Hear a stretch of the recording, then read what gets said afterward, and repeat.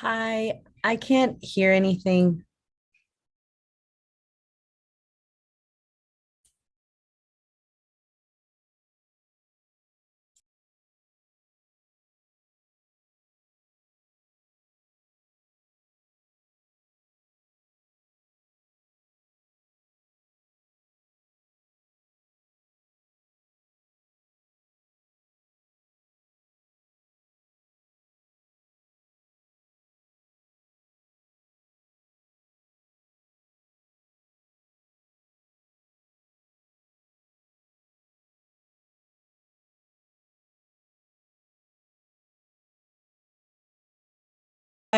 Critical and then significant and then desirable. So the critical ones were ones where I feel I heard a clear direction or hear a clear consensus from you and from staff for the most part, that these truly are where we want to spend our time and resources this year.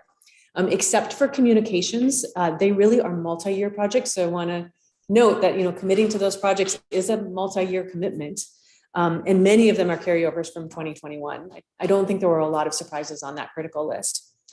Some of the significant list were also carryovers from 2021. And then a couple of the other projects that I've listed as I wrote as I recommended. They're in alphabetical order. They're not in a priority order. The librarian in me loves to alphabetize. Those are ones I recommend for operational efficiency, or they're already underway. And I'll just note the one about formalizing parklet rules is something that you committed to in a council meeting very recently. So that's why that one is on the list. If you want to take a quick look at Appendix A, which was the crosswalk of goals and projects, I'll say, true confession, this was my interpretation of kind of my understanding of projects and what goals they hit, Counselor. And so they might not be exactly right, and there might be some refinement there. Do want to just note, I've combined equity and communication or engagement. I felt those two are really intertwined in a way that it's a little bit hard to separate. So, and I've applied that equity and informed piece to a lot of the projects, either because the process requires a lot of information and engagement, or the project itself provides an opportunity for us to review, looking at the resolution that you had 2 years ago around equity, racial and social equity is an opportunity to further that. One of you, Councillor Saunders, asked me specifically about my decision there on this chart to put Public Safety Center as advancing equity. And I think two reasons for that. One is any process is going to require a kind of an equity lens, or an equity needs to be a consideration when we're talking about public safety. And also when we talk about that facility, we're looking at possibly county facility, maybe nonprofits, other groups that I think we'll want to look at to make that facility as much as it can advance equity and serve all of our residents. So that was the thinking behind my placement of what goals met what projects, but definitely interested in your take that as well. It's definitely a worksheet for you to just see that most projects have multiple pieces, and all of your goals are met by at least one of the projects in the critical and the significant list. I also want to note in the critical list especially, and also to the significant one, almost all of them are planning projects. So I want you to be aware that we're really stretching our planning staff thin. And so there are some constraints on our resources and our time. So I think it's a good list. I think it's a substantial list that really moves the city forward, but it's an ambitious list. I know you're an ambitious council. So I'm going to stop there for any comments, and then I also want to share some things that are by intention, my intention, not included from last year's list, and then share with you some of the things where I didn't hear clear direction or consensus from you. So go ahead, Councillor. Are there plans of adding more X's to the table, or is it just for sure? Because one could argue that, like, the Heights is a well-maintained. Yeah. I couldn't hear that. I asked if there are benefits to having additional X's in the table, where, and as an example, the Heights plan being a well-maintained community sort of fits in, and just when I read through it at home, it was sort of like, oh, that's really that too, and that too. But Yeah. maybe with a Pollyannish pair of glasses on, everything gets an X, and that doesn't help very much. Yeah. Well, and maintain community is that kind of catch-all, right? In this, I take that one as a lot of things fall under the well-maintained community. Anyone else have any other questions so far? So far. I guess I have some questions. I wasn't sure if this is the Sure. time. So I was looking at on attachment B, Mhm. and some of the projects that were kind of the same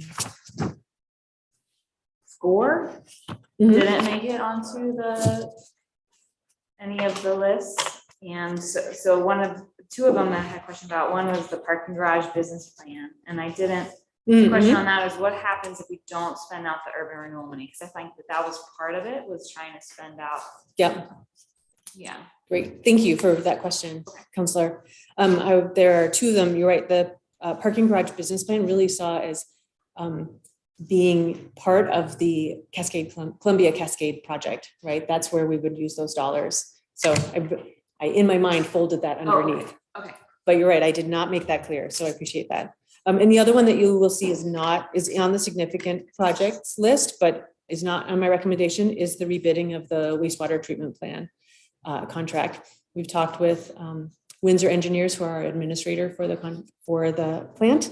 We're all comfortable with extending it for another year in light of not having a public works director right now.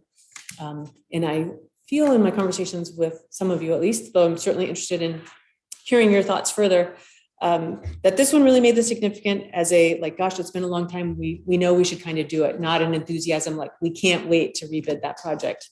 So thank you. Sorry, I might have not heard correctly, but is Yeah. the annual parking counts, that's part of the Columbia Cascade as well? Okay, thank you. Yep, thanks. You're right, I didn't say that, so I appreciate that. Tim or Gladys, any questions so far? There's a lot more presentation, but. Yeah, will you review any sort of costs that we know of that are associated with existing projects here? That was not my intention for tonight, Counselor, but we can certainly come back with more information. I know looking at this, when I talked with each of you, I shared we thought projects were high in time or high in cost, right? And in dollar amount, we had kind of a high, middle, or low, just to kind of ballpark. This is an expensive project versus this is a relatively inexpensive project. But we didn't attach dollars to those because I wanted to get this back to you fairly quickly. Great. Okay, thanks. Well, I wanted to highlight some of the things that are by intention, not carried over from last year. Some of them are fairly easy to note. The first one is equity assessment. I'm going to talk about that one in a minute. A second is a health and behavioral health partnership. I think that one really kind of wrapped up the activities last year. It's mostly completed and there are some ongoing activities, but I don't think it rises to the level of a city council project this year.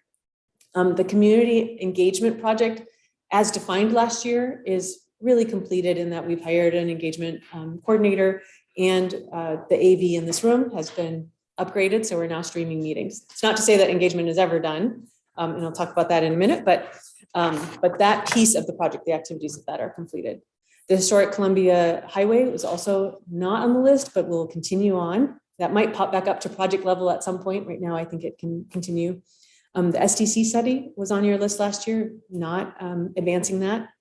Water sewer line construction underway, so not a big one, but not necessarily for you. Cogen was delayed. Hybrid vehicles, I think, is kind of sitting waiting for more information. The city facility energy assessments kind of underway as resources allow. The park CIP was created, so that's now in the pipeline. And the last one was COVID, and I have my fingers crossed that one does not need to be a project this year. So those are ones that were that did not carry over to the last year or to this coming year. And then, Sorry. Yeah, no, Yeah, I think please. it might be best if we took a question. sure, as we go pause, along to questions, just I'm ready. So the SDC study, you said we're not continuing. Weren't we already partway through that, or why is that not moving forward? I think I'm gonna look at Will in case he has thoughts for me. We did. Yeah, we signed a contract with FCS to do the work and they were ready, but honestly, there's just not bandwidth within Bandwidth. engineering. They have way too many projects as is, just keeping up with the CIP. It was such slow progress. It really needs to be, I think, elevated in priority ahead of a lot of other things if we're really going to do it. Otherwise, it's just going to kind of keep sitting. So unfortunately, I think that needs to be probably wrapped up in the final report written for the comprehensive utility study, which we're already in the second year of. You can add it here. Just know that it's, yeah. It's a staff bandwidth issue. Okay, yeah, no, I don't need to add it right now, but I guess in the future it would, like, I definitely ranked it lower because I was like, oh, it's already happening. I see. Do much. Mhm. So I guess like having that kind of knowledge of where it's at or why it would fall off unless I rank it high Yeah, would be useful. okay, Thank you. great. Thank you, Counselor. Great.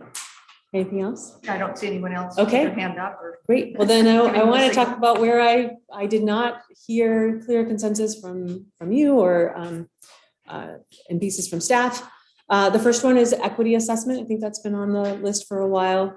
I think Rachel Fuller, former city manager, put together an RFP that was issued. It, did not award something, and we can restart that, but there was not real clear feeling from council on that one. The second was a community engagement plan. That was something I talked about very briefly at your work session on the 19th. Just a framework for how we do community engagement. We already have a very legal process when it comes to planning and other pieces, but more of the more informal and the community building piece of that. So looking for some direction on that. Researching ways to preserve mobile home parks was another one that felt very, there was not a total non-agreement. You talked about that one at length at your workshop. So that's another one that I thought would be good to hear your thoughts. And then finally, a philosophy on code enforcement. This is one that maybe didn't get you've talked about at length in various ways, like when there's been a big snowfall or when there's been cars or other issues in the right of way. Staff would very much like you to have a conversation or some kind of philosophy just to have some clarity around that one. But so that's really just to check in what's council's appetite on diving into that deeply. So those are the four where I am looking for a little bit of direction or for you to have a conversation. Equity assessment, community engagement, mobile home parks, and then code enforcement philosophy. So we can go ahead and talk about those right now. I was thinking maybe the things that you have suggested. Yes. We have. Let's talk through those It two. looks like we have pretty much agreement on the critical. And then also in the second tier. I just want to get people's nods on people's heads Yes, on please. those first. Yes, for To sure. make sure we're not, they're feeling like, why did we put that one on there? Or I really wanted this one on there. And, maybe it was so-so for most of the other people, but if they want to make their pitch on one or something, that they could. That would be great. So if you guys want to start there, and then we'll go to these other four and talk about these, because we didn't have consensus on those. So the critical list. So you're saying the critical list, the significant projects, and the other parklet or the other projects, or that would be our plan. That's my recommendation to you. Okay. So let's Potentially including some of those four. potentially, Okay. yeah, those would be maybe last, or I don't know if you call them last, but they may be added, they may not. They may be added if there's time and money. But look at those lists, the critical projects, the significant projects, and the other projects, and let's see if we can see if people are good with those first. Yeah, go ahead, Mark. So On page 7, the significant projects does include the wastewater treatment plant Mhm. operations contract, but I thought we just said that that's delayed or. Right, well, it might be my recommendation that we extend that for 1 year. Right. 1 or maybe even 2 years with, so that, right, it ranked highly, but I didn't hear an urgency from you, and from a staff point of view, we also think it'd be best to have a public works director on staff before that. Gotcha. Makes So just process wise, we're Yeah. looking at this last tables, but really we're talking. about Right. the front. Yeah, that appendix B is kind of the ranking, but not necessarily my recommendation. Understood. It's I'm trying to show the background of how I got to where I am. I'm just being slow. No, I appreciate that. You're right, those are contradictory pieces of information. So then if the rebidding is not a priority, is that something that will be removed? Can we take something from the desirable and move it up? Counselor, thank you for the question. On the memo that I provided you, the rebidding the wastewater treatment plant is not on the list. The appendix B is the list of everything that I reviewed with you. That's all 40 plus projects.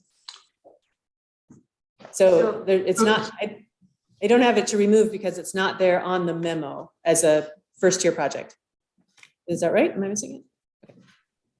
I see it on my packet, page 7. The ones in the table in appendix B are how we ranked them, but the memo is how she's Thank you. suggesting it based on staff input. Yeah, and page 3. capacity. So, yeah, page Page 3. three. I is my just saw it on recommendation. page 7, so I'm like, wait, it's on here. Thanks. Page 7, yeah, page 7 is a very long list. I am bringing you a very select piece of that. So can I ask a question? Yeah, go ahead, Tim. To clarify how this is going to work going forward, you're going to start allocating time and money, starting with the first tier projects, and then go through the projects such until a point where you run out of time and money to allocate. Is that the process? Is that- Thank you, Counselor, for the question. When I put these into the critical and then into significance, if I have a choice between the two, I'm always going to choose the critical. I'm, just making that statement. These are the things we want to advance most. Now, there are some things that have specific dollars attached to them. So for example, the Columbia Cascade dollars can only be used for those projects. I can't take those dollars and use them for something else. So there will always be projects that will get to move up in the line based on funding, or a staff member who has some time, like the D Bridge Hydro Project, maybe a staff member who's attached to that has some time that they're not working on Rand Road, right? So that one gets to move up based on the resources available for it. But yeah, trying to make that really strong statement that the first tier projects are where, if there's any flexibility, that's where we're putting our time and energy. And then the other projects are as possible then? Mm-hmm. Right, that's not to say that anything on the desirable list doesn't happen. I mean, if there's an opportunity, a lot of those were really low cost. Some of them were research things. But to be really clear, these are the things we're saying yes to, and with our resources. And then other pieces, throughout the year, I'm sure you see opportunities come up or people approach us, and I'll be able to say, here are the things council has set our priorities, and I need to dedicate my time here. If we've got additional resources, maybe we can do that, but I'm making a commitment to these things first. Which makes sense. Sorry, Tim. Go ahead, Tim. No, that makes sense to me. Thank you for the clarification. Yeah, this could never be in a comprehensive plan. We never know what's going to come up for the year. There's a lot of staff and a lot of projects happening, but it really is a way to communicate to the community. These are the visible projects. This is where we are setting our priorities for the year. All right. And can I just add the clarifying comment that when you say for the year, it's for the calendar year? Yes, thank you. Yes, and we're in March. Megan, did you have something? Yeah, I guess, I get the ranking, but and I get we don't know what's going to come up, but as things stand now, do you think it's realistic to do everything that's currently in the full list through other projects? Thank you for that question. I really appreciate that sense of realism. As I've looked at these projects, I've also been looking at what are the activities attached to them for 2022. So yes, I think we can make movement on them. Are we going to have, ribbon cuttings for Rand Road this year? No, we're not. But we can keep moving on these pieces. Some of them might move a lot. Some of them might move, just a bit based on available resources, which is again, that question of what do we really want to put our time and energy to? So, but and we'll see some of that come through in the budget process. Does that mean that if the four that you were asking for clarity on, if we want to move one of those up, does that mean that something needs to move down? It would be great to get your sense of at least if it's in that critical first tier project or whether it's in the second tier, where you would put it, so that we can go back as a staff and say, okay, this is where we need to put this. If I have two competing projects, this is the one that council really wants to see happen first. It'd be great to have them kind of ranked. I have a question about that. For example, the researching the mobile home, I see that as something or a task, additional strategy of the housing production strategy. So those two align in my mind.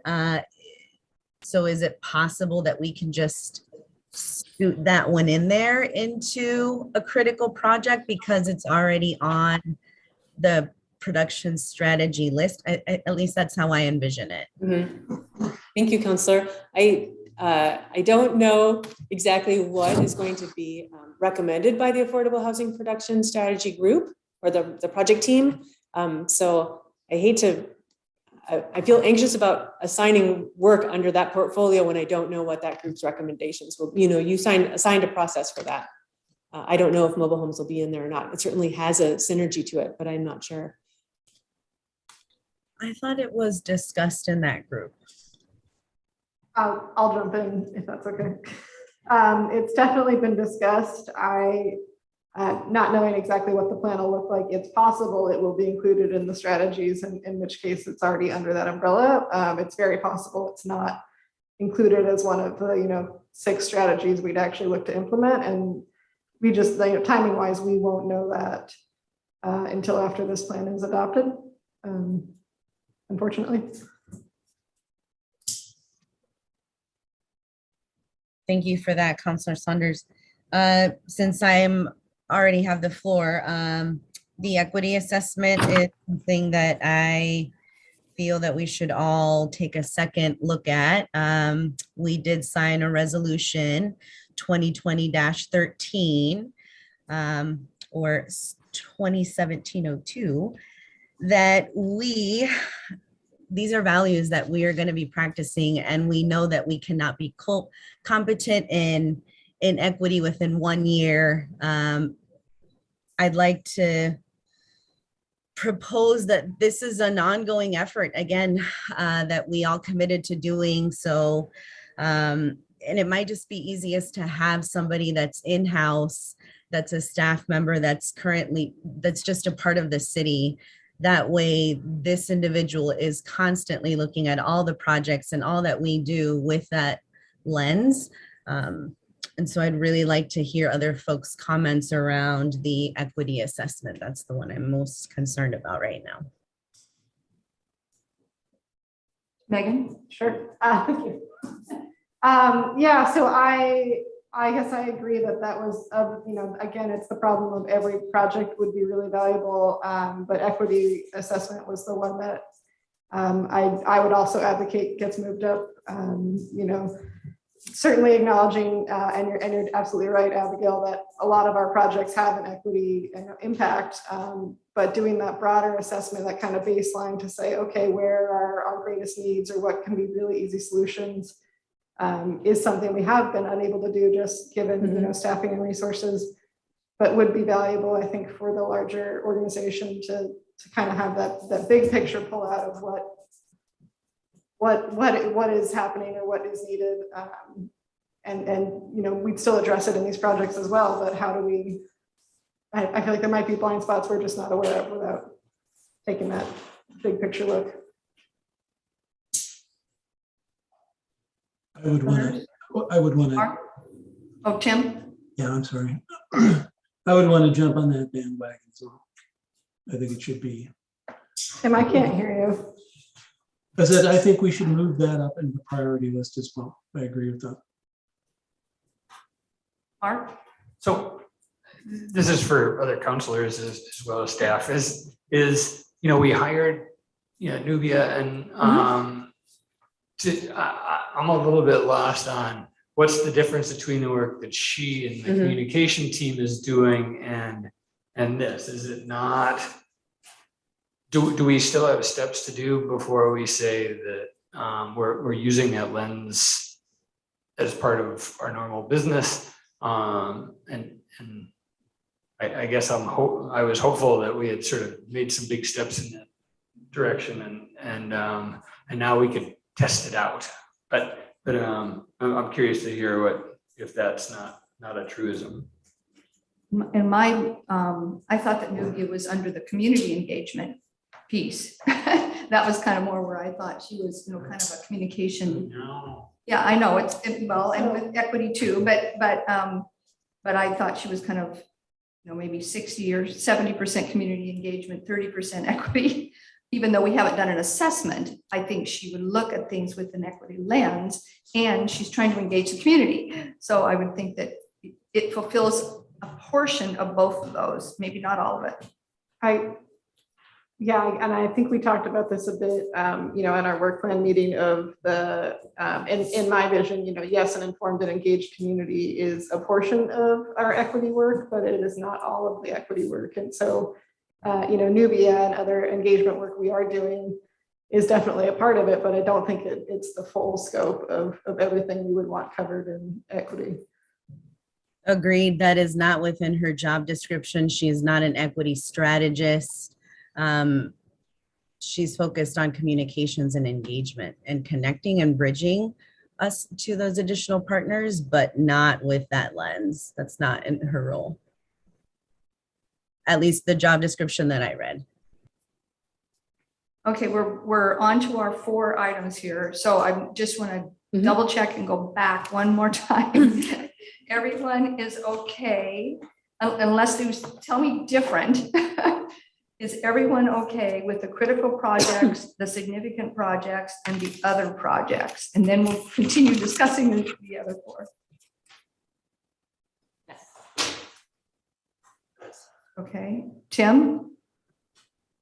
Yeah, I mean, they're all good projects. It's a question of Okay. pretty much everything in the list is a good project. It's a question of what's a priority. So. These are the ones that, came up high when we scored them. So highest anyway. Right. Eric? You're okay with those? All right. All right, so let's go back to, I didn't want to appreciate lose that. track Thank of you. that because we hadn't wrapped that part up yet. So we're discussing the 4 that were kind of lower and not a clear direction by all of us. And we've been discussing equity and community engagement. Gladys has said a little bit about mobile home park and Megan. Nobody's talked about philosophy and code enforcement. And personally, I'd like to move that one up myself because I think it's confusing to staff when if they don't know what our philosophy is. I'm curious of whether for enforcement, there isn't sort of the philosophy part that comes first. That would be lightish. I'd like to get us on the road towards a new enforcement paradigm, but I don't know what that really means. I don't have a picture of it in my head. So, it does take some time, but maybe it's a slightly lighter load to say, here's what other cities do, and does anything resonate? And then a 23 project or something to sort of say, what would that actually mean? But if we don't start with what are we even talking about, then we never get to it, right? Yeah, and I think that the issues that come up that are code enforcement things that it's like, well, we're in the middle of a blizzard and are we out there knocking on doors on all streets or specific streets saying, get out there and shovel your walk. It's the law, you know, we're not doing that. And so are we okay with not doing that? I mean, those are the kind of questions, but that's the only one I can think of, but I'm sure there's numerous other ones that the code enforcement's like trying to use a light touch.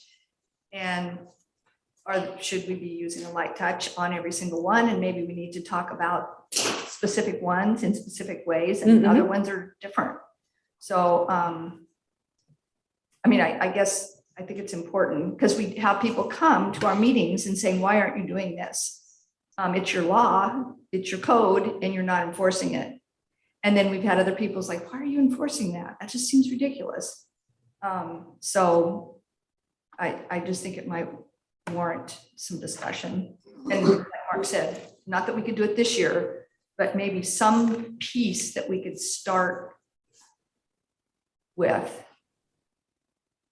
At least a list of what those specific codes are that seem to be in question. Sure, what some of those pain points are. Yeah.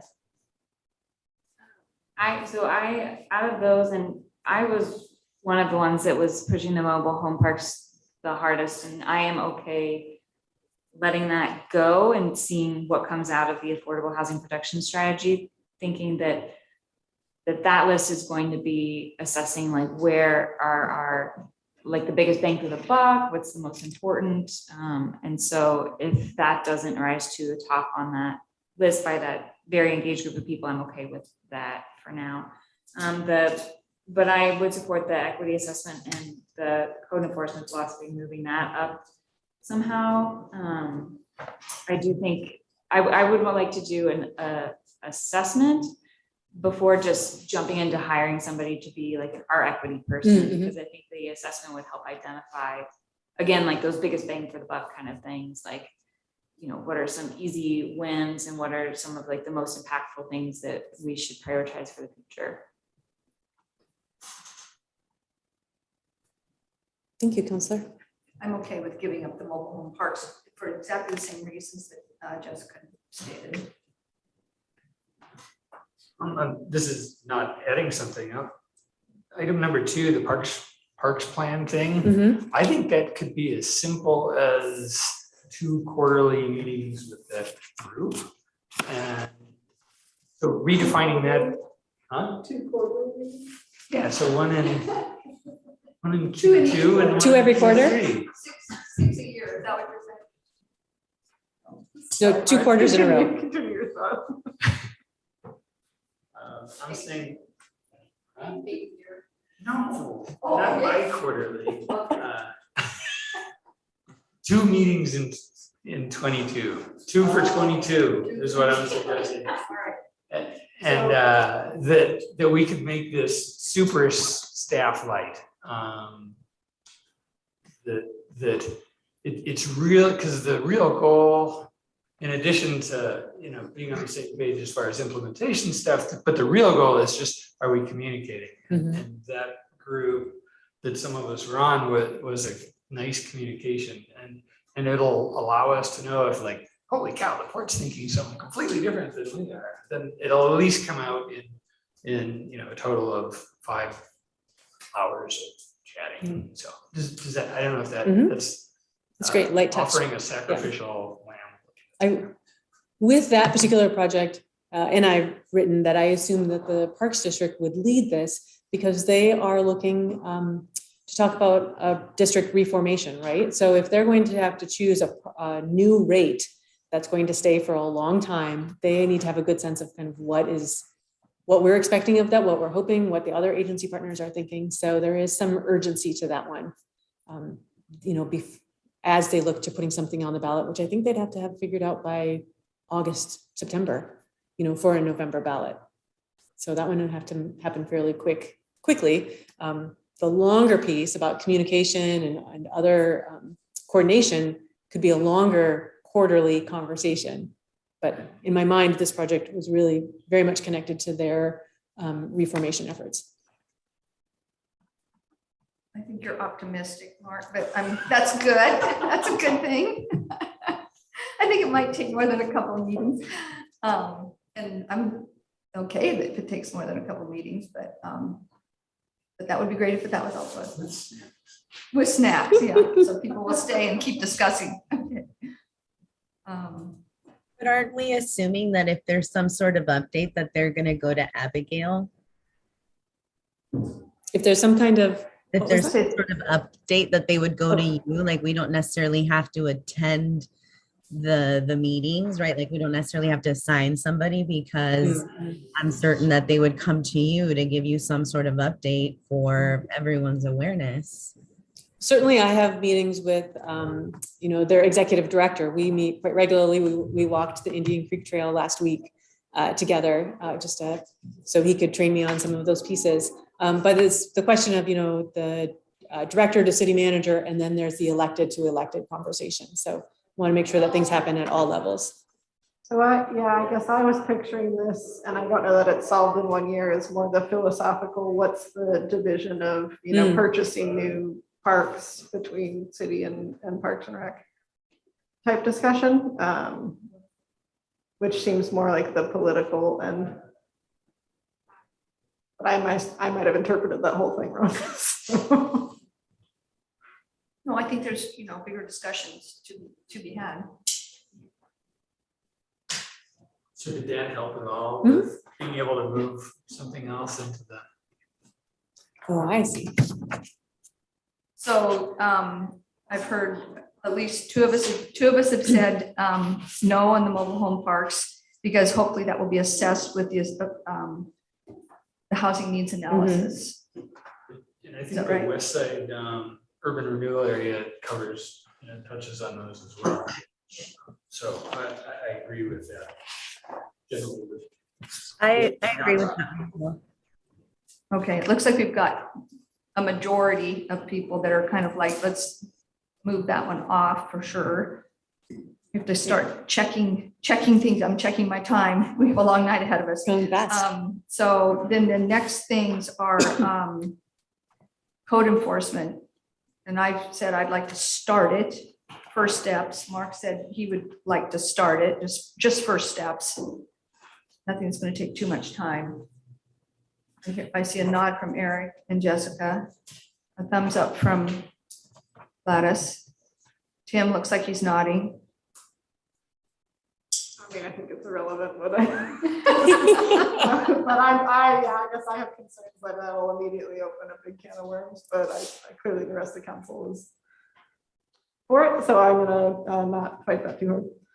I guess I just start with the code things that staff sees Yeah. that seem to be issues, whether enforcing too much or not enough. That's I great. mean, that's where we, Maybe we start from an education with point of that. view. We can all learn together Yeah. about, code is a fascinating area. It really touches people where they live and where, as they travel through the city. So maybe Yeah. we do some education about what code is, what it touches, what it doesn't, and then kind of some options for, as Councilor Zandmiller said, maybe we look at what other cities do. Maybe it's really kind of a research project rather than like an action. I'm not looking to redo our code, but just a conversation about it.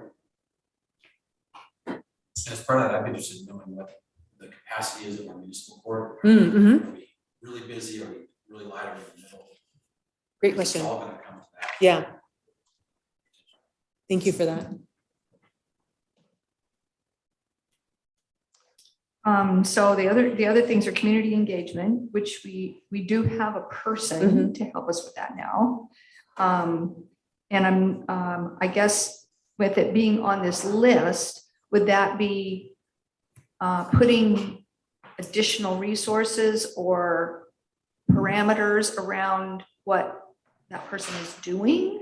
What would that mean? I don't guess? think so. And actually, Nubia Contreras is scheduled to join me for my next one-on-one briefings with each of you. We're really looking forward to having that conversation about engagement with each of you. I envision this, and I think Nubia does as well, as kind of a framework. She's going through training with the International Association for Public Participation right now. And they have kind of a framework that we could bring to you, again, kind of an education about here's what other communities do for community engagement. Are these the things you want us to direct some of our time and attention toward?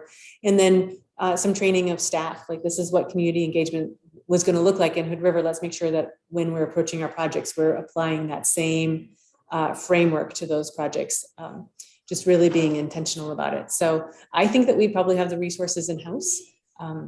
And so but it's a matter of Nubia's time will fill up quickly. So is this a piece that you really want her to spend some time on? I think it's probably a good thing that we take a pause and say, what do we mean when we talk about community engagement? And that we kind of go through that process of creating, if not a plan, a framework or a shared understanding of what community engagement is. That's to say, I think we have the resources in-house for this particular one. So are you saying we can have it and it's Nubia does it? It's a freebie? Because if that's the case, yes. Yes. Yeah. Yes. I'm saying I'm comfortable including that on the list. Because there was a real, I didn't hear consensus from all of you, and we discussed it at the council work session and then in my own individual conversations with you. I really wanted to daylight that as, what do you want to see with that? Because we will find other things to do with staff's time, depending on if this was a priority for you or not.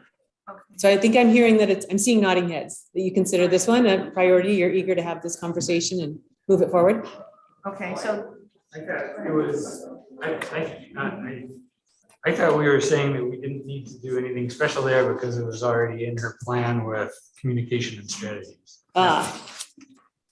For myself, I would like to see them separated. I think if Okay. communication and engagement are two different pieces. Communication is often the city speaking out to the public. Engagement is more of a two-way conversation. So they're kind of two different projects. You see them as siblings.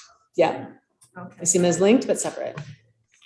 And then the equity assessment is the other one. And I've heard 3 people say that they'd like to figure out a way we can add this in.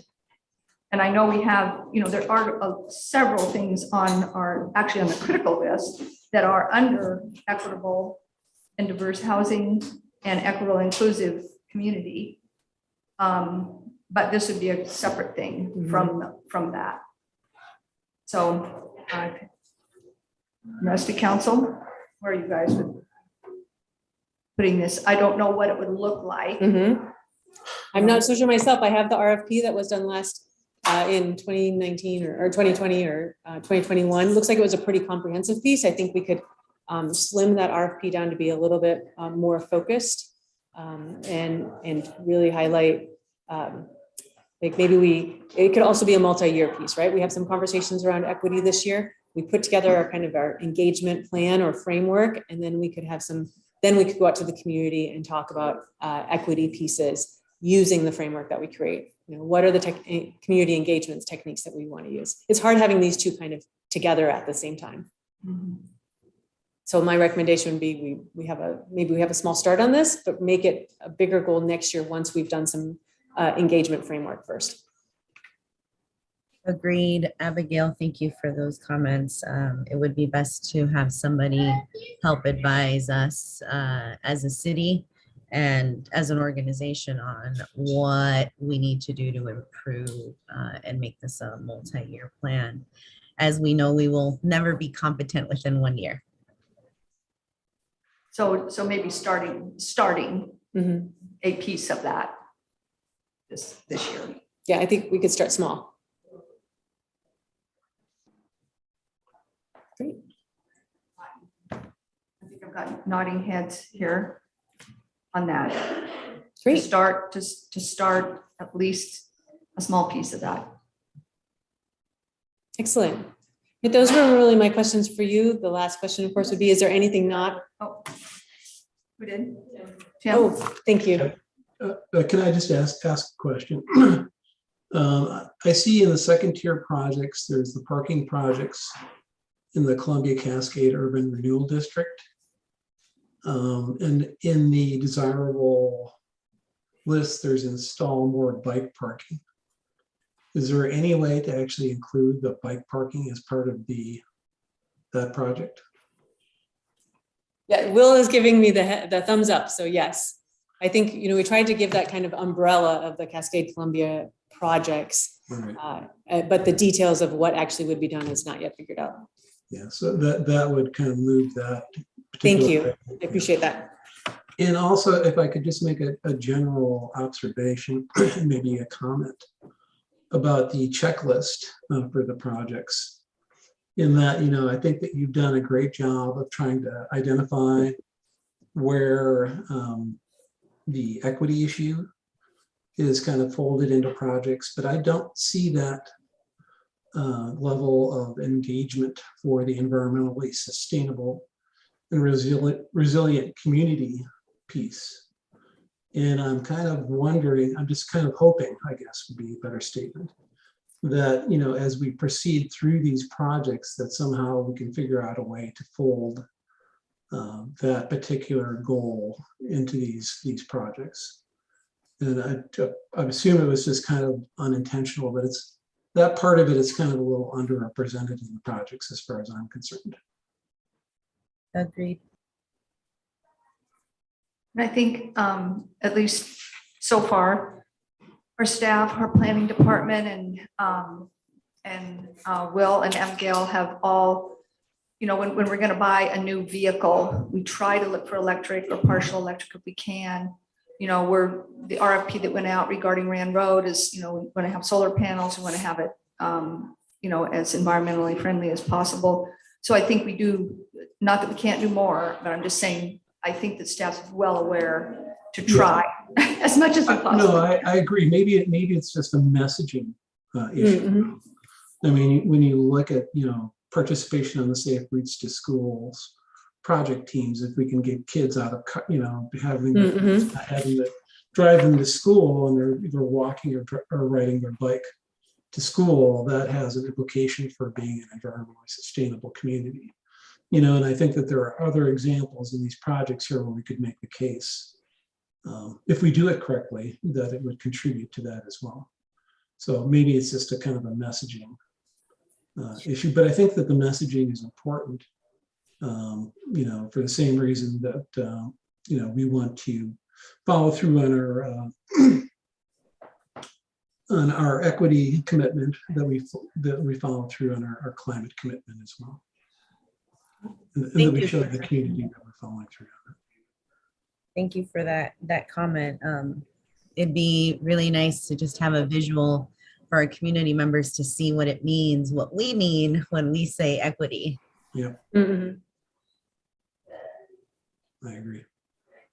Right, additional comments? How can we help besides just adding more stuff to yours? That's great.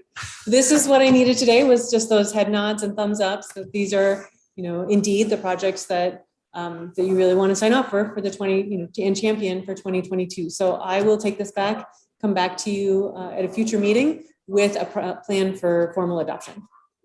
Great, sounds great. Thank you all. I really appreciate this conversation. Thank you. Thank you, Raphael. All right, so that was our work session, and I'm going to close the work session. And that gives us about 8 minutes of recess, and then we're going to I'll be back here at 6 to start our regular meeting.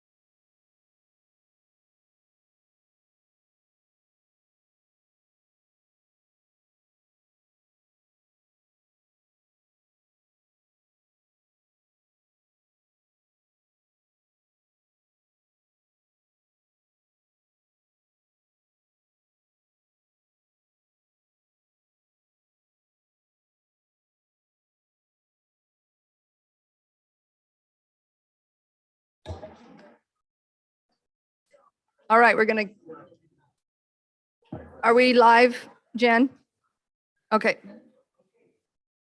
All right, so I am going to call to order the Hood River City Council meeting for March 14th.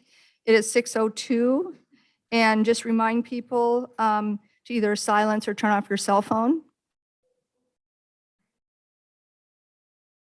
And then we're going to have the land acknowledgement statement and the Pledge of Allegiance. As we meet tonight, let us all remember that today we're stewards of land that has been home to indigenous peoples for thousands of years before the recent arrival of the European heritage dominant culture. We honor this land's ancestors as we go about our business today. All right, we'll do the pledge.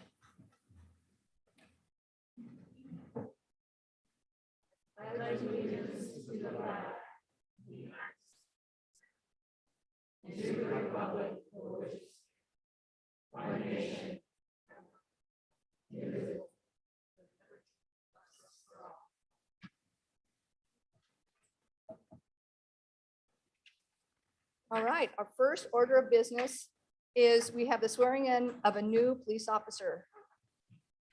So Shelby Peterson.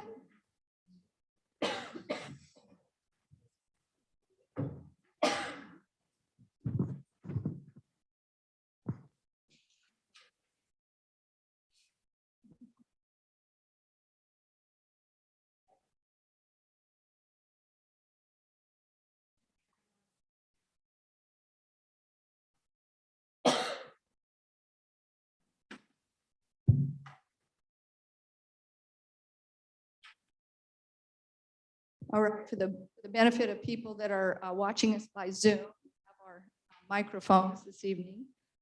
Have you stand right here. Are we good? All right. Welcome. So this is the oath of office to become a police officer for the city of Hood River. Repeat after me. I, Shelby Peterson, do solemnly swear. I, Shelby Peterson, do solemnly swear That I will support the Constitution of the United States that I will support the Constitution of the United States and of the state of Oregon, and of the state of Oregon, the city charter of the city of Hood River, the city charter of the city of Hood River, and the ordinances and resolutions of said city. and the ordinances and resolutions of said city. And that I will, to the best of my ability, And I will, to the best of my ability, faithfully perform the duties of police officer faithfully perform the duties of police officer of the city of Hood River, Oregon, of the city of Hood River, Oregon, during my continuance therein. during my continuance therein. So help me God. So help me God. Congratulations.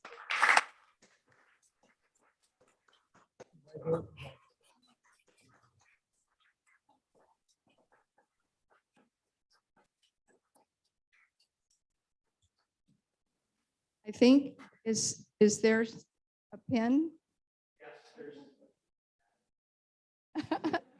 A badge? Come on up here.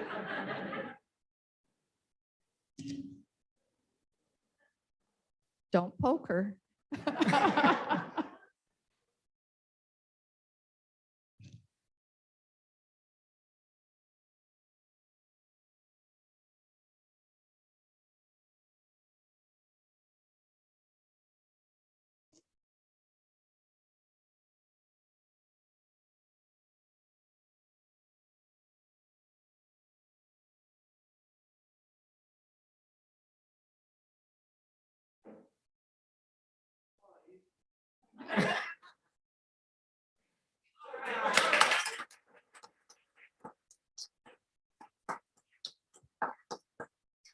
Thank you. Thank you so much. We really appreciate it. All right, that's all there is for the swearing in. If you'd all like to stay for the rest of the public hearing, all the other things we do, you can.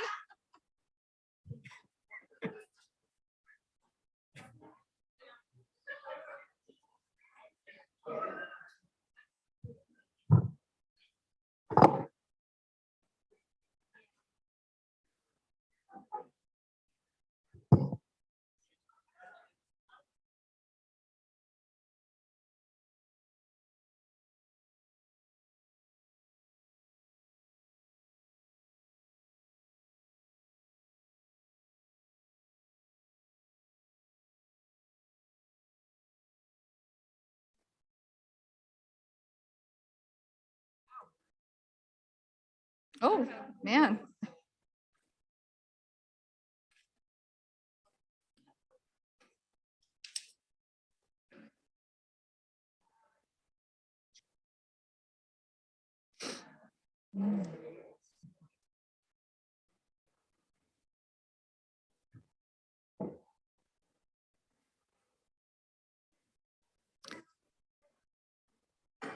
All right, we're gonna call the meeting back to order. Yeah. All right, we're gonna call the meeting back to order, back to business, more business, different business. And we are actually gonna recess the Hood River City Council meeting to consider the urban renewal agenda. So we will open the Hood River Urban Renewal Agency meeting of March 14th at 6:08. And we have the addition of 2 of our Urban Renewal Agency members now on Zoom, Christy Chapman and Heather Gehring. And do we have any agenda additions or corrections? Your Honor, we do not. All right, any business from the audience regarding urban renewal? I don't believe so. Doesn't look like anyone signed No. up for that. Okay. We have a consent agenda, which is the meeting minutes from February 14th. Do we have a motion to approve those? I'll move, we approve the consent agenda. I'll second. I have a motion from Megan and a second from Jessica to approve the consent agenda. All those in favor? Aye. Hi. Aye. Aye. Any abstentions? Any nays? Chair votes aye. Okay, we have 2 regular business items, and Will Norris will go over both of those. Stormline intergovernmental loan agreement. Thank you, Mayor. This is a adjustment to a previous loan agreement between the Urban Renewal Agency and the city. This city had loaned the Urban Renewal Agency $750,000 in order for the agency to be able to pay for the first full phase 1 of the stormwater line replacement project. The loan was needed because Urban Renewal Agency chose to pause all revenue collection during COVID so that overlapping districts like the county and 911 district would receive a one-time cash infusion for that year. So the agency borrowed money from the city, knowing that when division of tax restarted, we could be repaid. It was originally set as a 1-year term at a 1% interest rate, and would like to extend that by 1 year, repaying $500,000 of it in this fiscal year and $250,000 in the next fiscal year. And that would just be helpful for cash flow for the waterfront district. We propose to retain all the existing terms, including a 1% interest rate, which exceeds what the city would be earning in the local government investment pool. So with that, I'll answer any questions. Okay, thanks, Will. Does anyone have any questions about what Will's asking us? I don't see any questions from anyone.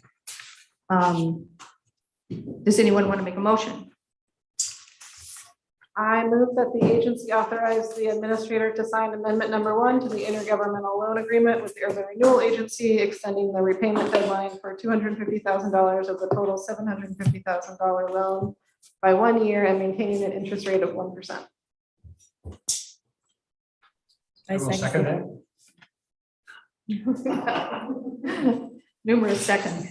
I have a motion by Megan and a second by Mark that moves that the agency authorize the administrator to sign amendment number 1 to the intergovernmental loan agreement with the Urban Renewal Agency, extending the repayment deadline for $250,000 of the total $750,000 loan by 1 year and maintaining an interest rate of 1%. Any discussion?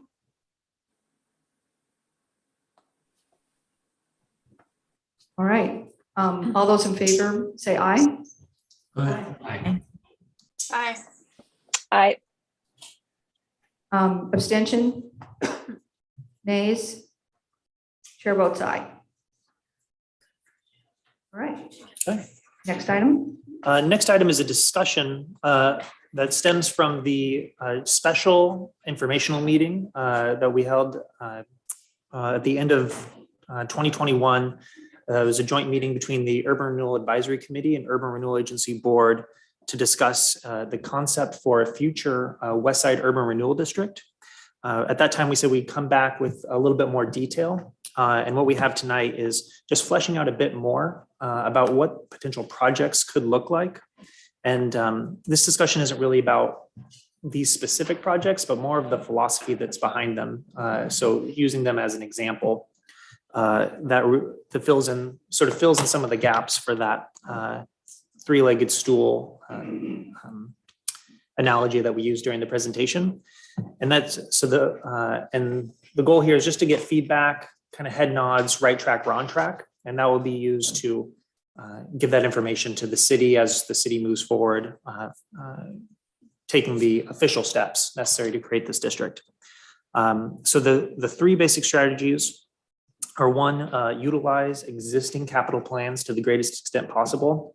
That's really essential for keeping this on a tight timeline, is not starting new planning processes, but instead finding those capital plans like the transportation system plan, the multi-jurisdictional parks master plan, the affordable housing production strategy that will be finished soon, and finding those funding gaps and just using urban renewal basically to provide the horsepower, the bandwidth, the resources to actually fulfill those capital plans that we've already set and said that we want to implement. Strategy number two is making sure that we incorporate an earmark for affordable housing. Urban renewal and targets a lot of investment to improve a district that increases the supply of housing, but it also, with all those additional amenities and improvements, will have the unintended consequence of increasing land values, which in turn increases housing costs and rents. So by making sure that we include set-asides funding for affordable housing, that's a way to ensure that as the West Side develops, it includes a place for a diversity of income levels. And the third strategy is really a phasing strategy. And that's where those example project list that's in your packet comes into play, really front loading transportation investments, because that's what unlocks development, which then generates the tax revenue that will then pay for affordable housing and for parks amenities.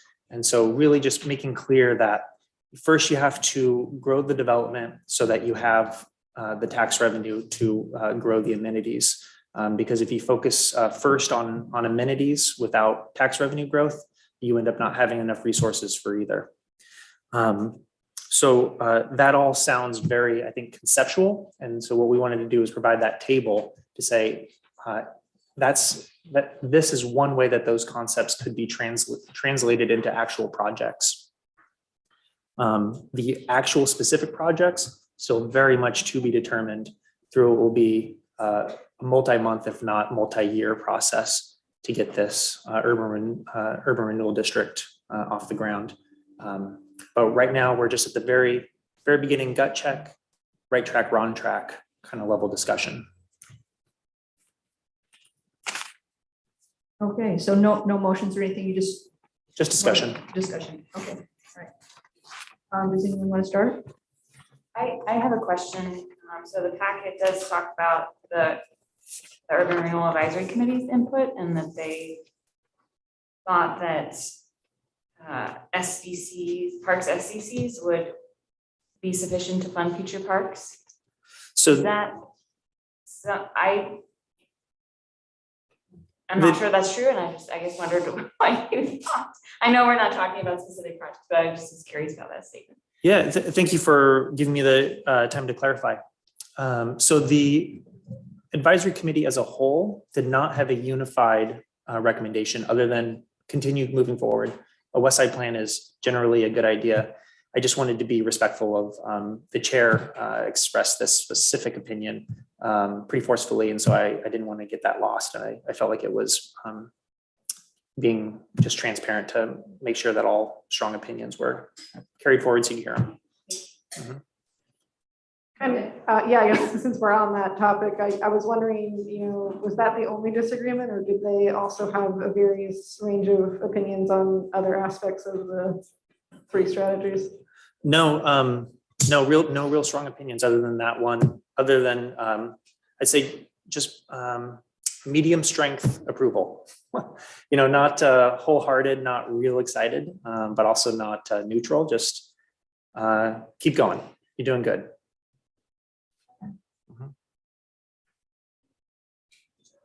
Yeah, go ahead, Mark. So I just want to make sure it's clear that on the table, that what year things happen is a concept, and we will take advantage of as many opportunities within the district to move stuff up and be smart and stuff like that. So, land acquisition, for example, as opportunities arise, we'll do that ahead of 8 years. Oh, correct. Yeah, the goal is not to sit on this money. The goal is to spend it as quickly as the underlying tax revenue growth will allow us. I mean, I'll just say in general, I like your suggestions. I don't have any changes to it. Yeah, I mean, I think using the plans that we have is a smart way to be efficient, and a lot of processes already gone into those, and so we're just actualizing all the input that we've already gotten. Anyone else? Megan? Sure. Yeah, knowing that there's a lot of process ahead, I think in general, the 3 strategies make sense, kind of fit what we've been talking about, and certainly make sense with the existing plans we have. I guess kind of similar to Mark's thing, I do want to flag, for all 3 of these, definitely for transportation and housing, there's way more need than there is money in this. So I guess I definitely want to move this forward, and I also want to make sure we flag that we will continue to need other revenue sources to actually, meet all other goals. So, just I'm afraid in my own head, I was like, oh, if we do this, we solve it. But so I want to make sure I say that out loud. And this is one really important step, and I'm excited we're moving forward. Others on Zoom? Christy, I see you've unmuted. Go ahead. I have a couple questions and maybe just a clarification. Is Urban Renewal able to finance infrastructure projects either on private lands? Like if Parks and Rec was to own a parcel of land, would Urban Renewal be able to do infrastructure projects on Parks and Rec district land?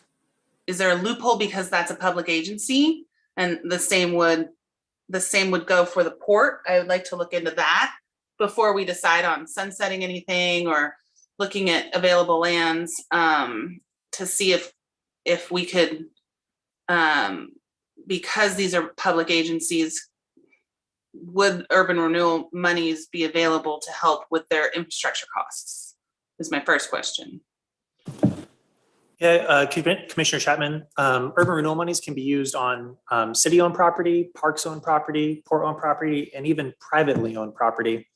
A fairly common program in other urban renewal agencies is facade improvements, like grants for facade improvements, and that's direct investment into private property. It certainly becomes more complicated, and it's, there's a lot of weighing as far as what is the correct amount of public subsidy to put into a private development, but it's not off the table. It just gets more complicated, but it's not strictly prohibited. Okay, thank you very much for that. That's very helpful. And then my second question is, and I know this is just a discussion and you guys are I think that you're moving on a great path, and I think that it's really good that you're trying to make as large of an area for the west side as possible, as it needs it. I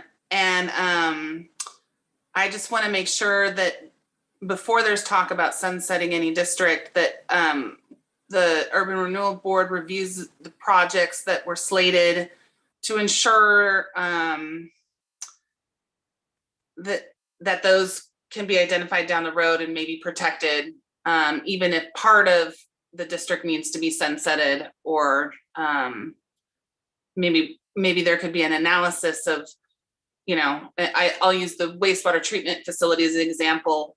Even if we sunsetted the entire waterfront district, we might want to keep the lands around the wastewater treatment facilities so that we would be able to go back or identify projects that might need to be revisited a few years down the road, and just work together to identify those to make sure that we keep all of the districts moving forward, but also keeping our ability to keep the maximum amount of lands for the new district that you guys are trying to set up. I think some of those things are, I mean, we couldn't make the West Side District as large as we potentially might if we don't sunset, if we don't close out or sunset at least one or two of the other districts. It's a matter of geographic numbers. I mean, that's what it is.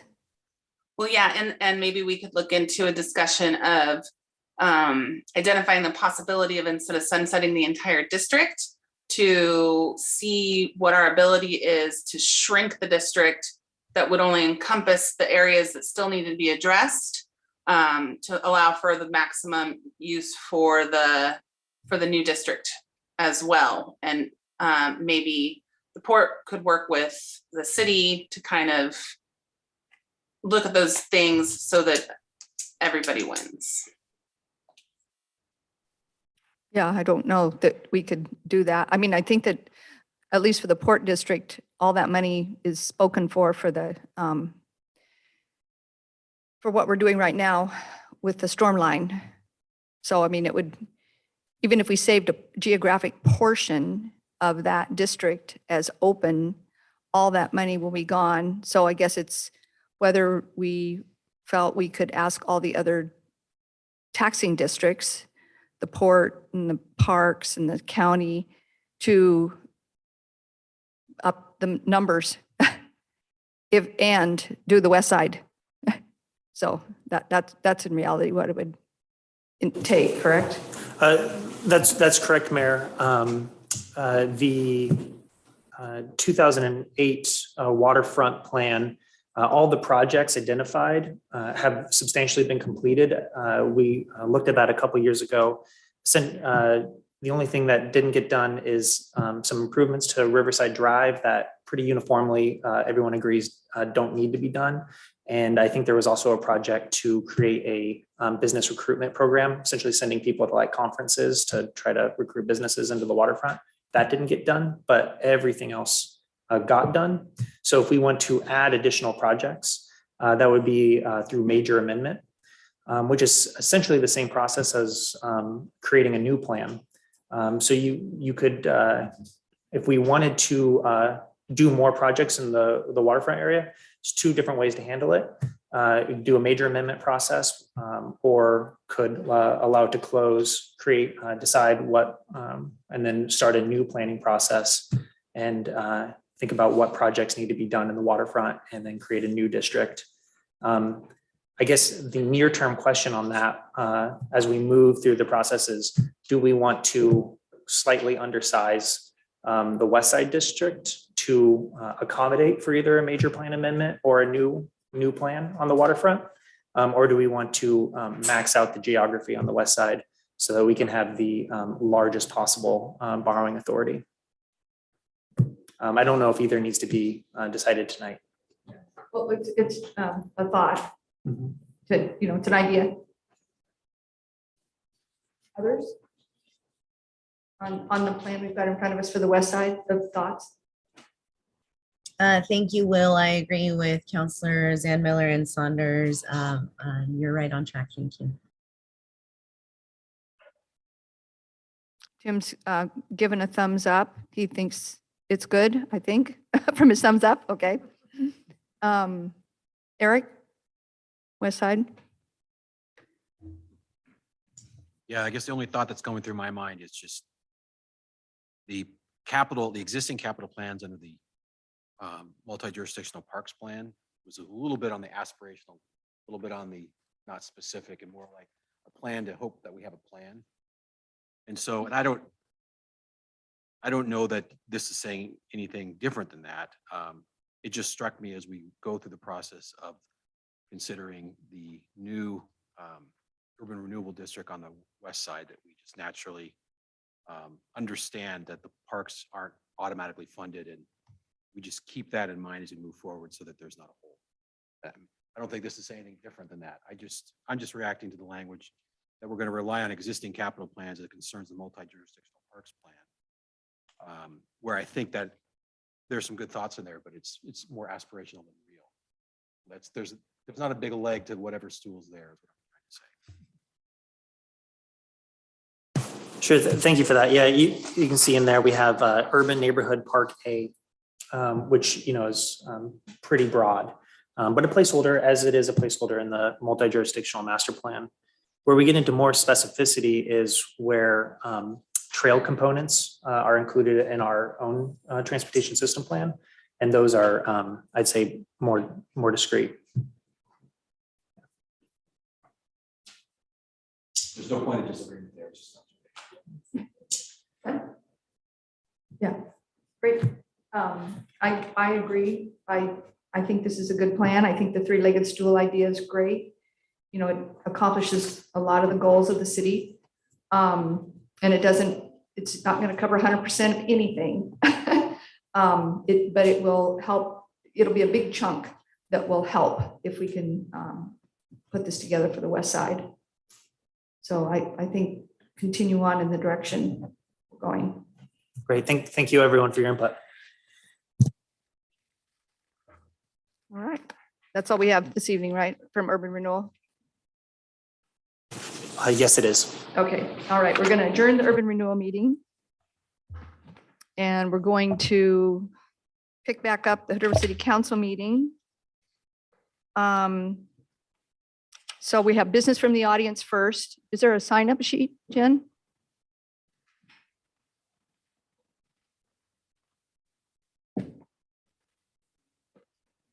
Okay. So there's we have, there's 2 pages. Let's see here. We have some people that have signed up for the co-housing, the public hearing. And I don't know if they would want to speak during the public hearing, or you want to speak from businesses from the audience. Is that? If it has anything to do with the appeal item, that's when people will speak, not now. Not now. Okay. Otherwise, it won't be included in the record of that proceeding. Okay. All right. So Carolyn Smale. So you're not doing co-housing. Okay. All right.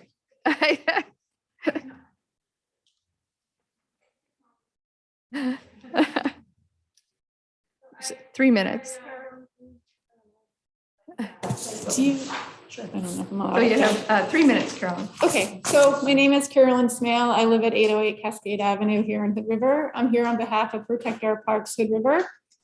And I am here to offer our sincere thanks to the many dedicated people who worked hard for the last several weeks to clean up the west end of Morrison Park. Many thanks to Adam Schmidt, John and Jimmy of the Hood River Public Works, Marty Morgan, City Manager Abigail Elder, the Chief of Police, Neil, the Hood River Parks and Recreation District Board and its Executive Director, Mark Hickok, and the always helpful Mike, I'm just going to call him Mike P. I can't say his last name, but he's been super helpful with cleaning up all the parks, and he's a hard worker and a great person to work with. The Hood River Fire Department, Hood River Waste Connections for donating over 40 yards of dumpster space, and to Bruce Peterson, Don Moore, the disc golf community, and many others other involved citizens and neighbors who donated their efforts to make the park once again safe and welcoming place for kids and adults to play and enjoy nature. The crew cleaned up mountains of trash, including finding a bag of syringes, unknown pills or medications, and stolen goods. The cleanup also revealed that whole large trees were cut down and branches were cut down from other park trees. The unsanitary site had reached levels that discouraged local parents from allowing their children to play at the city's Rotary skate park and the disc golf course. Thanks to the hard work of those mentioned above, all the citizens of and visitors of Hood River can now fully enjoy this safe and sanitary park. And I urge the city to keep this and all of the parks clean and available for everybody to use. Thank you. Thank you, Carolyn. Thank you. All right, then these three people would be during public hearing, and that would be Melody Robichaud, John Bishop, and Paige Browning. And so we'll just wait till the public hearing so that you will get your information inside the public hearing. The only other person we have is Silva Shawnee. That's via Zoom.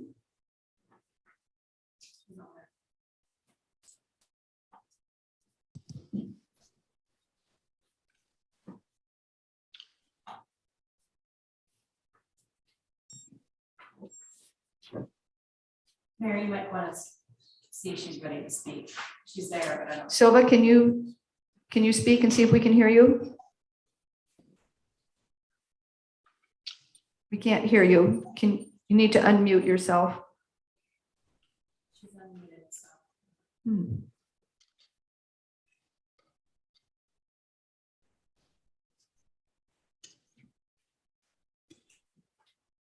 Is she on her phone?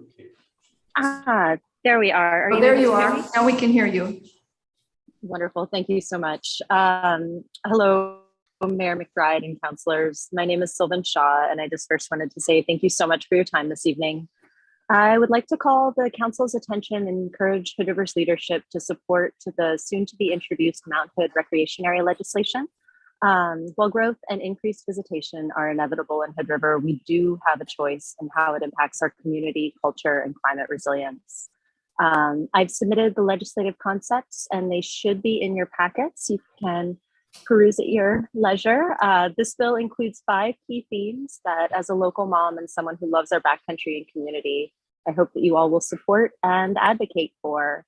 They include sustainable and equitable outdoor recreation, including investment in trails, as well as much needed infrastructure to support transportation and public safety. It would work to ensure that tribal treaty rights are honored, prioritized, and protected.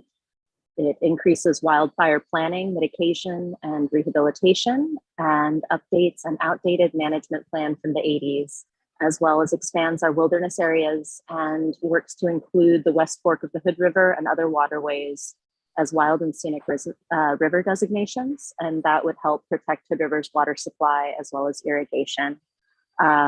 Again, just thank you so much for the time, and I hope that you all will work to help keep strong protections for our wilderness and watersheds, because they make our community what it is. Thank you, Silva. Thank you. All right, that concludes business from the audience. We have 2 presentations this evening, and we have Helen James on Hood River County READS program.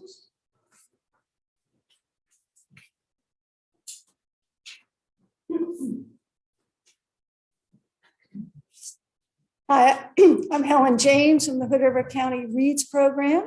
I'm here once again. We come to you every year and ask you to adopt a proclamation in support of the READS program. And this year, the book we are distributing is called A Fire Story by Brian Fees. I've left you some copies in the hopes that you will want to start reading it immediately. So I don't know if you want me to read the proclamation, or there is just one crucial sentence, and I'm hoping tonight at some point, I know you have it in front of you, that you will adopt it. And this is one of the whereases. It says, this book gives us a dramatic opportunity to engage a personal story of wildfire wildfire disaster, grief and loss, renewal, and the power of community to heal. And it all takes place in our magnificent Pacific Northwest. So what this is a graphic memoir for us older folks like me. We're being dragged into modern literature. Brian Fees lived in, this is 2017, and he lived in Northern California, and he was part of the Tubbs Fire. And so he, the way it starts is his wife says, wait, the electricity went off. I can see a glow. They throw everything they have at the moment that they can get into their car, and they're out of there. And the next morning when he goes back, there's nothing there. And so the Tubbs Fire alone was 5,636 structures, including his home. And it just happened in a matter of hours. So he was a graphic artist. He had his own little cartoon set up, and he didn't know what to do. So he just put it online on his blog. And within a day, 1 million people were reading it. And so this is the result. He put it into a book. And for me, it stands for empathy for what happens to people and to a community when this happens.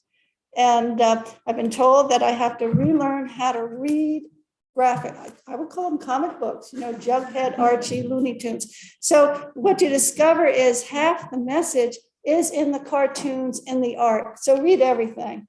You know, at one point you see little white dots, it means you're watching the ash come down. If you look at the expressions of your face, you'll discover he's got about 50 different expressions that and emotions that he learns. And you learn about everything that happens to him and to his community.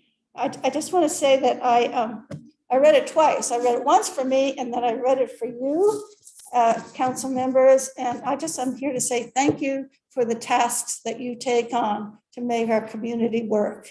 The ones you know are going to come up, and the ones you sure hope don't come up. And so he's a great presenter.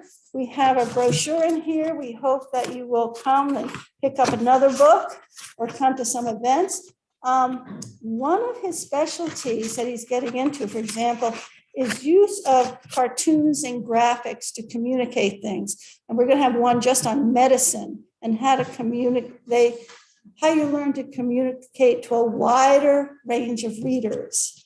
So there's some really fascinating things. The high school is really, they've asked for a lot of books. We started by buying 600, and we have since bought 750. So we're sort of excited. Difficult topic, but a great response. So do you have questions about it? Okay.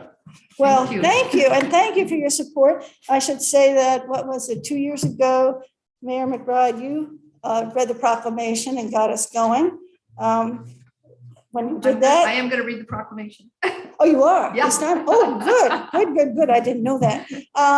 We welcome you because it was just about exactly 2 years ago. That was the last time the library had an in-house activity. We are always ready for a plan B, but we hope it will be inside the library too.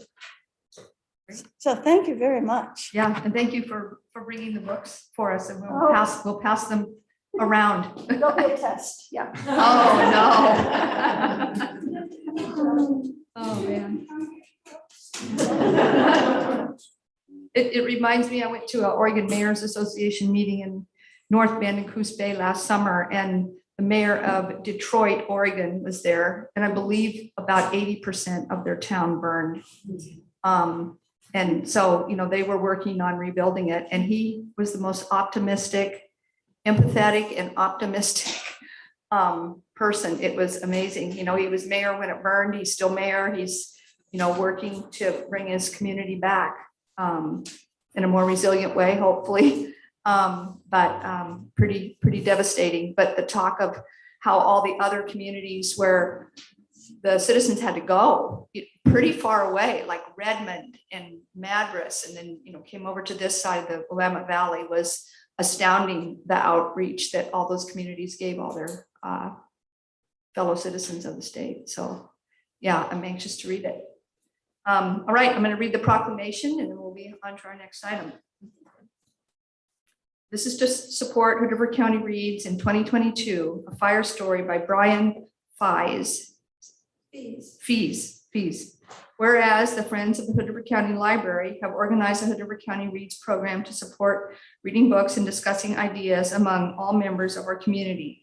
And whereas Hood River County Reads has been endorsed, supported, and financially assisted by local schools, businesses, and organizations, as well as the Hood River County Library Foundation, Starseed Foundation, Hood River County Education Foundation, Friends of the Hood River County Library, Hood River Cultural Trust, Gorge Community Foundation, and generous individuals.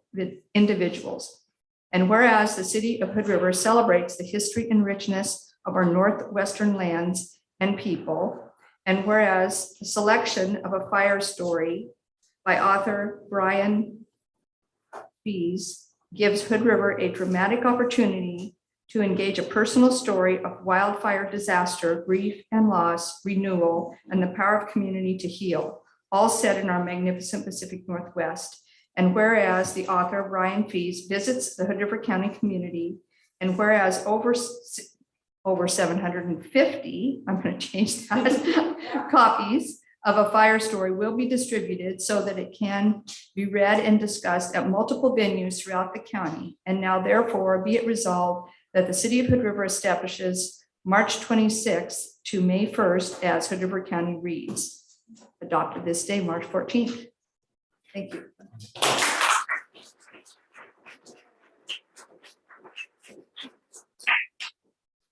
All right, our next item up this evening is Marla Harvey from the Hood River Energy Council talking about the Energy Council's work plan 2022 to 2025.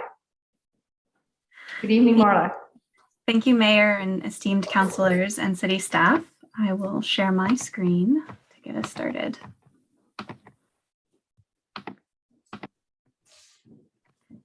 So today I will be covering, as the mayor mentioned, getting additional input on the Energy Council's 2022 to 2025 work plan. I will also be sharing, as was shared in the memo, an updated fiscal year request for the Energy Council. So the Energy Council work plan is a document that is intended to guide the efforts of the Energy Council and the community in implementing the energy plan, which the city has adopted. It was prepared by the Hood River County Energy Council. Thank you to the mayor and to Councilor Cunahan for your contributions. It was a multi-month process with input from our various partner organizations, and that project was shared with you in the packet along with a memo. So the work plan is divided by sections. So if you are familiar with the energy plan, you will know that it has various focus areas and ways to achieve the goals of the energy plan. Our subcommittees have established a series of priorities that they intend to have the projects listed in the work plan support over the next 4 years. So I've starred items that I'm highlighting and talking with you about because I believe that they might be of interest to the city, or we will be hopeful to have your collaboration moving forward. Within the building's priorities, we have 3 and 4. So we want to encourage leadership by example, which is encouraging our governing bodies to implement energy plan items when the city is moving forward with many of those. So we thank the city. And then to also work to reduce energy use for the highest energy users by increasing access to energy efficiency resources and incentives among commercial and industrial customers.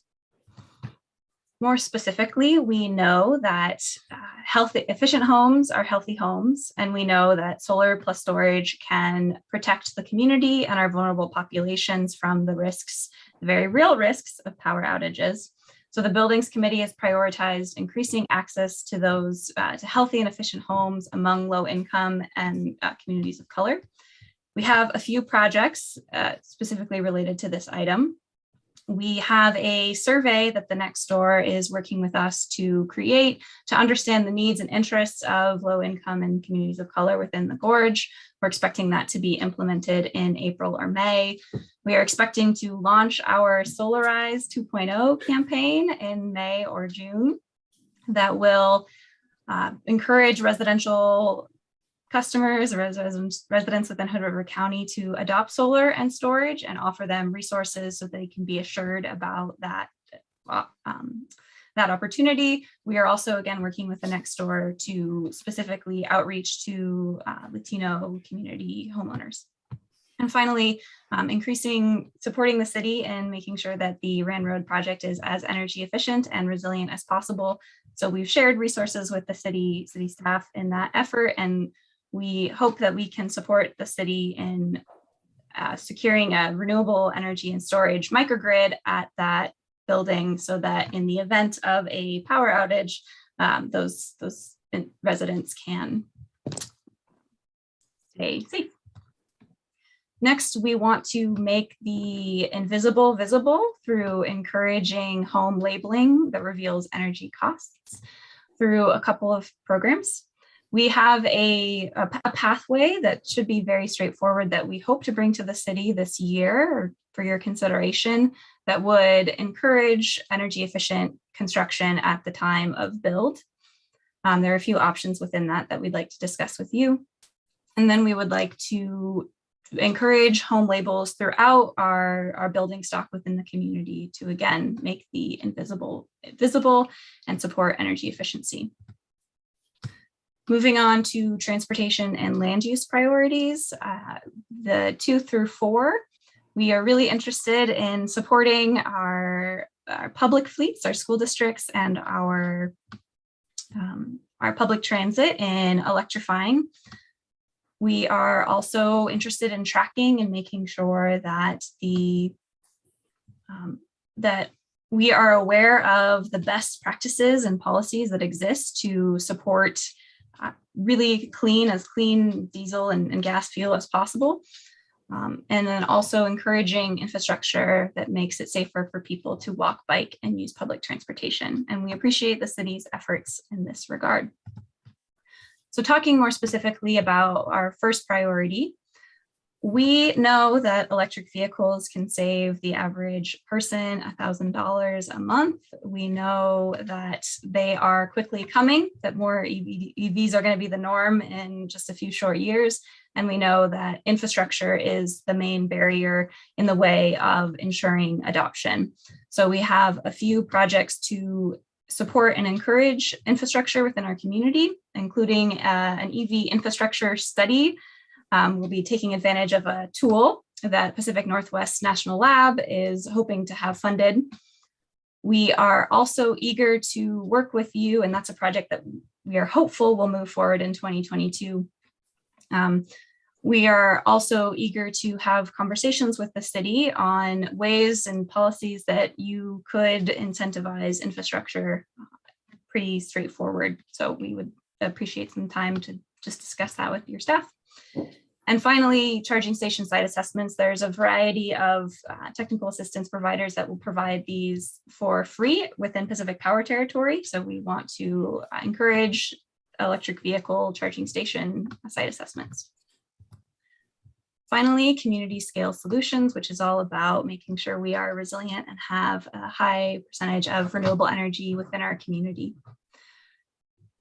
We have this second priority, which is about ensuring that the policies and programs that are under development at the state level meet the goals of the energy plan and can be something that the city and the county and the community can take advantage of. So that priority is all about engaging in those efforts. And there's a project within that we hope to engage with the city on in future years called Green Tariffs, which I can answer any questions about. But our heavy focus is our priority 1 here, which is about developing sustainable pathways to identify and fund energy resilience projects. So when we adopted the energy plan, we often said that there would be funding opportunities, that energy resilience and renewable energy was the way of the future. And that if we had an energy plan, we could be well positioned to take advantage of those resources. We'd be ahead of the game. And the game is now, and the time is now. There are a ton of federal funding programs that are interested in supporting energy opportunities for communities. And there's also a new 50 million grant program available at the state level that specifically for communities outside of Portland Metro. So it's a really big opportunity. We know that these funding opportunities are not straightforward, and you can't just snap your fingers and say you want the money and have it work. And so we have been working on developing pathways to make it as easy as possible for the city and the county and the community to say yes to these projects. So that's an effort that we are continuing to move forward, and we will continue to get cities' input on that moving forward. And then we also want to pursue grant requests in 2022. So over the years, the Energy Council has supported in a variety of ways, a variety of renewable energy projects that will increase community resilience and economic development. And this is a list of, I believe, the majority of them. You'll see that the three highlighted ones relate directly to the city of Hood River. We are very excited that the city has decided to prioritize the in-conduit hydro project, and the Energy Council staff and councilors stand ready and willing to support that project to grant right and to get it over the finish line. So we look forward to working with the city on that. And we also encourage the city to continue to think and let us bring these projects for funding opportunities for the other projects forward for your consideration. So resilience is a big concern in our community, and we are hopeful that we can help you in procuring funding for the Hood River Fire Station solar plus storage system, and then considering a microgrid or other energy efficiency and renewable energy opportunities at your wastewater treatment plant. But of course, I also want to flag this list for you because these are projects that meet multiple community needs and could provide a lot of benefits to our community. So as you hear about funding streams and as people approach you about what you want funding for, we want you to consider these as we'd like to do everything we can to help you and helping us in getting these projects over the finish line. I did want to just highlight that we also have a few projects that cross our subcommittees, and that is, of course, increasing awareness about the energy plan and the Energy Council, which could be a full-time job, but we will at least have a website moving forward. We want to develop structures for integrating equity into the energy plan implementation in a more targeted way. And we also want to work on maintaining and growing our capacity, which brings me to my last agenda item, is our fiscal year 2023 budget request. So as you all will know, I am transitioning out of MCED at the end of the month or the beginning of next month, and we have hired on a new person that we are very eager to take the role. We are excited to take the momentum that we've started over the last 5 years and go farther. So we have hired that position at a higher level, and we are also investigating other means of making sure we have the capacity to achieve our goals.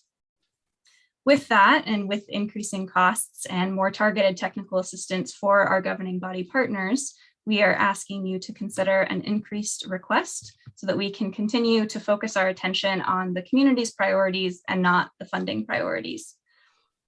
As part of that conversation, I did want to highlight some of the funding opportunities the Energy Council has helped leverage over the last 3 years of this work plan. This is obviously something that we continue to hope to do in bringing dollars into our community and creating savings and opportunities within our community. The more time that staff is focusing on our projects and the less time they're focused on their time, the farther we can go. So beyond Energy Council direct funding, we of course partner with a variety of different agencies, and we will be able to continue to bring those resources to bear in our conversations. And I wanted to give a huge thank you to the Energy Trust of Oregon, which is a giant partner for the city and the Energy Council in a variety of ways. So with that, I will take questions or let you discuss. Thanks, Marla. Appreciate your presentation. Questions, comments? This is an update of the, like we're doing our work plan, they're doing their work plan, and theirs is a three-year plan. So they're just be many more conversations, but that's what's going forward with them. We have one paid person, Marla, and numerous volunteers. So all of this is happening with volunteers and one paid person. It's hard to get that much done with that kind of a setup. Gladys? Yeah, thank you, Mayor. Marla, thank you so much for your time, for your presentation, and for all the work of one woman show and with many volunteers, of course. Can you talk to us a little bit about how you are or how you're planning to message some of these projects? It's a great question that I don't know if I have a great answer to. In terms of the, are you asking specifically about, so I know that we're working specifically with the next door on some targeted outreach to the Latino communities. Is that, so we're in the process of that. I mean, oh, go ahead. No, go for it. Sorry. Oh, okay. We're in the process of figuring out messaging and making sure that it's appropriate in terms of, you know, we're listening to the next door and what they say is sort of the best way to get the word out about these projects. Do you have like a flyer though that's created? Oh. Okay, perfect. All right. Oh, it's in process. It's Okay. It's under development and will be available soon. And then your website that you're going to have, that will both be in English and in Spanish, I'm assuming? We have funding to translate some materials into plain language into Spanish. So we're going to make sure that some key items are available in plain language in English and in Spanish. In Spanish, yeah. Just as a suggestion or a recommendation, if you have a video that summarizes, you know, what is the Energy Council? What does that mean for members? That way community partners can share that video. That makes it a little easier to have agencies support you in disseminating the information. But thank you so much for your time, and thank you again for all the work that you're doing. It's exciting to hear that you are leveraging your partnerships to maximize your outreach. Others? Mark? Thanks, Marla.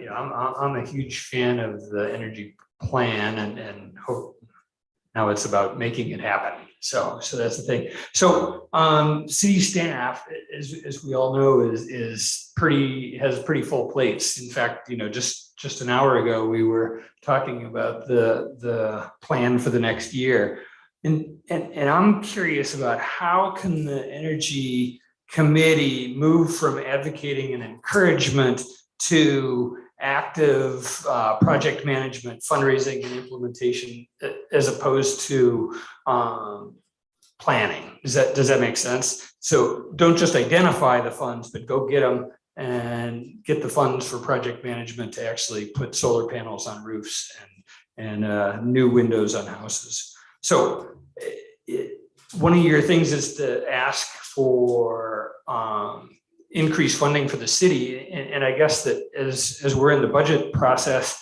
I would like to see how those dollars directly turn into human cycles to get projects done. Does that make sense? And I understand that there's no answer today, but maybe you can bring it back to your council and say, okay, how do we turn dollars into project management hours into solar panels? Does that make sense? Yes, and can I respond to that now? Yeah. Okay. Well, so we haven't quantified it, but we are directly managing and supporting a few projects right now. In the future and in our next fiscal year, we would be very interested in directly supporting the city and grant writing and for some of your projects. And then, if and when direct management of projects is something that needs to happen, we'd also be willing to talk about what that could look like and what resources that would take to do it for various projects.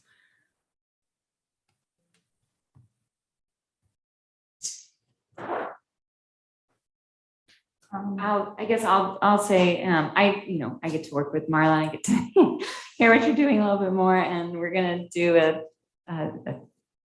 farewell from Marla, but it's on behalf of the city. I am grateful for all of the leadership that you have provided in all your time with Energy Council. And I appreciate the update of the work plan as well. And thank you to Kate and Tim for your participation. Other questions or Megan? Yeah, I have one question. I will also second the thank you to Marla for many years of good work.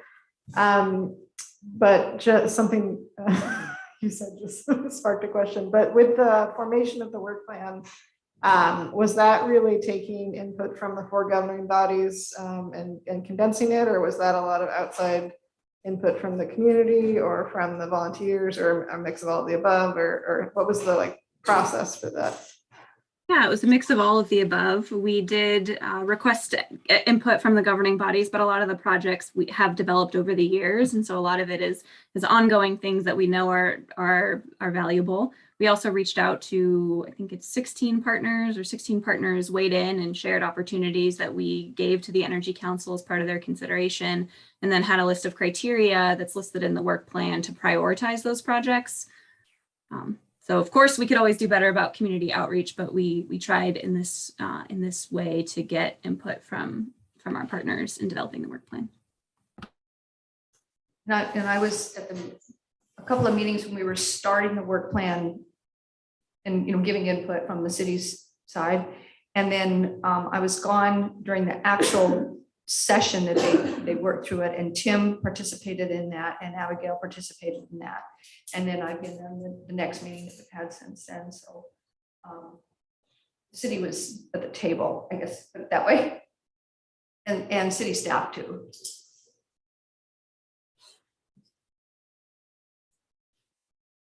Questions? I'll jump in and I want to acknowledge that Marla's hard work over the years and her innate ability to wrangle a group towards a decision, which is definitely a hard skill to have. So I really have appreciated all of what you do, Marla. So thank you.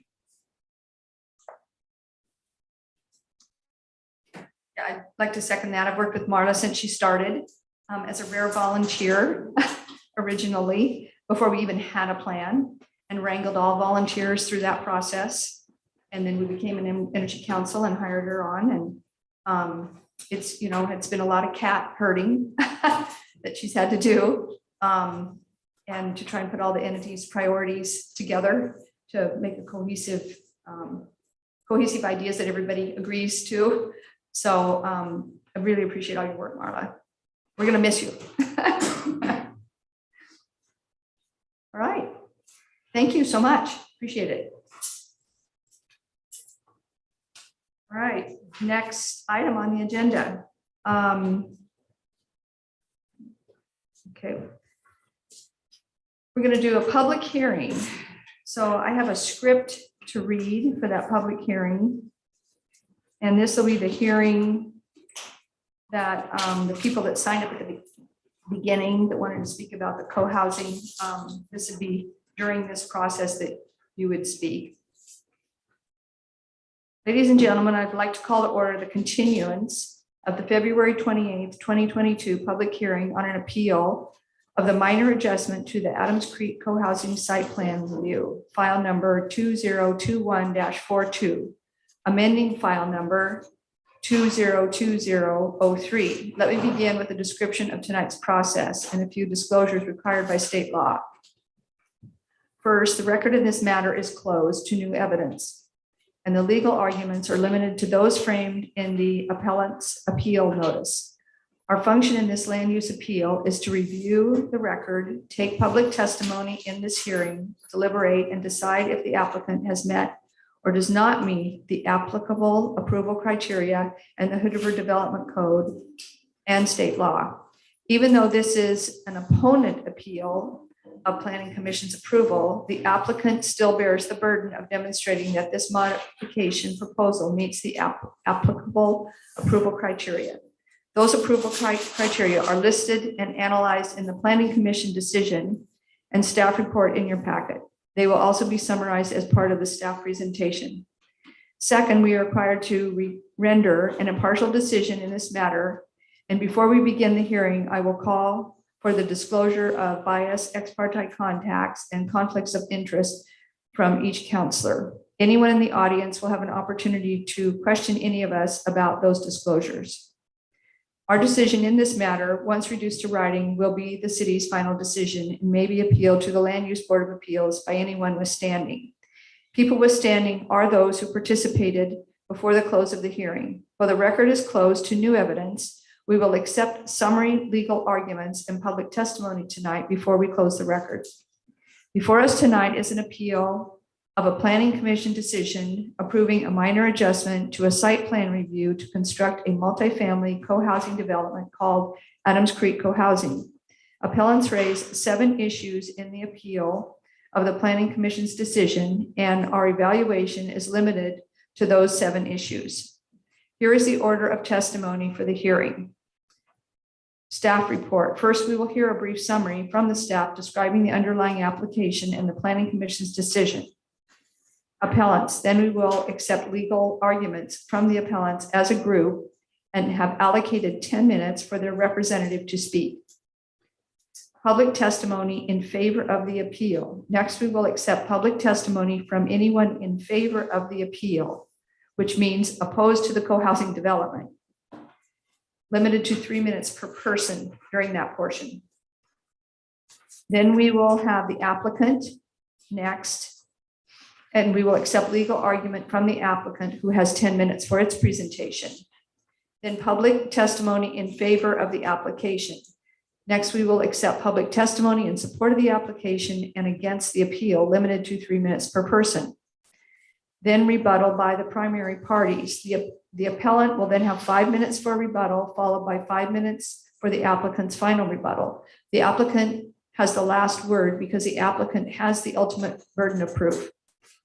Then staff will do a final check back in to see if they have any parting remarks based on the testimony that came in during the hearing. Then we will close the record, deliberate, and decide. After all testimony, we always close the record, deliberate, and decide the appeal by making an oral decision. The council's decision will not be final, however, until it is reduced to writing and signed, which will happen after the conclusion of tonight's hearing.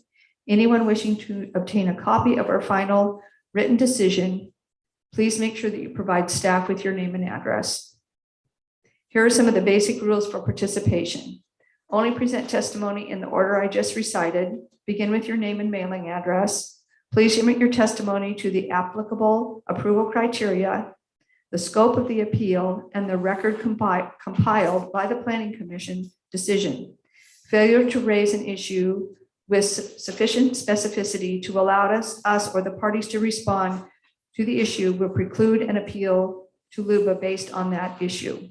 Failure by the applicant to raise constitutional or other issues related to any proposed conditions of approval with sufficient specificity to allow us to respond to the issue will preclude an action for damages in circuit court.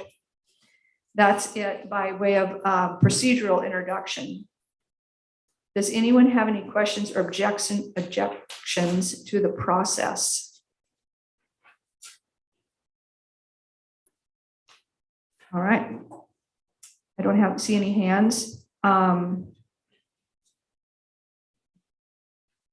So let me open the hearing on file number 2021-42, an appeal of the Planning Commission's approval of a minor adjustment to a site plan review application to construct a multifamily co-housing development.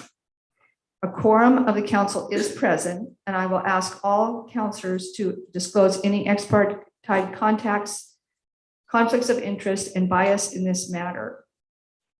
Councilor Zandmiller.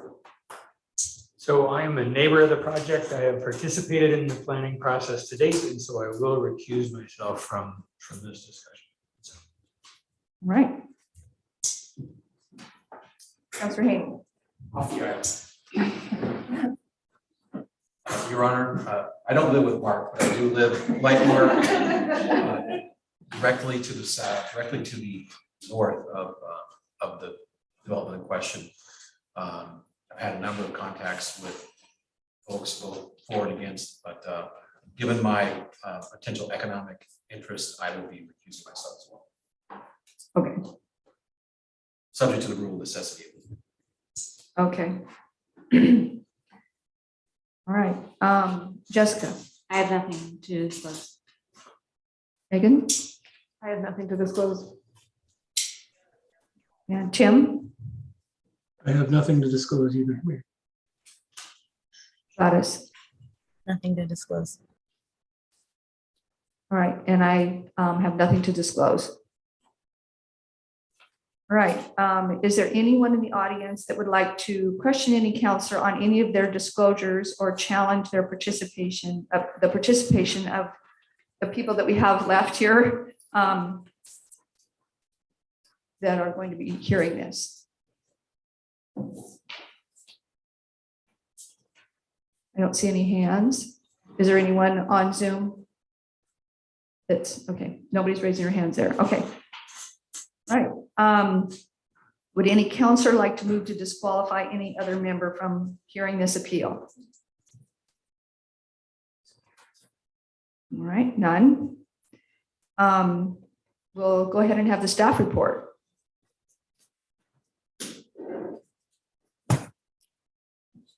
Thank you, Mayor. Good evening, Council. As the mayor stated, this matter comes to you on an appeal by opponents of the co-housing development of a planning commission approval of a minor adjustment to an approved site plan review for the development. The adjustments in the application include providing off-site sidewalk improvements on Sherman Avenue instead of on Eugene Street, and relocating public water utility infrastructure from on-site to within the Eugene Street right-of-way. The adjustments do not propose any change of use, any change to the parking configuration, building locations, building size or design, or height, landscaping, or other on-site improvements. By way of very brief background, the neighbors appealed a director's decision approving the minor adjustment in December. The Planning Commission heard the matter at their January 18th and February 7th meetings and affirmed the director's decision, making one minor revision to one condition of approval, and that was to add a provision that the applicant would execute and record a waiver of remonstrance agreeing to participate in a future local improvement district to construct sidewalk improvements on Eugene Street. Tonight, you are hearing an appeal by the same group of neighbors. Your job is to listen to the presentations on both sides and consider the materials already in the record. You can take additional testimony on the appeal issues, but no new evidence can be submitted tonight. Then you will deliberate and decide if the proposed adjustments in the minor adjustment application to the project meet the applicable approval criteria. As far as the appeal issues, most of the 7 issues raised are procedural. And I think rather than going into those, I'll prefer to answer questions that you might have about any of those procedural issues. The one substantive issue is related to the approval criterion to provide adequate public facilities to the proposed development. As I mentioned, the minor adjustment changes 2 off-site improvements of public facilities that will be serving the development. one related to public water infrastructure, and one related to offsite sidewalk improvements.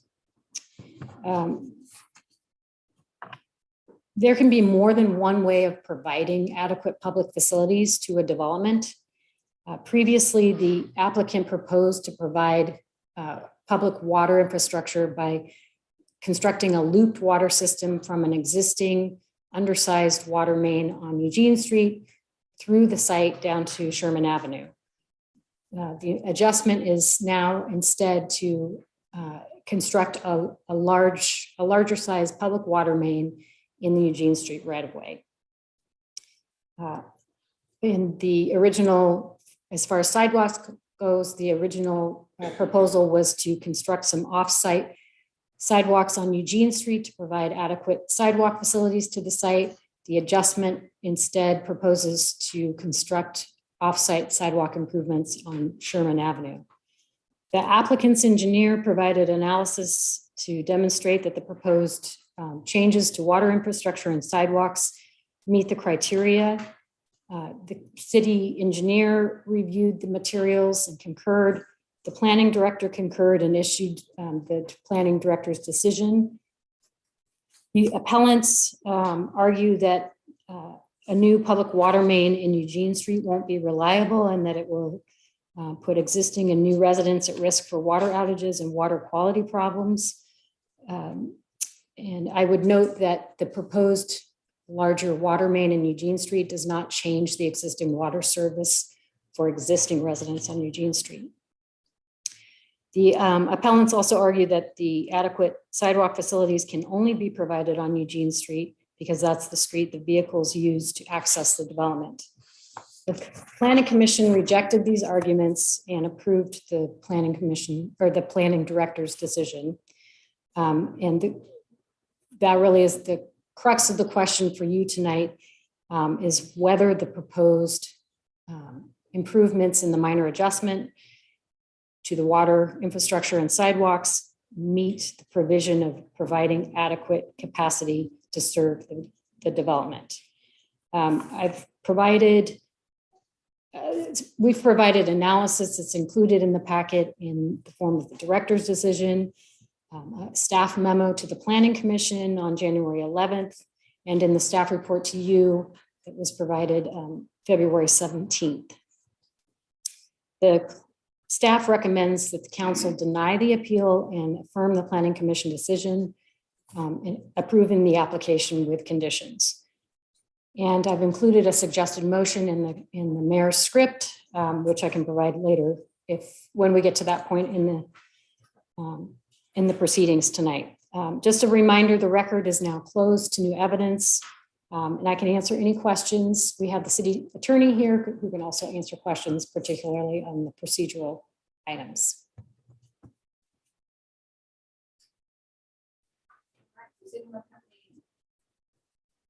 Questions, just procedural questions at this point.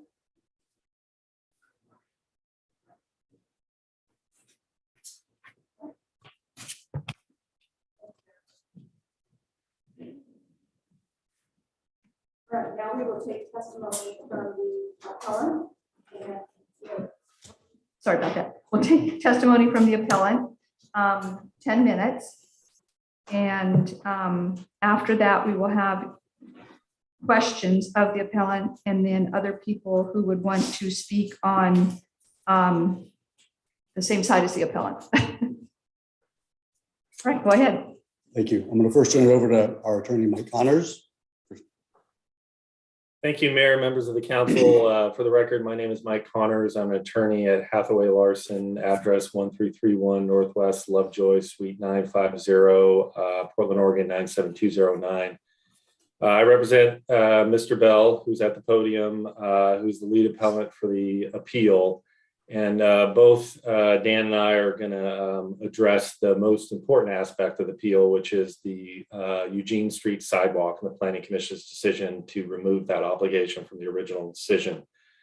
I'll address some of the key legal issues that you should consider as part of your decision, particularly with the Eugene Street sidewalk. And Mr. Bell will address the feasibility and the importance of having that sidewalk for the neighbors who live on Eugene Street. I understand, I've been doing this for a long time, and I understand it can be tempting when you're city council to just rubber stamp a decision when you've got both your planning director and your planning commission approving the application. But I urge you to resist that temptation and really think about the issues that are being raised, because there are several appeal issues involved in this case that have legal implications that go beyond just this particular project and this particular application.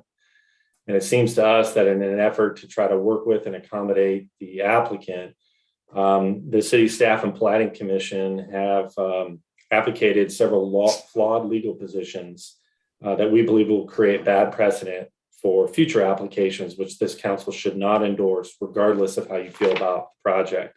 And there's really three key legal issues I'm going to cover. The first one is, the first legal issue is whether the modification process can be used to challenge or relitigate the city council's interpretations and findings adopted as part of the original approval.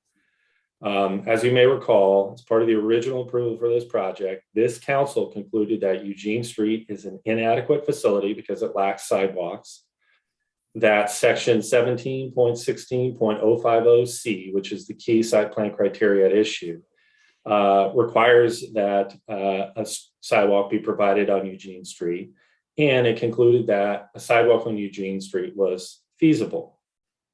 It is our position that although the applicant can use the modification process to propose changes to the project itself, they cannot use this process to try and relitigate or rewrite the city council's findings as part of the original decision. The Planning Commission, they failed to address this issue because if you look at their decision, they state that it is the appellants that are advocating this position that Eugene Street is deficient and your code allows for a sidewalk. But that's just simply not true. If you look at our notice of appeal on page 5, we quote from your decision where this city council specifically found Eugene Street was inadequate because of lack of sidewalks, which are required in local streets. And under your code that you can require that the applicant improves the one sidewalk, not both, just one sidewalk, because the applicant proposed to use Eugene Street as exclusive vehicular access. So it creates conflicts between bikes and pedestrians that are walking in the street and vehicles. That was your decision. So the question before you is, can you do what the Planning Commission did, or do you want to and basically revisit or relitigate that issue? Well, if you look throughout this record, you've got staff reports, planning director decisions, Planning Commission decisions, replete with the statement that the appellants cannot relitigate or challenge the project or any issues resolved in the original decision. We agree with that statement. The problem is the city hasn't held that same standard to the applicant. As I indicated earlier, this council already determined Eugene Street is inadequate. It needs a sidewalk to address the impacts from the project because they'll be using for vehicular access. We're talking close to 200 cars a day, and there's no sidewalk out there, which is required under your local street standards.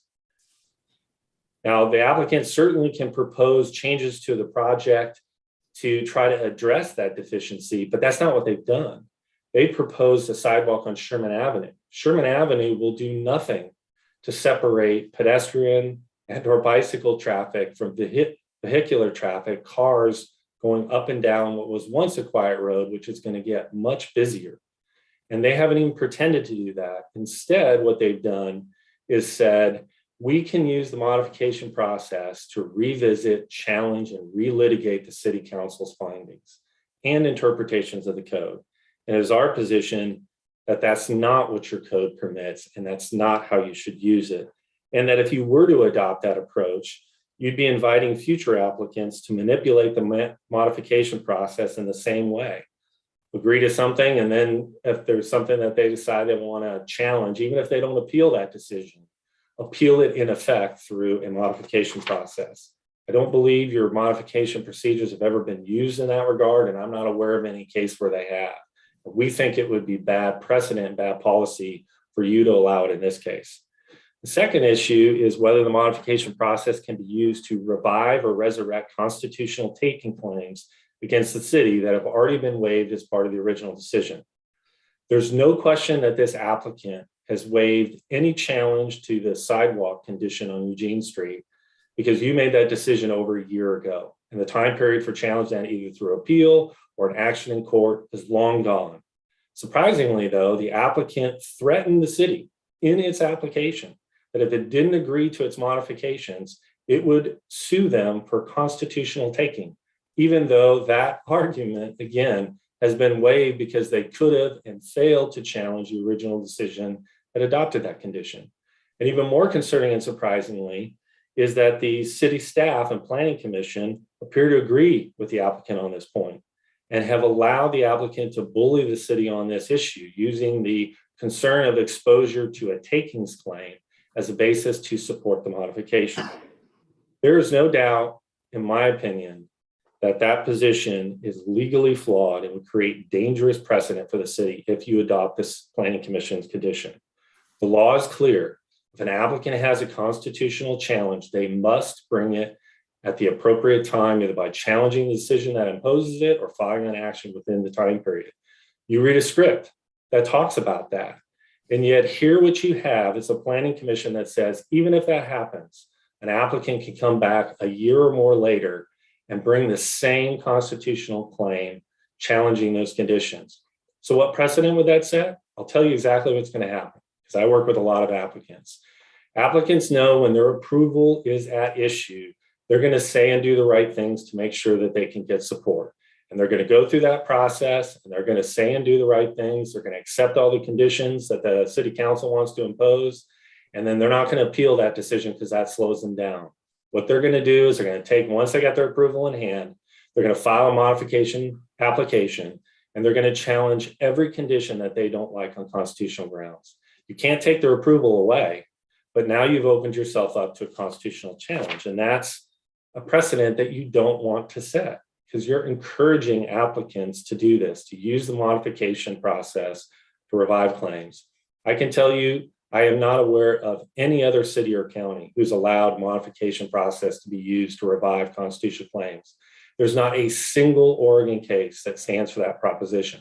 There's a case cited in the Planning Commission decision to supposedly support that position, but that's a case that one of my partners argued, and that was a challenge of the original approval. Again, there is not a single Oregon case out there where either LUBA or the courts have ever recognized a constitutional claim that is brought a year after the original condition is imposed through some modification process. There's simply no legal authority for that position, and it would be error for you to adopt that.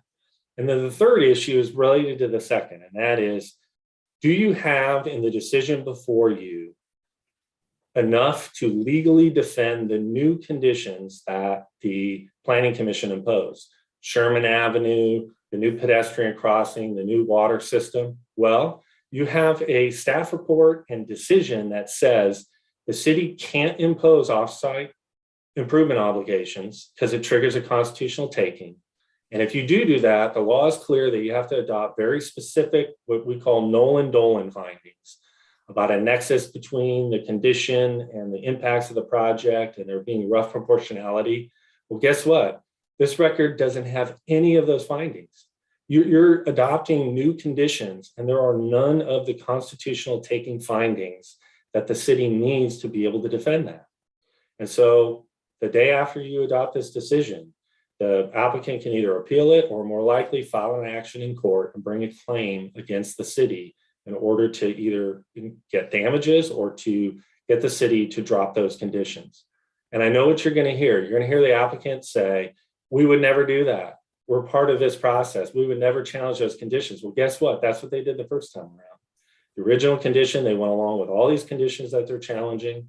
They didn't challenge it. They didn't appeal this council's decision. They didn't file an action in court. And now all of a sudden, a year later, they're coming out with this new modification and saying we get to challenge those conditions on constitutional grounds. So if you adopt this position, you're trading conditions that no longer can be legally challenged for new conditions, which clearly can be challenged. And the applicant can use your decision if you adopt. Helen, sir, 30 seconds past their time. So well, I'm going to turn it over to Mr. Bell. So that is 10 minutes. That is your 10 minutes for your testimony. Ms. Mayor, if I could just ask for just like a minute or two, I feel badly. I didn't think I hit the 10 minutes, and I wanted to make sure that Mr. Bell just at least had a brief moment to address what he was going to address. If that will work for the city council, I'd much appreciate it. So, Mr. Bell, no, it's 10 minutes. And so during the 3-minute periods of time, which we will have after your testimony, he can come up during that period of time and do his 3 minutes. Because you're done with your 10 minutes. Okay. Right. So now the people that have signed up and people that signed up for business from the audience, people that would want to support the testimony that was just given. Is there anyone on this list? John Bishop, Paige Browning, or Melody that would like to support that? Okay.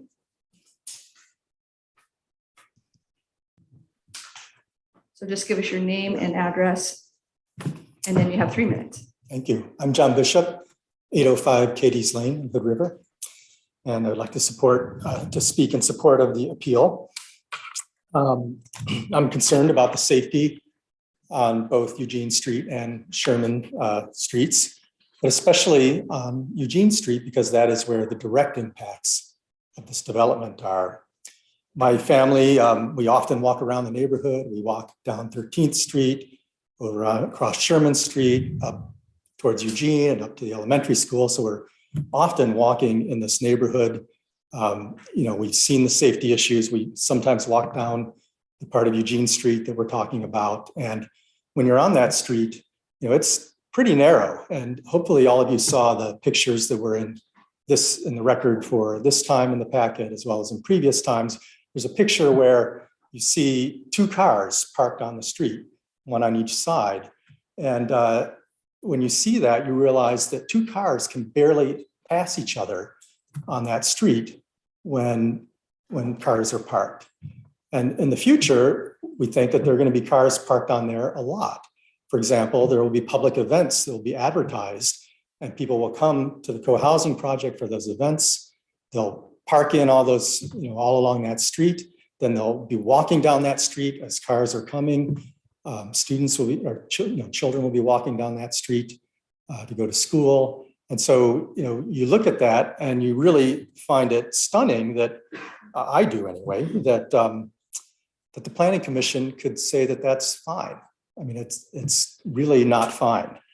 Adding nearly 200 vehicle trips, all the parking that I talked about, it just seems clear to me that the public facilities are inadequate on that street.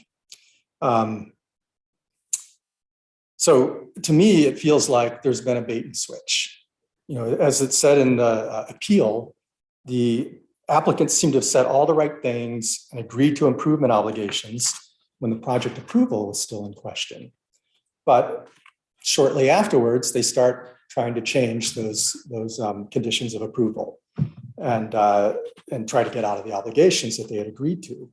I don't understand why they didn't have to appeal them in order to get out of them. Then I saw this claim that seemed to me rather audacious, that the project is being discouraged through unreasonable cost and delay caused by these conditions and this process in violation of code. But essentially nothing has changed on the ground. The material facts haven't changed. The applicant had produced a sidewalks conflict analysis that showed no special challenges with the sidewalk on the south side of Eugene. Did they fail to do their homework? Were they being disingenuous? I don't know, but I don't understand why they can, after telling us over and over again that it'll be fine, that they could then come back and try to get out of that. They haven't provided evidence of new costs that weren't knowable at the time. I'm just not seeing new evidence, things that they didn't know about. There's not an archaeological site that all of a sudden became uncovered that now they have to work around. These are all things that they could see before. There's an important claim that easements aren't available, or that they don't know if they have them, they don't have them in hand. But that's not different. They never had the easements there. and they haven't tried to get them. According to the appeal, nobody on Eugene Street has been approached by the applicant about easements. So, I would like to ask the city council to reverse the planning commission's approval and deny approval of the minor adjustments to the site plan permit. Thank you. Thank you. Additional appellant testimony? I could. I think my email says that I'm Paige Browning, but that's actually my wife. Oh, okay. All right. So go ahead. We have the same email. So this is Steve Winkle at 1521 Eugene Street. And so I live right on the street that's affected. And I sat in a long time ago when this was heard by the city council. And there was a lot of talk about the impact this project would have on the neighborhood. And it was finally, I guess, approved with a lot of conditions. And one, I think, was the sidewalk on Eugene Street. I think there was some talk about which side of the sidewalk, which side of the street it should go on, but it was said that we needed a sidewalk. So when this came out recently, that somehow a sidewalk on Sherman Street was good enough, which in one way I can see where, okay, they're adding sidewalk, they're improving a situation on Sherman, but it doesn't really have, what they're improving on Sherman isn't directly impacted or was impacted by this project. Eugene Street is what is being impacted by this project. I know my property already had an additional 5 feet taken from it back in the 60s to make way for sidewalks. So I assume that the rest of the Eugene Street's the same way. And the sidewalk's gonna come someday. And it seems like with 20, I don't know how many, 20, 30 something new units coming up down at the end of the street, and kids in that neighborhood or that new development trying to get to the middle school are going to walk up Eugene Street.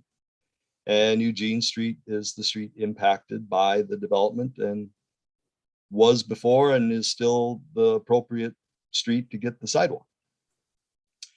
And that's basically my testimony right there.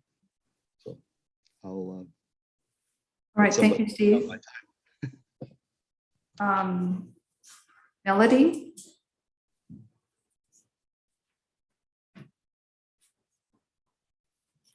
Hi, my name is Melody Robichaud. I live at 1301 West Sherman Street.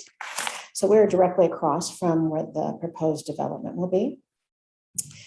And obviously we're concerned as well for what is going on with Eugene Street. There's children that will be walking to and from school, which do now, but it's a dead-end street. This is going to take that dead end away, and it's going to be a full thoroughfare for this new development that's going to be bringing in an awful lot of people that normally do not use that street. For it not to be safe for the people, to be able to access going to school or just walking down the street without cars being in the way, doesn't make too much sense. My husband was going to speak tonight. He was not able to make it, so I'm going to read his letter, hopefully within the 3-minute time. We're in agreement with the original proposal of placing a sidewalk on Eugene Street, as it is necessary to mitigate the impact of nearly 200 new vehicle trips per day, and the very important for public safety. The most recent proposal of placing a sidewalk on Sherman seems to us is a sidewalk to nowhere, and a crosswalk would only serve a very small number of people. Living on the corner of 13th and Sherman for the last 29 years, I can assure you that very few people actually walk on the south side of Sherman. And by placing a sidewalk where it is proposed would benefit a very few other than the residents of the co-housing community. And in my opinion, having a crosswalk so close to a merge would not be ideal. Just this weekend, while mowing my lawn, I witnessed 2 vehicles arriving at the merge at the same time. They ended up honking at each other, and this is pretty common. This behavior, of course, takes your attention away from driving, and I assume that the crosswalk would only be about 10 yards or so away from this particular merge, and it could end up in a traffic situation. Pedestrian safety improvements on Sherman are important. However, they are not a relation whatsoever to this particular project, especially with the people that would be impacted on Eugene.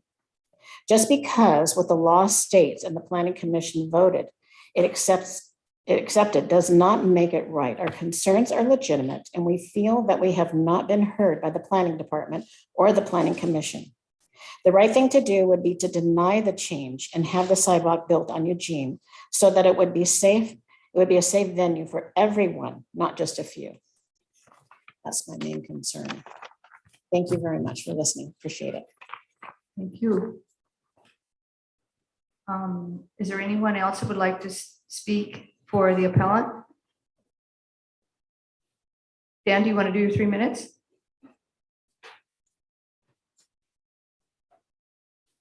Knew you couldn't wait. Thank you, Mayor. Didn't want to leave you out. Thank you. Good evening, and thank you for the opportunity to speak. My name is Dan Bell. My wife and I own our home and live at 1509 Eugene Street. I'm also the lead appellant, joined by 9 other concerned neighbors, many of whom have lived in this neighborhood for decades. Our section of Eugene Street is about to transform dramatically with this planned condominium development. Our section of Eugene Street is the only vehicular access to the proposed development. Every vehicle will drive both directions to enter and exit. Residents, visitors, delivery trucks, service vehicles, construction equipment. As soon as construction begins, our section of Eugene Street will change from a low-volume dead-end street into a higher volume street with continual two-way traffic. And as it stands today, with the director's elimination of off-site public facilities, the developer is no longer required to make any vehicle or pedestrian improvements whatsoever on Eugene. No sidewalks, no ADA access, no traffic calming measures, no parking mitigation. This proposed development will have 26 units, 60 bedrooms, a 39-car parking lot, yet not any improvements whatsoever on Eugene Street. It was not much more than a year ago during the site permit review hearings that we previously addressed the City Council. As we said then, we had and continue to have concerns about the compatibility of this development with the surrounding R1 neighborhood. Traffic impacts are foremost among those. I'm not here to relitigate or stop this development. We're here to hold them to their word, and we need your help.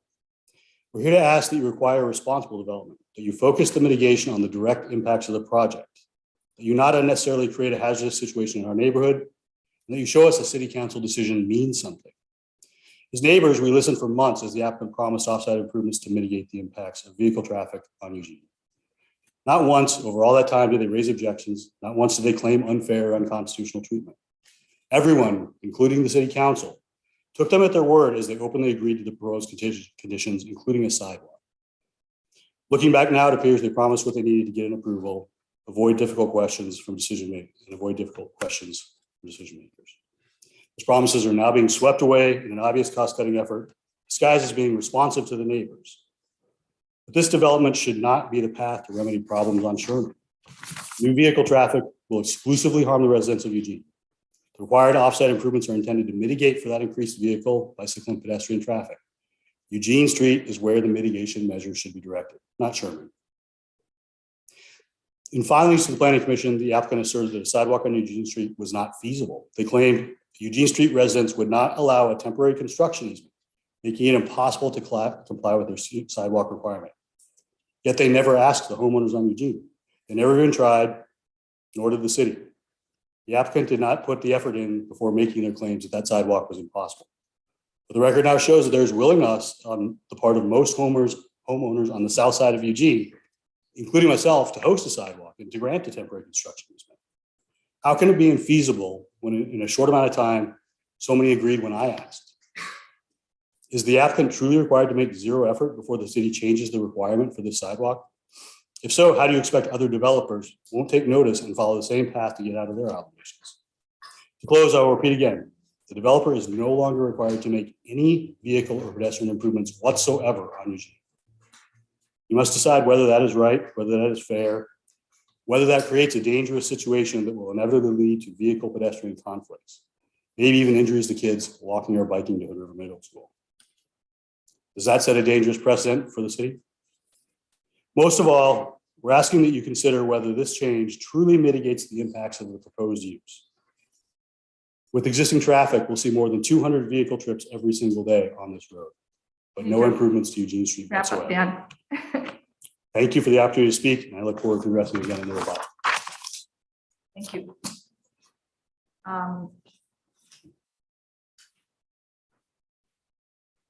It says here, let's see here, where are we?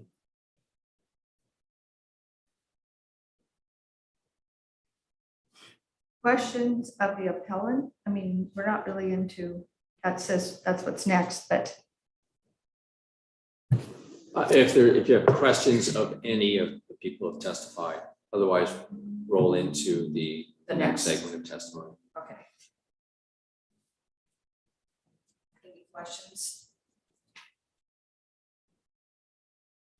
All right, I don't see any questions. So is there anyone else? I think I asked this once already. No, okay. So now we will hear from the applicant and they will have 10 minutes. And then anyone that wants to support them will have 3 minutes.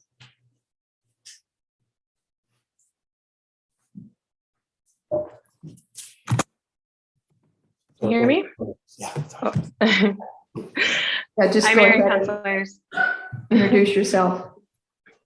My name is Zoe Lynn Powers, 111 Southwest Columbia Street in Portland. I'm a land use attorney representing the applicant. I'm so sorry not to be there tonight. I got a positive COVID test this morning, so I'm quarantining at home. So even though this is a little more difficult remotely, please feel free to interrupt me with any questions you may have. As you already know, the request is for an adjustment to an approved multifamily co-housing development.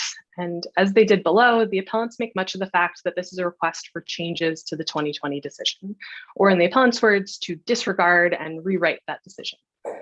But adjustments are a very normal part of the land use process, which is why you have provisions for them in Hood River Code. Therefore, rather than asking whether the adjustment complies with the decision being adjusted, which of course inherently it cannot, the question for you today is whether aspects of the adjustment that have been appealed to you comply with the applicable approval criterion in Hood River Code, that adequate capacity of public facilities for water and sidewalks be provided to the subject parcel. Crucially, as a legal matter, this is not a balancing test. You are not being asked today which of the options considered by the project provides the most, the greatest, or the best capacity. The question in Hood River Code is whether the project, as adjusted, provides adequate capacity. In each case, your city engineer, your planning director, and a unanimous Hood River Planning Commission have concluded that the project as adjusted will provide that adequate capacity. With that approval criterion in mind, Planning Commission was correct to conclude that the Sherman Avenue sidewalk provides adequate capacity for a number of reasons. Sherman Avenue is prioritized in the city's transportation system plan as a priority sidewalk infill corridor. The relevant approval criterion also requires compliance with, quote, adopted public facility plans, such as the TSP. That makes sense because the TSP was adopted by City Council after a public process considered how deficient and how crucial for connectivity the existing pedestrian system along Sherman actually is. The TSP concludes that Sherman Avenue provides pedestrian connectivity for this and other neighborhoods to access key destinations such as schools, parks, and local businesses in a way that Eugene Street does not. Furthermore, as the traffic engineer explained, the project is only generating 11 morning and 14 evening peak hour trips. Even with that moderate increase in cars, Sherman Avenue will carry at least 4 times the traffic as Eugene, making pedestrians along Sherman much more vulnerable than on Eugene. As an engineering matter, with this added traffic, Eugene will operate at only 14.2% of the roadway's intended capacity. And the traffic engineer has concluded multiple times that Eugene Street will, quote, continue to operate safely with the added vehicle, bicycle, and pedestrian traffic generated by the site. No traffic engineer agrees with the appellants that this minimal additional traffic will create a dangerous condition. Instead, investment in the sidewalk along Sherman will provide the city infrastructure in the location it is needed most for safety and in the location the city has prioritized in the TSP. Now, appellants object that the former condition of approval for Eugene sidewalk was a decision of City Council before, and therefore it should only be modified by City Council, and that Planning Commission, quote, should have shown more deference to the earlier process at City Council. But that ignores a crucial fact, which is actually stated by the appellants on the last page of their appeal, that the former condition of approval for a Eugene sidewalk arose during the Planning Commission hearing in the 2020 process and was not part of the scope of the appeal that these appellants made to City Council in 2020. Instead, it happened in the middle of the process, which is why it didn't get enough engineering vetting in the middle of the process, and we found out about all of the challenges of Eugene Street afterwards.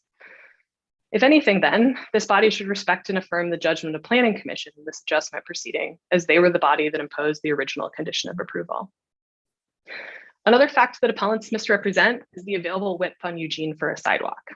City right-of-way is 40 feet wide. There are 5-foot sidewalk easements on each side for a total of 50 feet of area where the city has rights.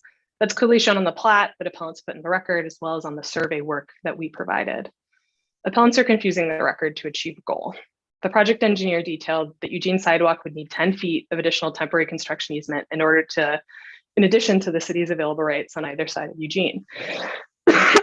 On the north side of the 6 properties, 4 submitted letters, in this case opposing the sidewalk. On the south side, where most of the appellants are located, and there's an overhead power and data lines that would need to be in a new permanent easement on private property. Essentially, the site sidewalk has existing storm utilities under it, so we can't just underground them. They'd have to be moved, and we'd have to place new at-grade transformer vaults on private property with new services to each building. So the south side sidewalk has even more problems than the north side. Our inability to comply with the condition of approval would make the appellants or opponents very happy. It would mean that we would be in front of you again with another adjustment request to try and solve the same problem that's in front of you right now. Given the acrimonious tone of opposition, we're extremely concerned that private property owners won't grant those needed easements. For this reason, we proposed and Planning Commission implemented as an appropriate consideration of appellants' concerns that we would participate in a local improvement district as a way to address the easement problems created by the true width of Eugene. At this point, I want to mention that this is an on-the-record appeal and there should be no new evidence. The statements attached to the appeal, as well as the comments from non-parties in the council packets tonight, are prejudicial procedural errors as they add evidence to a closed record and prevent this matter from moving towards finality. Even with that prohibited new evidence, the appellants have not solved the easement problem. The Southside owner of 1421 Eugene, who indicated he would pursue all legal means to oppose the project, is not among the neighbors submitting statements into the closed record. And as I mentioned, most of the property owners on the north are opposed, and we'll have the utility issue on the south side. Again, this isn't a balancing test. The question is not whether Eugene or Sherman is better, but whether Sherman provides adequate capacity. But we ask that you affirm the Planning Commission solution that addresses appellant's concern with the LID consent. Finally, the appellants have shown that their procedural complaints are an effort to delay and obstruct. They don't believe that the procedural rules about closed records or about time for presentations should apply for them, and no amount of concessions on timeline will make them happy. For example, Dan Bell told staff that he was going to appeal and the appellants objected when the staff did they had been asked and scheduled a city council hearing. You've cured any procedural error by delaying the hearing and providing more process than appellants were due. Appellants are trying to disrupt process rather than obtain process. And we ask that you make a final decision tonight affirming the Planning Commission. I'm going to ask John to speak on behalf of the co-housing community. Thank you. So, Madam Mayor, members of the City Council, good evening. It's good to be here tonight. I'm John Boonstra. I live at 1002 Cascade Avenue. I have lived in Hood River for 14 and a half years, and I've been a member of Adams Creek Co-housing for nearly 4 years. The council knows all too well that building new housing is a slow and arduous process. To get to this point, Adams Creek has faced many challenges. The challenge of finding land in the heart of the city, the challenge of recruiting members who will accept the reality of housing density in exchange for more sustainable ways of life. The challenge of building relationships with neighbors who are sympathetic to the need for multifamily development in the R3 urban high-density residential zone, but who are resistant to having it too near their R1 single-family house zone, even as our property has been zoned for high density for over 40 years. The challenge of building a project on a topographically difficult site, restoring and preserving Adams Creek while building housing density that is environmentally friendly and affordable. The challenges of creating a development that reduces the carbon footprint by eliminating gas infrastructure, embracing solar technologies, and encouraging car sharing. The challenge of finding a way to make housing units available in our community at below market rates in the future, despite the current challenge of rising construction costs. We know, as you all do, that addressing the housing needs in this city is a long-term, complicated, and difficult process. For months now, we have worked with city staff to honor the code's land use and permitting requirements. We have learned the art of persistence and patience. But weeks have turned into months, and we are eager to begin the construction process. We look again to this council to decide that we have met the zoning requirements so that we can begin construction of our new homes. Thank you. John. All right, any others that would want to speak in favor of the applicant? Anyone on Zoom? Okay.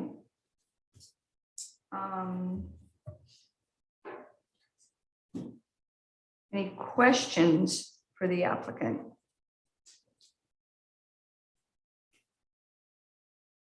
Tim? This is a question for Zoe, Ms. Powers. Do you have a rebuttal for the issue with the constitutional taking issue raised? Yeah, I can absolutely address that. We're not trying to revise or resurrect constitutional claims. The reason we raised it was to point out that the city doesn't intend to make the decisions that disproportionately burden a development, regardless of whether a court forces them to do so or not.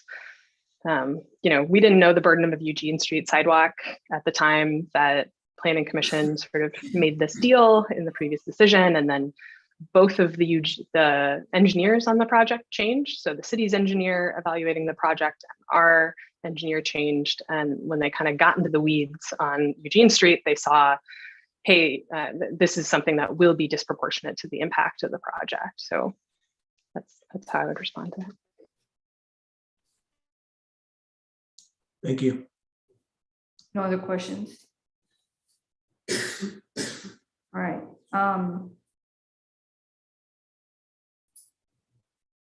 So the appellant will now have 5 minutes for rebuttal.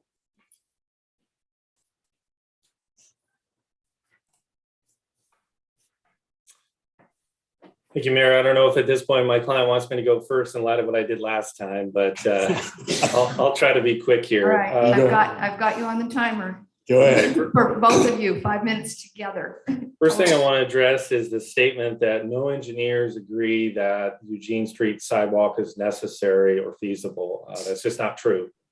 The city's engineers, the applicant's engineers, during the initial review determined it was necessary.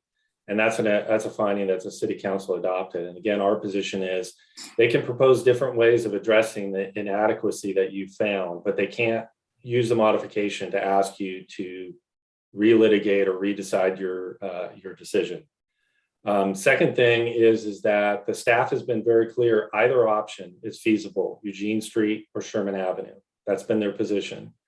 And what they're saying is that the applicant wants Sherman Avenue, but either one will satisfy the adequate facilities. Third issue I want to mention is with respect to the temporary easement. It's not our burden to prove or carry on this particular issue. It's the applicants. And they agreed to this condition the first time around. Originally, they took the position there wasn't enough right of way for the improvements. And then when we showed that there is, because there are 5-foot sidewalk easements on each side, then they changed it to, well, we don't have enough room for temporary easements. What they haven't done is they've made zero effort reaching out to any of the property owners along Eugene Street to see if they'll agree to it. Mr. Bell in short order got 4 of them to agree. The other 2, we don't know. And the one that Ms. Powers mentioned didn't say they wouldn't agree to a temporary easement or the sidewalk. They said that they were against this modification application and they would appeal and fight it if the applicant got their way on that particular issue. Lastly, I just want to say, well, actually 2 more points. Procedural issue, we didn't bring that procedural claim. Other neighbors brought it because the city was moving forward with the notice and staff report procedures before an appeal was even filed. And so other parties brought that issue up and the city agreed to the continuance. That wasn't our case. Lastly, I will say on the constitutional question that you asked, Councilor, the applicant is very clear in their application if you look at it. They said they have a takings claim. They said the city had exposure. The Planning Commission adopted findings relying on that. If you adopt the Planning Commission decision, you will be agreeing that a condition that was approved a year ago can be challenged on constitutional grounds through a modification process a year later. And with that, with the remaining time, I'll turn it over to Dan. All right, thanks, Mike. Just 2 quick points. I just wanted to point out that the sidewalk, Eugene Street sidewalk requirement, that actually came out of the applicant's pre-application consultation long before they had filed an application for site permit. So it should not have been unknown to them that that condition was there, and they should have known to do their research well in advance of their permit application for the Eugene Street sidewalk. And then finally, just a personal note. We continually hear that adequate facilities can be put on either place. It's either Sherman or Eugene. Those are just fine. And I'd say if it can be put on either place, why not put it on the street that's going to bear all of the impacts of this development, all those vehicles? If it can be put either place, why not focus on making this a safe development, keeping our neighborhood safe, and allowing us to coexist with this new development in a more safe and manageable way? Thank you. All right. The applicant now has 5 minutes for rebuttal. Thank you. So I want to address the assertion that the sky will fall if you let us do an adjustment of a land use decision because it'll create precedent. So first off, land use decisions do not create legal precedent, as land use lawyers are constantly frustrated with. I would love to be able to say to a city, look, you did it this way here, you have to do that for me. That's not how it works.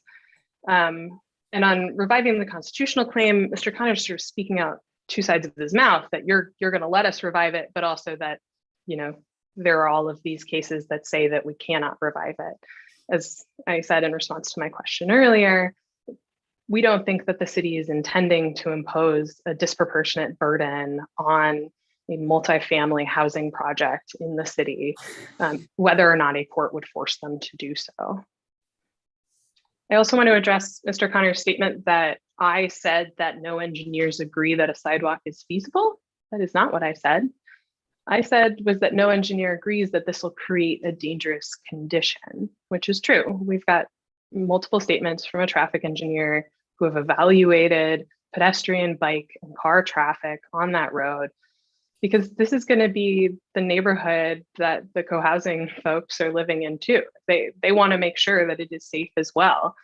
But the fact is that it's going to operate at only 14% of what the stated capacity is, and that they could have put in the record something from another traffic engineer. If they thought that our traffic engineer was getting it wrong, they could have had someone take a look at that, but they didn't. They're just relying on personal observations. And we understand that having this kind of density is personally upsetting to these single family homeowners. And, you know, we don't disagree that Eugene Street doesn't meet local code standards, but neither does Sherman. And Sherman provides more connectivity for more people. and is the city's priority as determined through a very long public process with the TSP. And that TSP was actually recently readopted through another very long public process. I will speak to the needed housing. Adequate capacity is not a very precise test, involves a significant amount of discretion on your part on determining what that means. And that mushiness is problematic because under state law, this is a project for needed housing to which the city can only, quote, apply clear and objective standards, conditions, and procedures. And Hood River needs this housing. The city's own housing needs analysis documents a significant lack of multifamily housing units in the city in order to protect the urban growth boundary and keep housing affordable.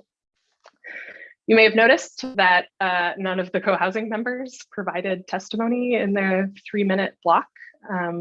That's because this is an on-the-record appeal. So please don't infer from the one-sided nature of new evidence tonight that there are not many co-housing and other community members in support of providing needed housing on a property that for 40 years has been zoned urban high density residential. We're just trying to prevent any additional delay caused by applicants objecting to new evidence. Fundamentally, nothing in this appeal is different than what appellants presented to Planning Commission. The adjustment was approved by your planning director, and that approval was unanimously approved by your Planning Commission, with one modification that we proposed as the applicant to try and address the appellant's concerns. We would not necessarily be required to participate in an LID on Eugene Street. We don't have any frontage on Eugene Street. So in addition to building the Sherman sidewalk, we said, we hear them, we hear that they're concerned.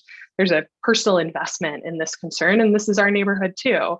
And so voluntarily proposed to Planning Commission that they require that waiver of remonstrance. The only question for you to answer tonight is whether the Sherman Street sidewalk and the water line provide adequate capacity to the subject parcel. We ask that you affirm the Planning Commission and deny the appeal. I'm happy to answer any additional questions. Thank you. Staff, do you have any parting comments or advice regarding anything we heard? Clarifications?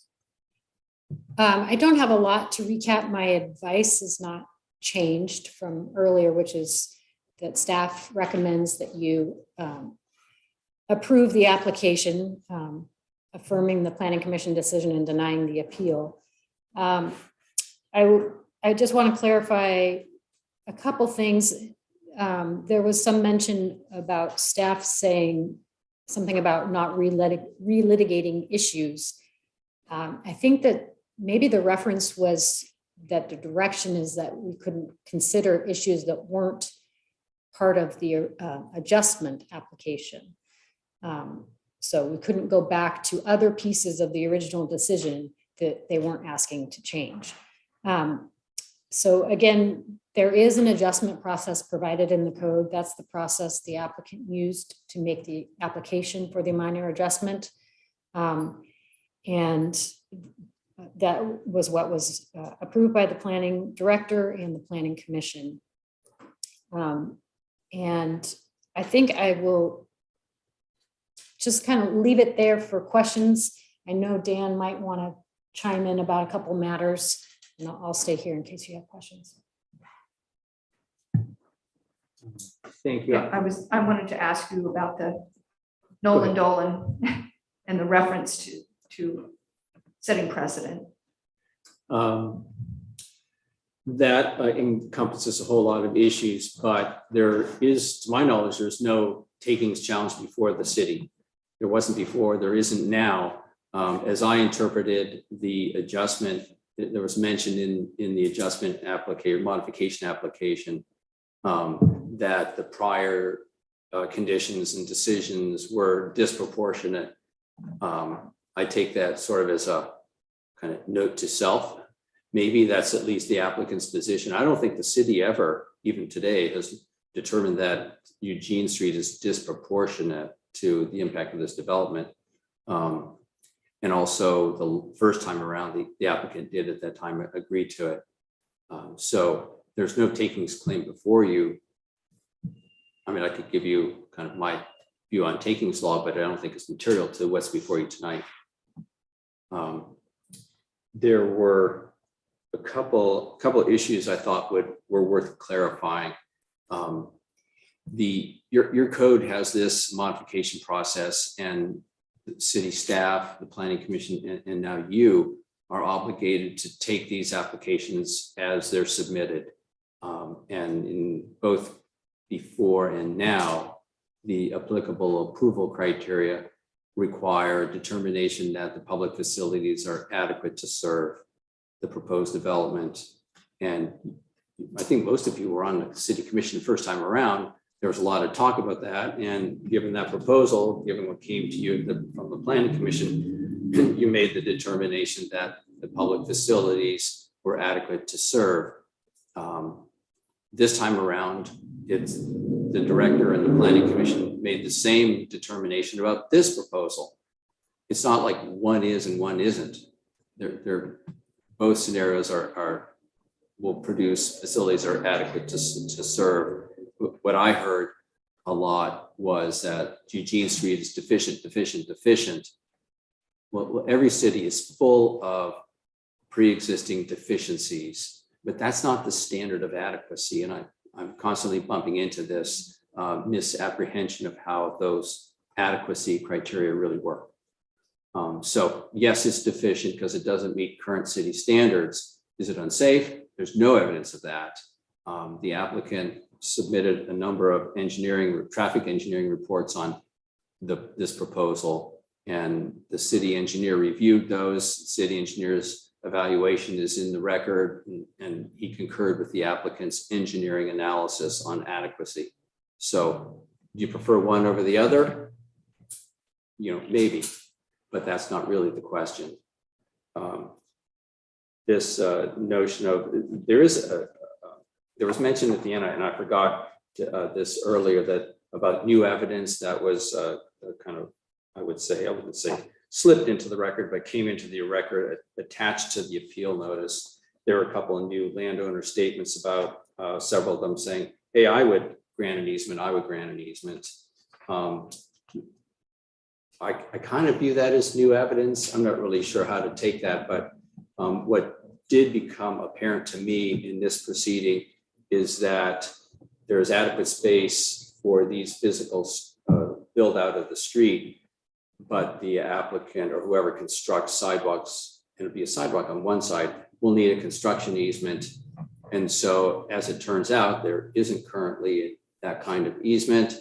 And from my perspective, as someone who counsels city councils and planning departments, it's really not a good thing to approve a project and then put the neighbors give them veto power over the project to withhold an easement or to demand an unreasonable compensation for an easement.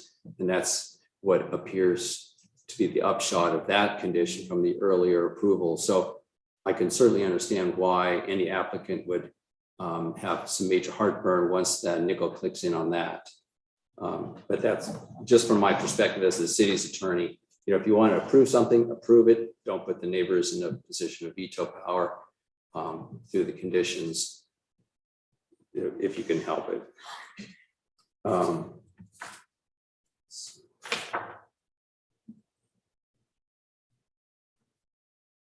think that's it by way of my comments after all this testimony. If you have any questions, I'd be happy to take a stab at responding. Any additional questions for Dan? Megan? These might be for Dan or Jennifer, if that's the appropriate. Yeah, go ahead. Okay.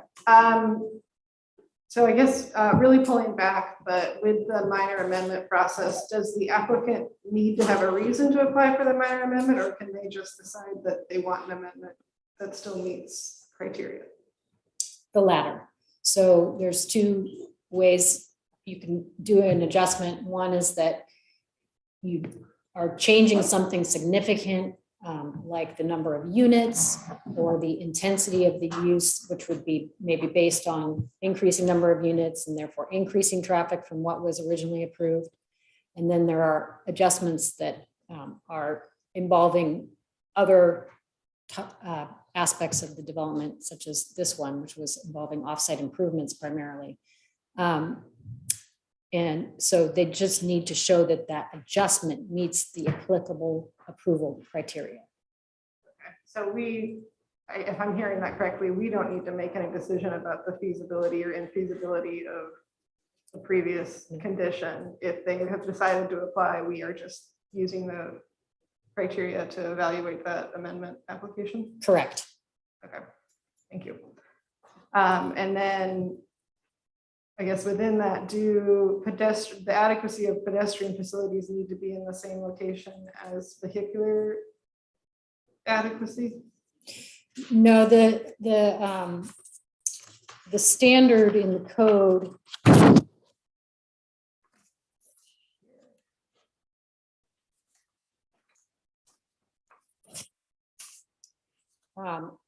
says that there should be adequate capacity for public facilities for water, sanitary sewer, storm drainage, fire protection, streets, and sidewalks, each separately.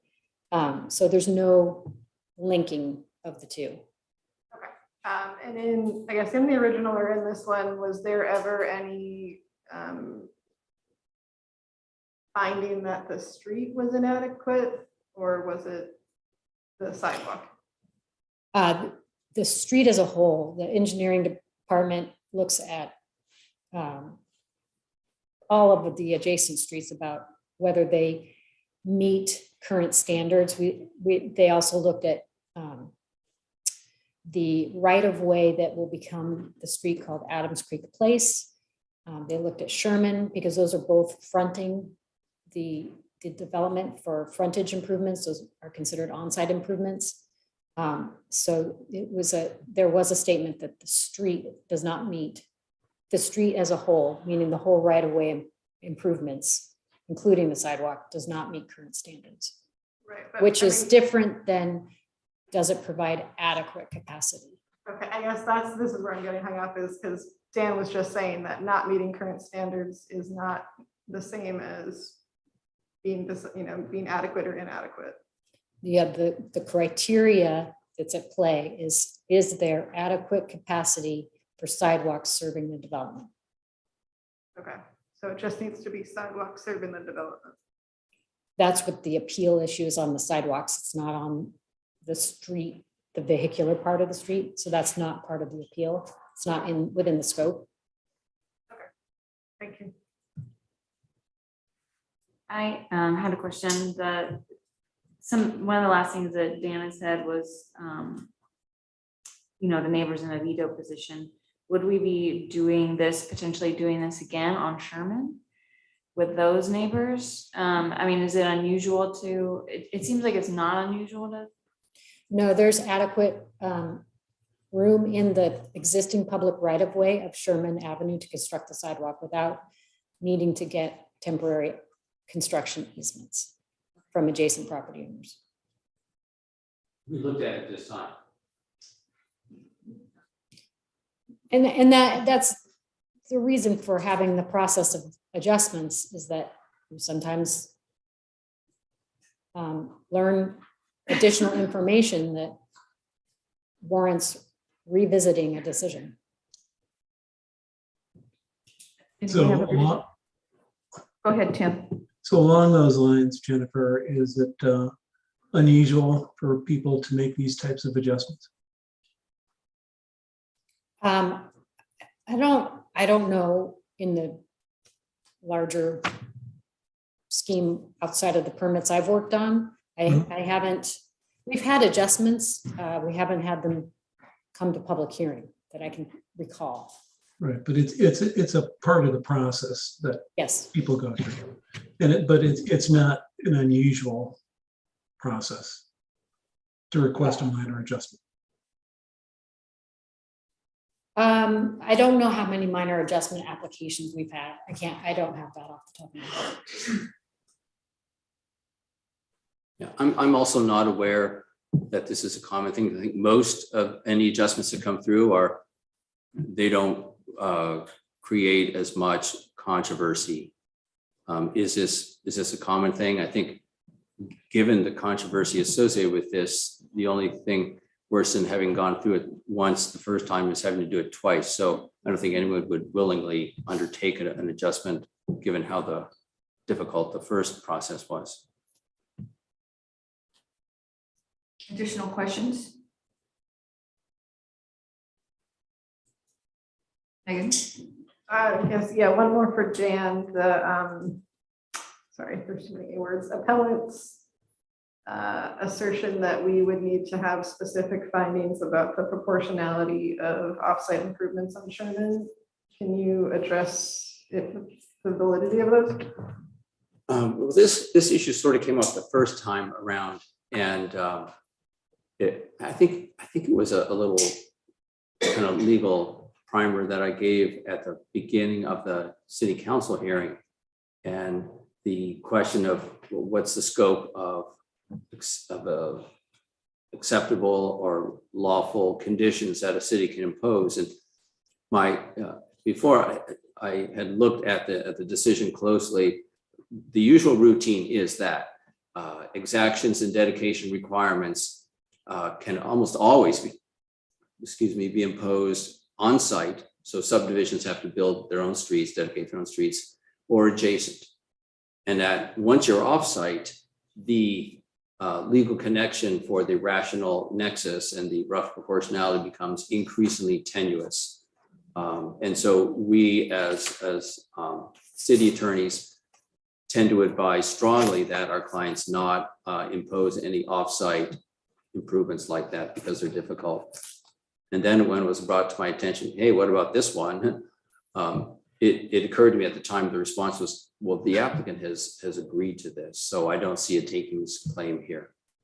So that's why there's no takings claim before you. This is sort of like a little kind of constitutional law question or lesson that the applicant sort of provided gratis in their adjustment.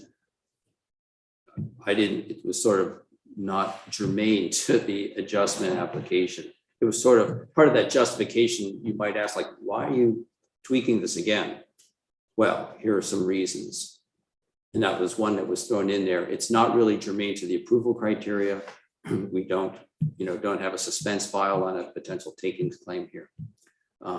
But your decision will be over until it's reduced to writing. There will be something in those findings about these issues. I've been involved in contentious situations where local governments were imposing conditions over the applicant's strong objection. And those are the suspense files where you make sure you have, 47 pages of findings on Nolan Dolan. So it's a little premature, but the burden is on the local government in those contested cases. Anything else?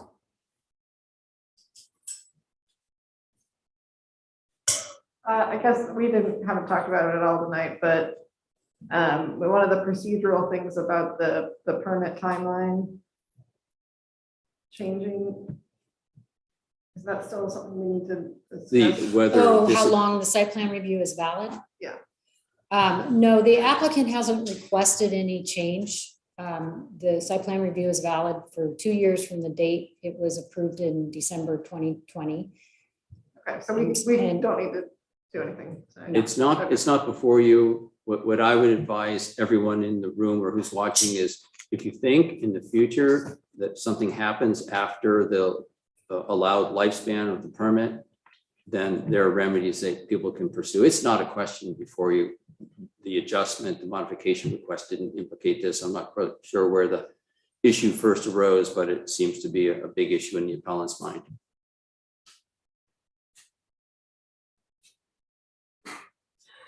Okay. All right. I don't see any other questions. It doesn't say here, but I think that I need to close the public testimony portion of this appeal now. All right. So now we'll do deliberations. Does anyone want to start? anyone have thoughts of a direction? Why? I can. But yeah, big picture, if this is evaluating the amendments based on the approval criteria of adequacy, certainly the water line seems like a very easy, meets the criteria.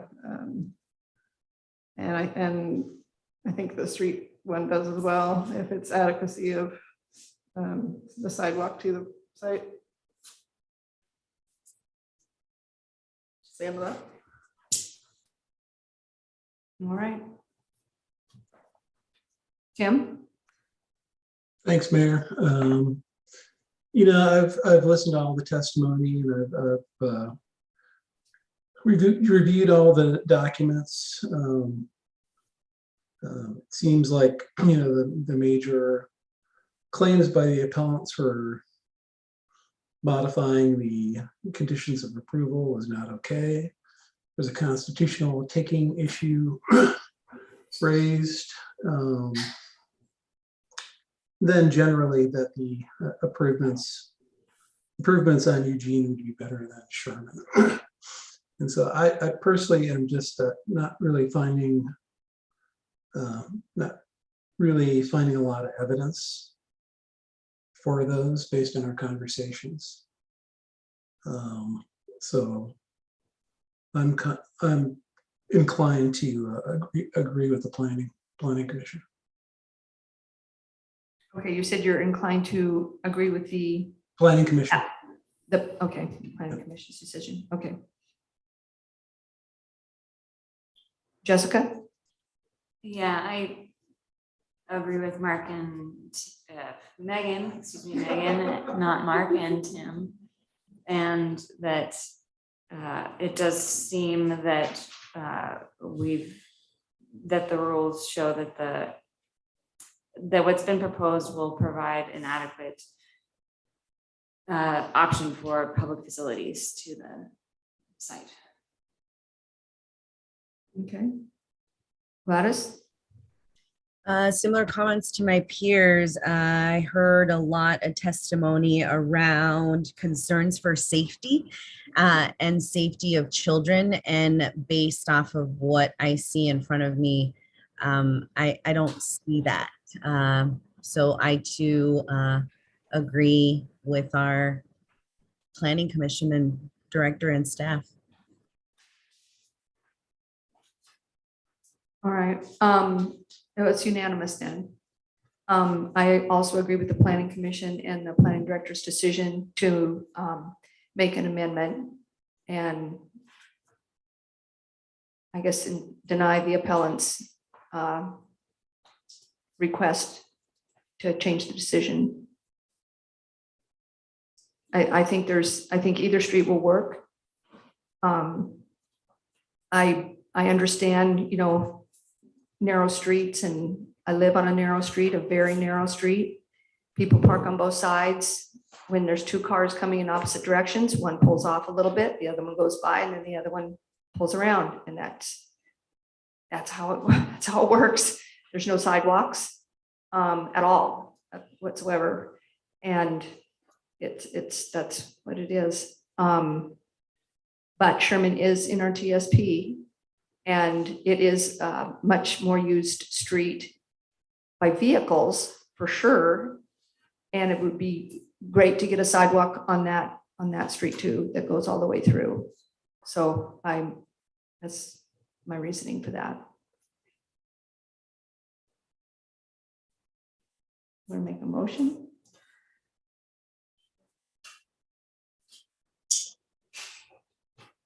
There's a suggested motion on page 33 of the packet. It's kind of buried, I'm sorry. I move to approve the minor adjustments to site plan review application file number 2021-42 for the Adams Creek co-housing development with conditions of approval as stated in the Planning Commission's February 10th, 2022 final order, and authorize the mayor to sign a written final order consistent with this decision. So we have a motion by Gladys and a second by Megan.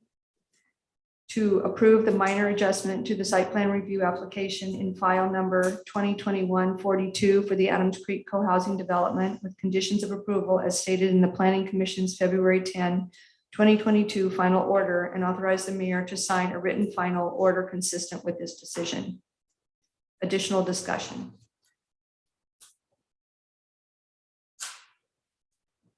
All those in favor? Aye. Chair votes aye. Nays?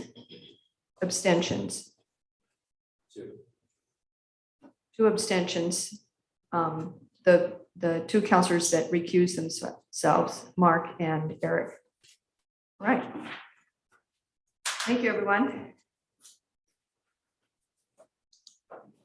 Let's do about a 7-minute recess.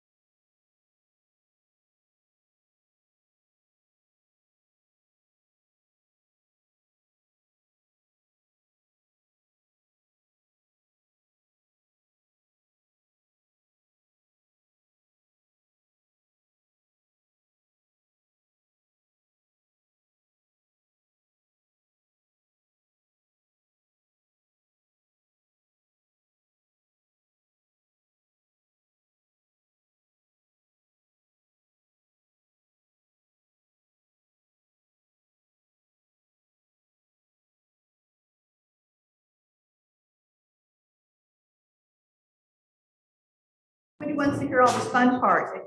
Laugh. All right, we're gonna open the council work session. Was there anything on the work session? One more public. Never mind. Okay, we're not gonna open the work session. Sorry about that. We have one more public hearing that we need to do this evening. So this is the time scheduled for a public hearing on ordinance 2067, granting a 10-year non-exclusive franchise to US Cellular doing business as Oregon RSA number 2 to use, erect, and maintain its facilities in the public rights of way. We'll now hear the city staff report. Thank you, Mayor. And we have Carrie Lindenberg from US Cellular on Zoom with us too to ask any questions too. But generally what this is providing is right-of-way access for cellular installations within the guidelines set by the city's engineering standards. We took on this topic in 2018. We knew that smaller scale cell installations were the way the industry was going, and we wanted to get ahead of it with specifically tailored engineering standards, which were adopted by the council. What this franchise agreement allows is sets a process, sets fees, annual charges, and states that US Cellular will operate within the bounds of our engineering standards, which have considerations for aesthetics, blending into the neighborhood, how junction boxes and auxiliary equipment is either stored in full or underground. It sets height limitations. What this franchise does not do is specify any locations. All that will be done through additional permitting processes through the city engineer. So this does not create a blanket carte blanche for anywhere, everywhere. This is just creating the structure that then specific right-of-way permits will be pulled and go through a process with the city engineer. So that's kind of the overview, and if any specific questions come up, I'm ready to answer those as well. Okay. We'll now take any public testimony. Has anyone registered to speak? No, okay. Double checking.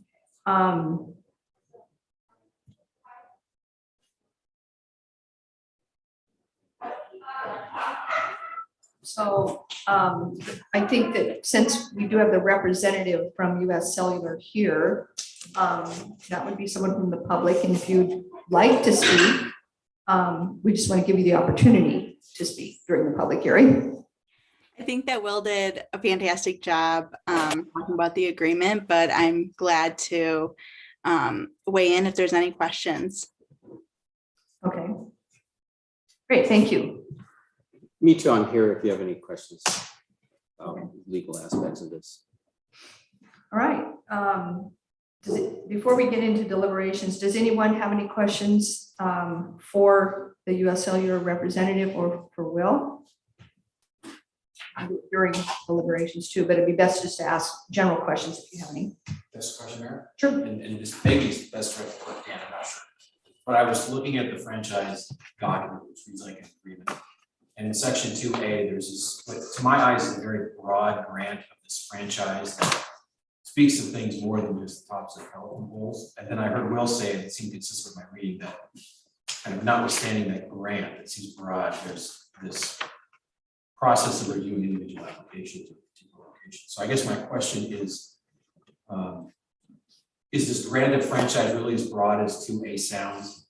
Part one. And secondly, what are the discretionary factors in applying when individual applications come in? I mean, it sounds like engineering review is one, but I'm just thinking of possible locations that could be placed that are much more broad under 2A that are beyond the top of the telephone pole. I'm just wondering if you can really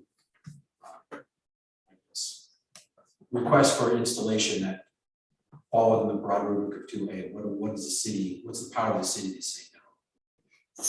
So you're asking us, how far could this go? Yes. Yeah, and that's maybe, and it'd be good to hear from the franchisee on this one as well, to tell you like how their business works and what it is they have in mind.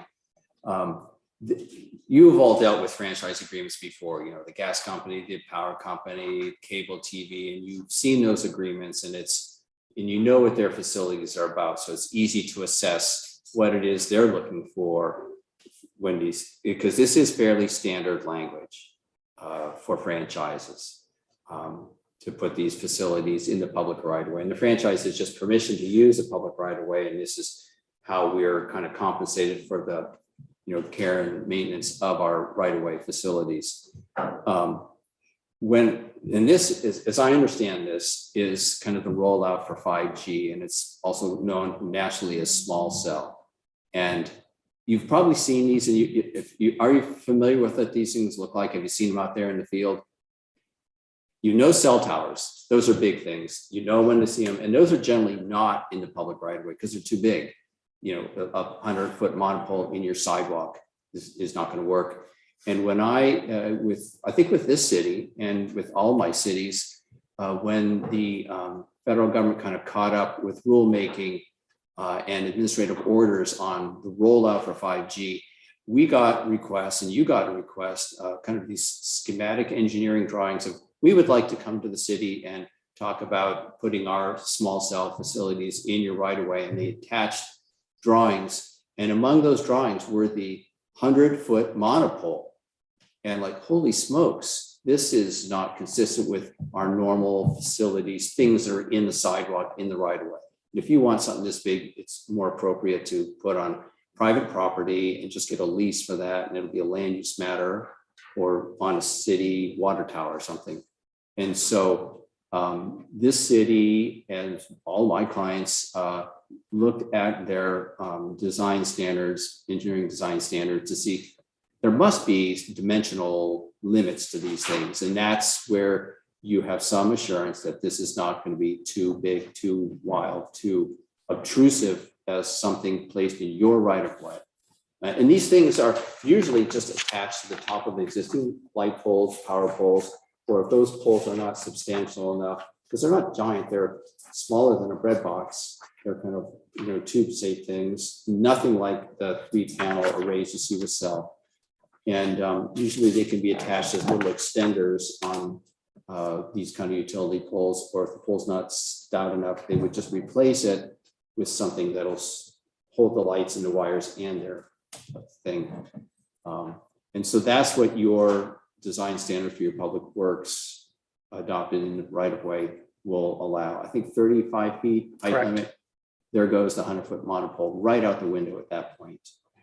So beyond that, within those design standards, there's only so much unexpected big stuff that one could put in the right of way, if you know what I mean.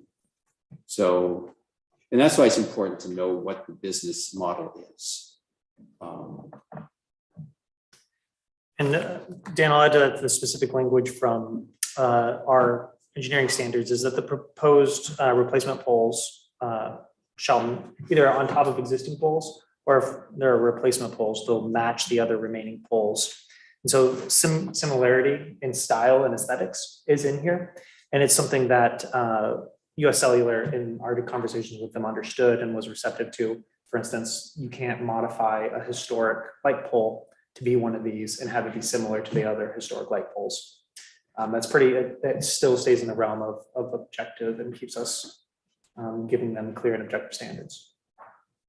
And I also, I think I can see from here, section 4.9 if I'm understanding those correctly, we can request them to move, because for example, the next 2 years, it seems likely that poles will change in the height. So if we're going to move forward, that's part of the Correct. Yeah. For 90 days notice for public convenience, we need them moved, undergrounded. We underground everything in the district. Yeah, it needs to move at no cost to the city. More questions for? Okay, Gladys.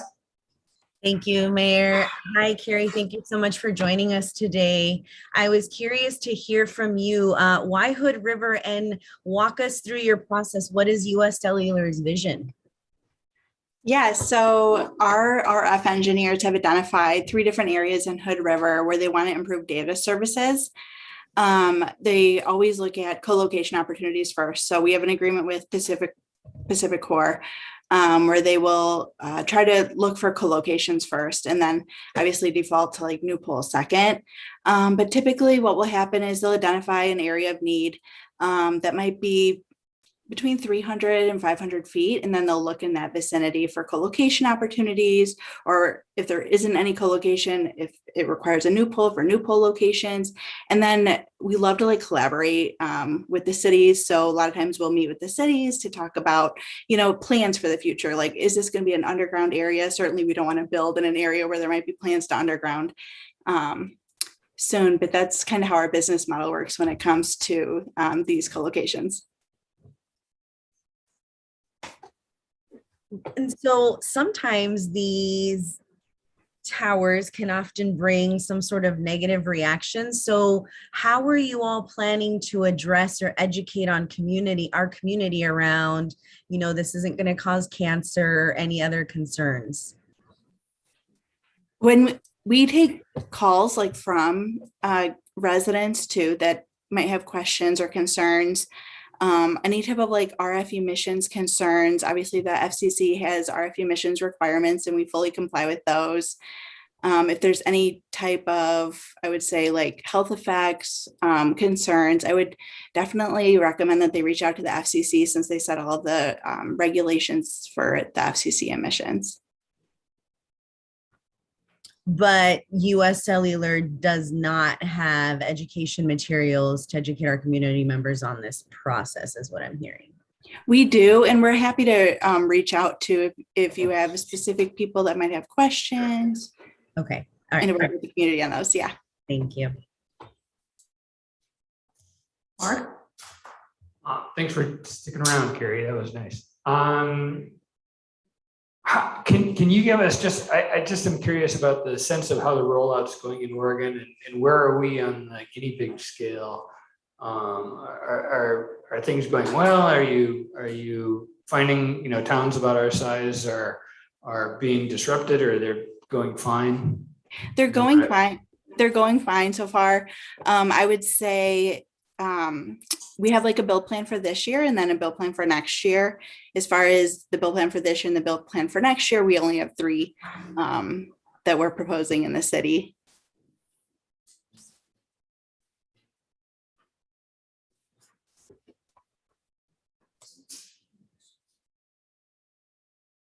Any additional questions, anyone? Right. So we'll close the public testimony portion. We've asked questions, so we'll go into deliberations now. The ordinance for ordinance 2067. We will close the public portion of the hearing and go into council.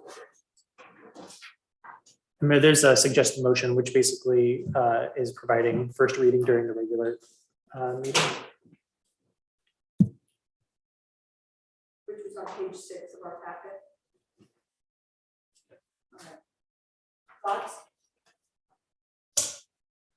I guess thanks to Will, this seems like a good ordinance within the guidelines of the, you know, FCC and federal regulations. So thank you. Before we move forward, do we as a city have material in both English and Spanish to speak to this?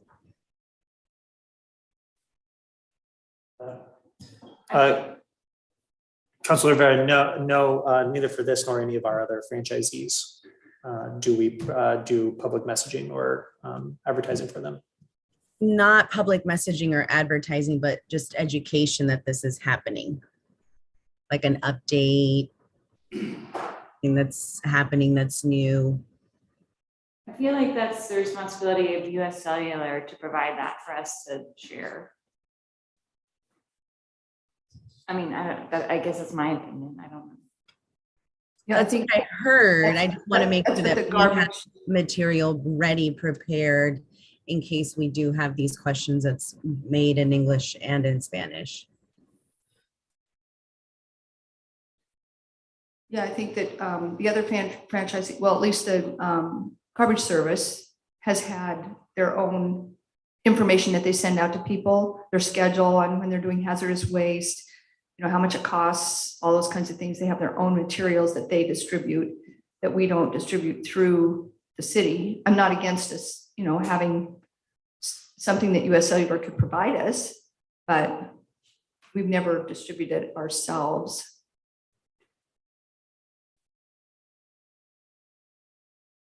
Correct, Mayor. Yeah, I would be worried about setting the precedent that we become the messenger for our franchisees when that hasn't been the case in the past.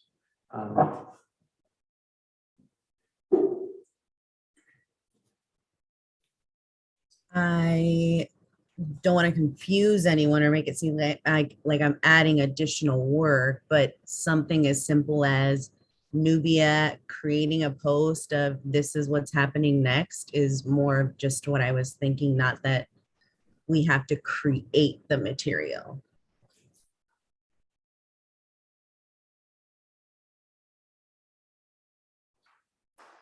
When is the first installation expected to happen, Carrie? Not until fourth quarter this year. All right, so we'll have another city newsletter before then. We could mention it in that. Does that make sense? I mean, I guess how much should we be announcing what private companies are doing in the city? Is that any of our business? Yeah, I'm not 100% comfortable with doing that, I guess. Because we don't do it for any of the other franchisees. And it just seems like we'd be making special exception. Ms. Underwood, would you be willing to commit that if there is a public service or public announcement about the 5G, that you would be willing to just take leadership in ensuring that's in English and Spanish from the US Cellular perspective? I can talk to our government relations team and see what they have. What were you thinking as far as like the publication, how it would be publicized, and to whom? Well, I'll just speak for myself. You've heard some comments around just public curiosity about what these items are, and there's some folks that might have some kind of sense of public health concern around 5G and kind of radio transmissions within close proximity of residences. So if there was an opportunity that US Cellular, within its own discretion as a business, thought to communicate with the public through an ad in the paper, I'm just suggesting that it might be wise from your own PR perspective, given this community, to make sure it's in English and Spanish. Okay. Yeah, I will definitely take that. Honestly, I haven't seen that happen in the past in other places, but I'm happy to take that back to our government relations team and talk to them about what the best way might be for something like that.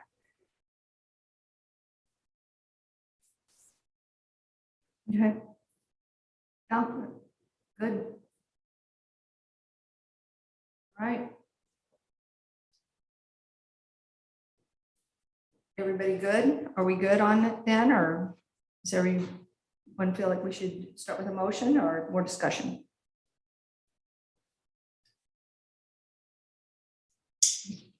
Motion on page 6.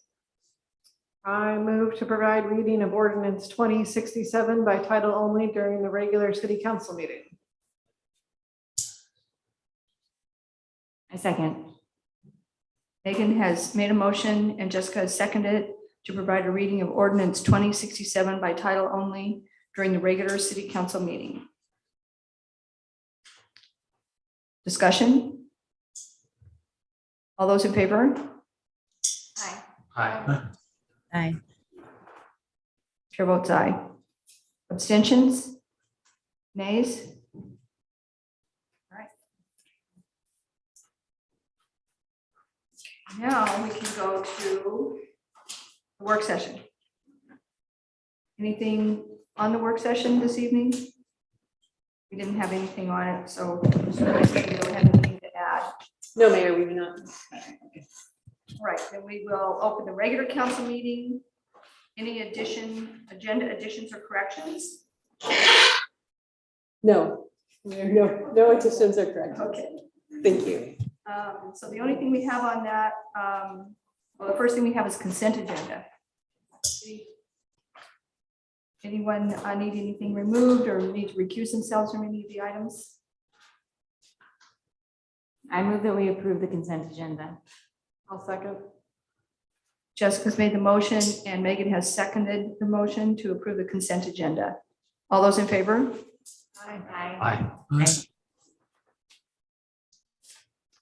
Nays? Abstentions? Chair votes aye. All right, regular business items, low impact development. Thank you for bearing with us all evening. Yeah, this is just a small one. Just a small thing. Good evening. So tonight we want to have a discussion on the water quality treatment for storm leaving downtown and into the wetland between the tracks and the freeway, as it's related to our waterfront storm line improvement and requirements for cleaning that water. Jody Bear with YSM Solutions is here. Matt Huxley with Tetra Tech is on Zoom, I believe, for questions. Jody's going to do a presentation. He's dropped off, so. Well, I guess he gave up. He was on there. Yeah, so Jody's going to give a presentation and then we're both available for questions. I'm sure there'll be some. And I promise not to go through line by line, all 6 tables in the packet.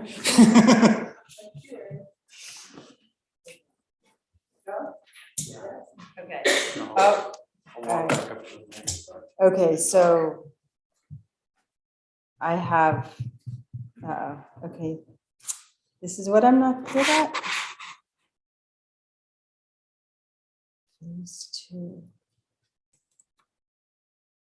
Okay, I have, so now what does it do? Screen share. So if I, Where's the screen share?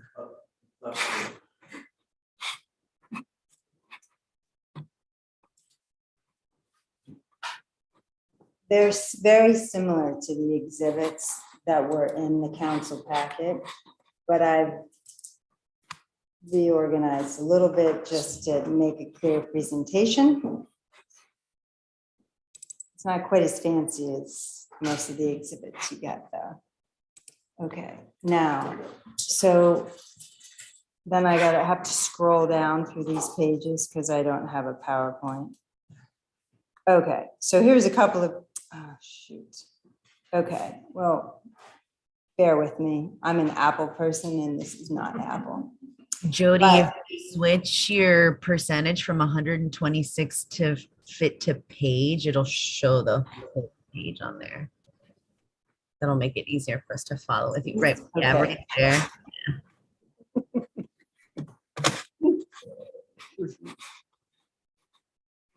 So it must be view or something. Oh, it's not. Anybody? It's Adobe. I don't use Adobe. There it is. Now you can use it down here. I'm also not used to being behind the screen to present. Okay, now I can use what, the down button? Oh, excellent. Okay, well, you can see it pretty well, but low impact development, LID. We've been talking about this in Hood River for a while, but we now actually have a project of significant size. So water quality treatment, that's for treatment of stormwater runoff for the small storm events.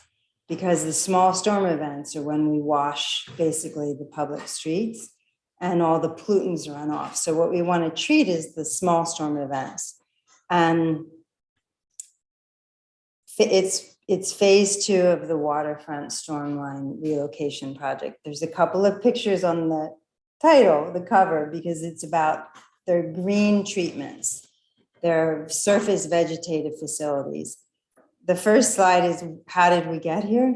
How did we get here? Yeah, so the concept that was developed for treating the water before it goes into the wetland in 2019, as the design team got into actually trying to design this, we pretty soon found out that it actually wasn't viable economically, nor hardly buildable. We were going to be closing 2 lanes of the eastbound lanes of the freeway to build this. And then once it was built, it was going to be expensive and to maintain, maintenance intensive for basically forever.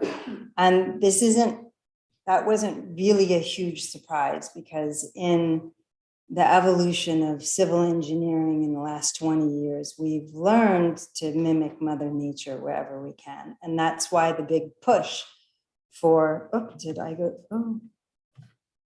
sorry. That's the big push. And that's the interesting thing, is the permitting agencies have caught up to what we were trying to do 5 years ago in the city of Hood River, was start to implement LID. And so actually the permit requirements now are in sync with what we were trying to do 5 years ago. And we all really want the same things. We want low cost, short-term and long-term. And that's really all about maintenance. And I can't read these things. And prioritizing the green treatments. So the surface vegetated BMPs. BMP is best management practice, and WQ is water quality.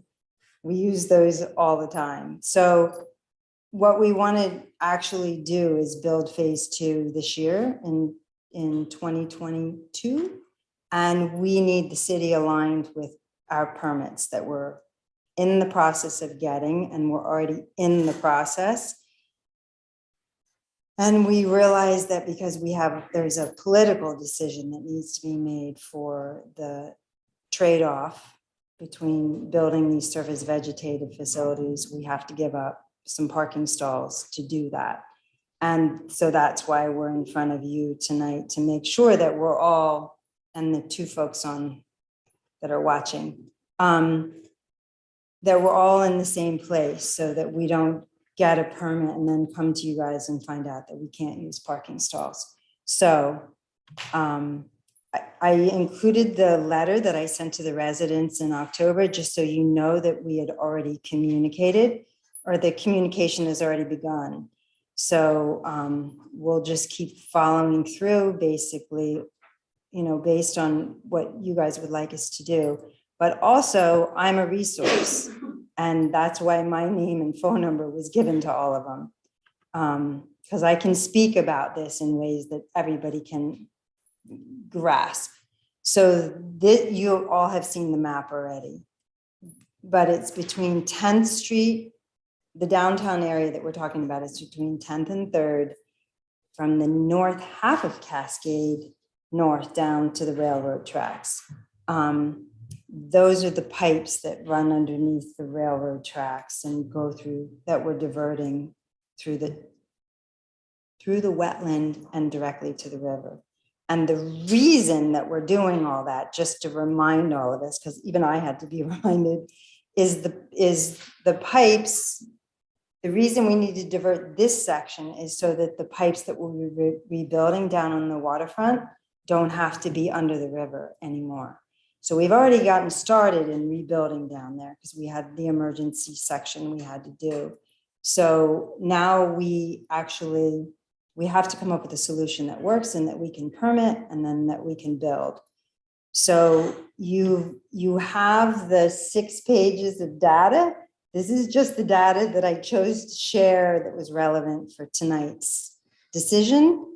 But it started off with 60 locations. There's roughly 60 still. Some of these we're treating, basically the map on the page before all the dots are the locations of the storm inlets now. So there's either a green treatment solution there, I'll call it a surface vegetated BMP. Which is either in the street, which means it's in a parking stall, or we have enough room behind, so we're gonna do it behind the sidewalk in right of way. I have a couple, I'll just show it on this map. So the Walcoma building, also known as the Sprint building, and the Big 7 building.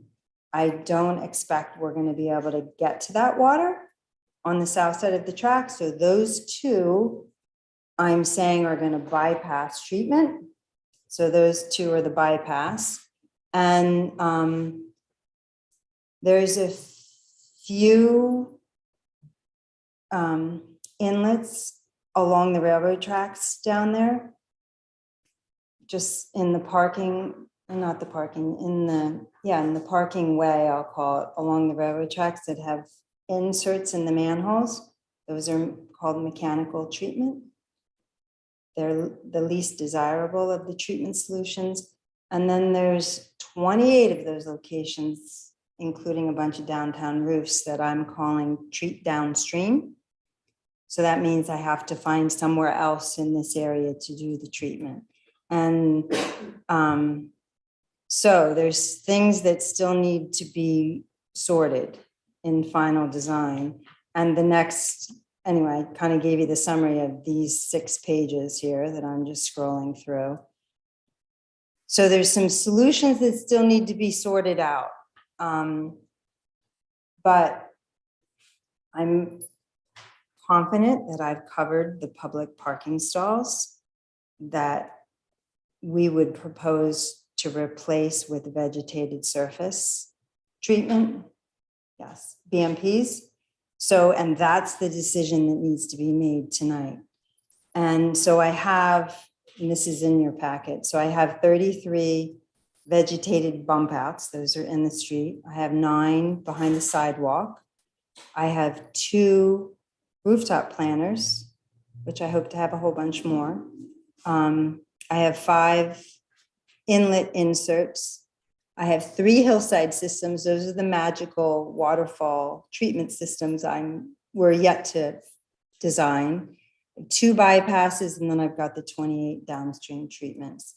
And most of those downstream treatments, I want to treat at the 3 hillside locations. And that's sort of it's a combined treatment, but we'll do it in a way that we can manage how much water is getting there at a time, and we can filter in similar ways. So I have 3 pages of pictures so that you guys have seen these already, but the first 2 are the most facilities, the surface vegetated.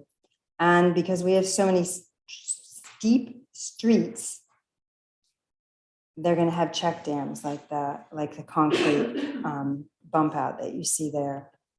And another example, that inlet example of how we'll control and separate the water quality storm from the rest.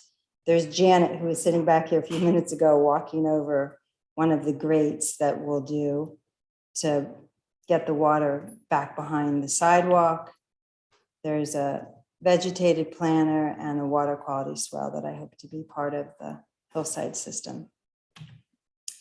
Okay, I'm doing this really fast because it's really late and you all have already seen this material.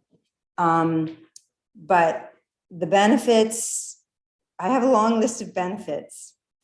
And I think you guys have already read this, but water quality treatment of 26 acres of fully developed urban watershed, that's significant and a huge project actually for any city to undertake. It's an actual viable solution to meet the permitting requirements.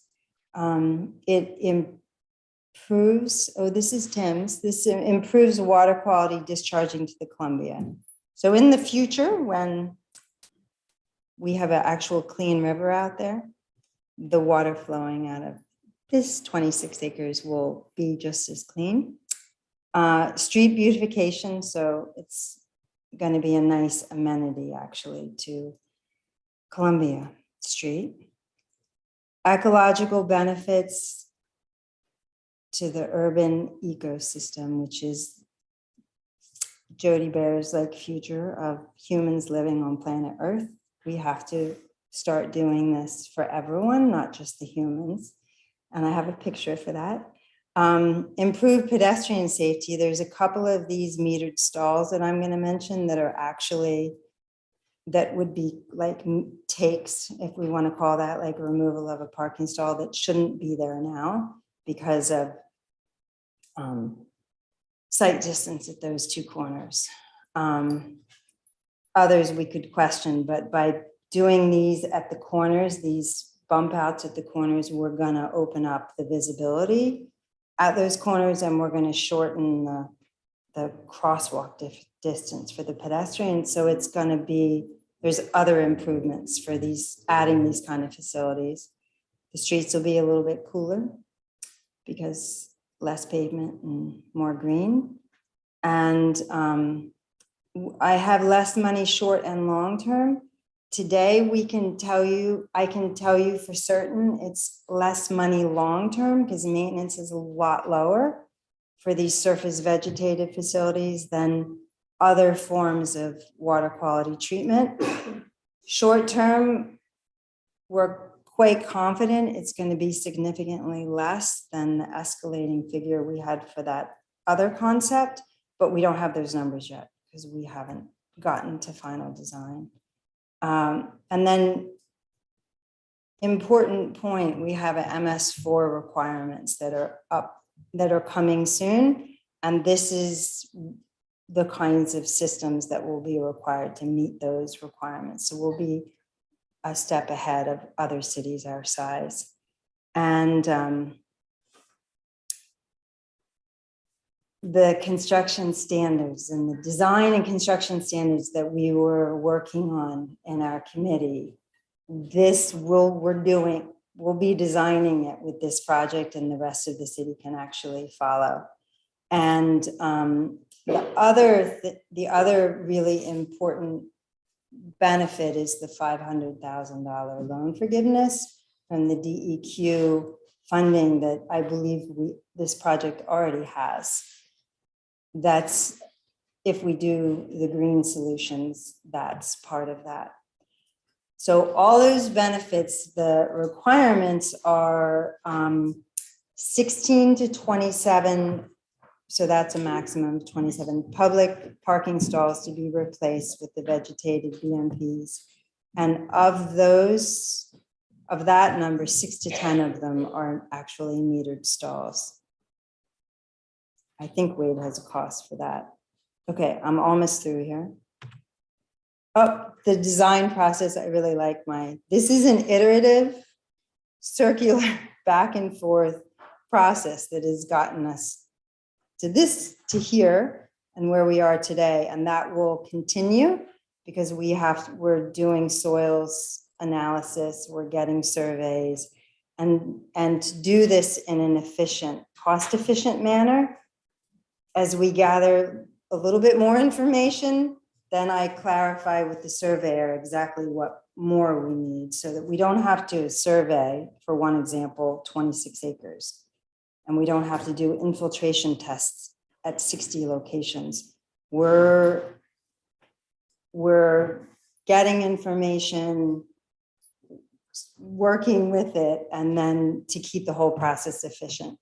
So I wanted to mention, you guys have a decision to make tonight. And then based on that decision, most likely we will be back in 2 weeks with a proposal from the project team, the design team, for the final, what we need for final design to take this to construction this summer. And the decision that you're making is yours to make, but and you have lots of, vocal humans talking to you about parking needs downtown that you've been listening to for a long time. I haven't been listening to them. That's a challenging decision, but I just want you to remember that Evie, who was down there with me one day when I was taking pictures, 7-year-old who lives at 10th and Sherman, and all those endangered pollinators. Like there's other people and beings that you're making decisions for. And then the decision, I wrote the preferred staff decision to move forward on the last slide. Okay, I don't know how fast I did that, but any questions that you guys still have? Or Wade, is there anything I missed that we want to share? Okay, open it up for questions.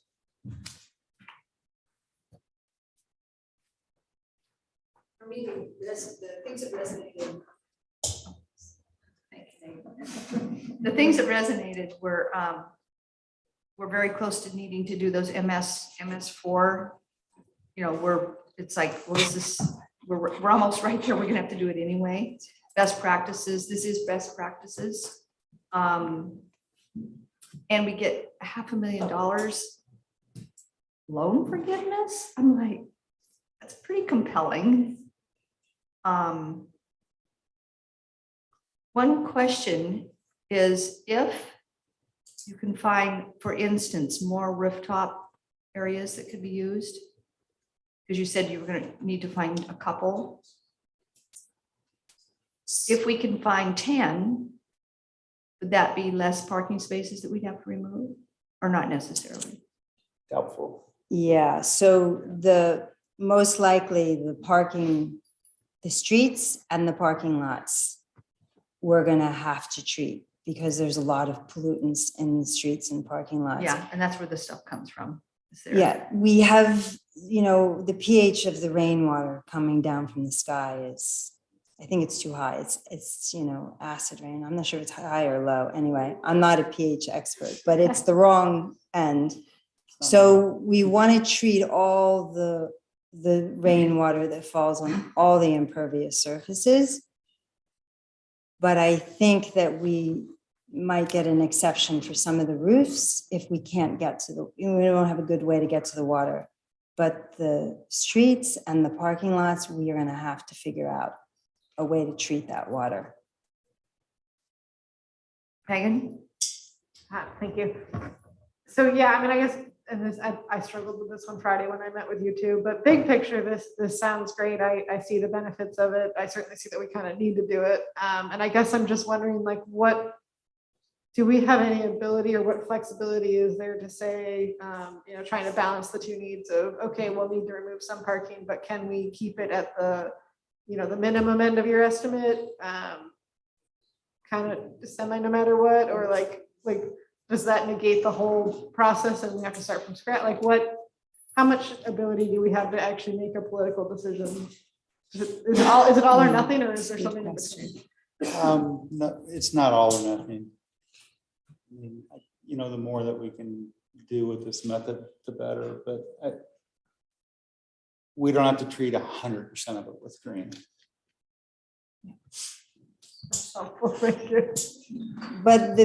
But if we have to treat it and we use mechanical inserts in the inlets instead, it's more maintenance intensive and therefore more costly in the long term. But that doesn't mean that those can't get replaced in the future if we have room in the street to do it as well. Like if transportation changes, because it's changing, and our perceived needs of the future change, you know, some of these things can be changed when we actually do have the MS4 requirements as well. And the other thing that I mentioned to you, but I've tried to estimate on the high end instead of the low end, because I don't want to come back and say we needed more than I told you. But as we do final design, we're of course going to try not to remove a stall if we have another choice that's viable.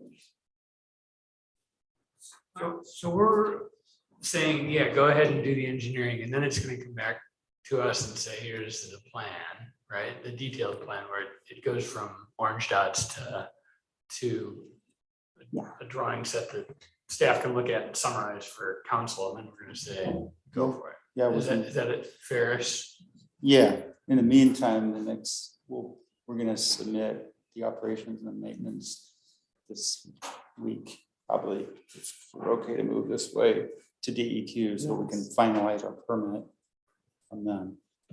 But yeah, we can certainly bring back more developed plans. Just, as a big engineering. Yeah.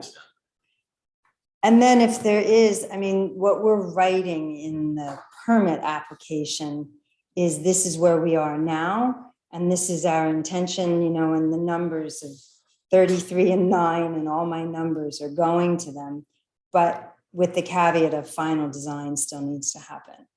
We just didn't want to submit that before talking to you and making sure we were all moving in the same direction. Yeah. Eric? So one of the things I was hoping to see, we talked about this week, was whether we can do an economic analysis to determine what is the economic loss, or what's the cost, the economic cost of losing X parking spaces. And how does that compare to the possibility of Plan A, which was that $1.3 million kind of milestone number by the railroad track? And I was particularly with the $400,000 or $500,000 loan forgiveness, and just doing a rough number. And I think I want to say I was on a committee with you, Judy. I'm not sure why, but we were studying the value per parking space downtown. It was some big number. I remember a discussion like $30,000 a parking space was the cost basis for new parking space. So if it's 30, I did the math, it makes sense. If it's 50, it gets close to not making it. But I guess I was inviting, it sounds like you have something to say here. Yeah. There's different ways to look at it.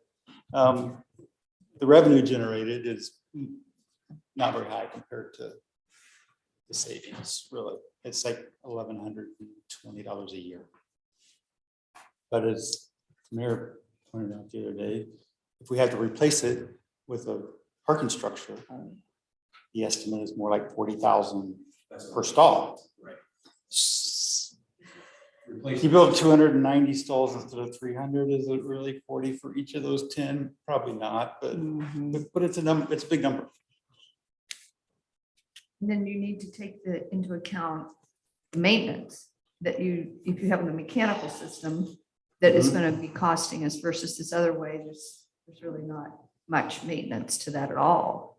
So, I mean, I would add that in to the cost. And we're So I don't gonna have hard numbers, but there's a range there that you're right in with your 30 to 50. Yeah, I was guessing 40 when I talked to them. Yeah, and that's about the middle of the range on the above ground structure. Yeah.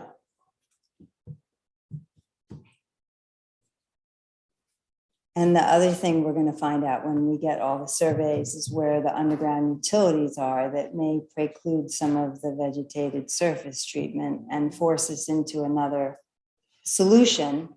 And then it'll depend somewhat on how much we can treat on those hillside systems. And because that design isn't done yet, but it's a viable concept. So it's going to keep evolving through final design. But as I said, there's not going to be more public stalls than this, because I just said that to you, so I have to stick to that. But when I wasn't sure if there'd be 1 or 2, I put down 2. Or actually, that's the range, 16 to 27. And you guys might decide that there's a few in some specific area that you're not willing to give up. And then, that won't be a problem to make a change on 1 or 2 locations because they have some sort of importance. One of the probably trickiest locations is the Columbia parking lot, because it's a lot of surface area that's highly polluted. And the way that original design was done, I still have to figure out a solution for that. But anyway, those there's no stalls in there included in this. Those aren't considered public.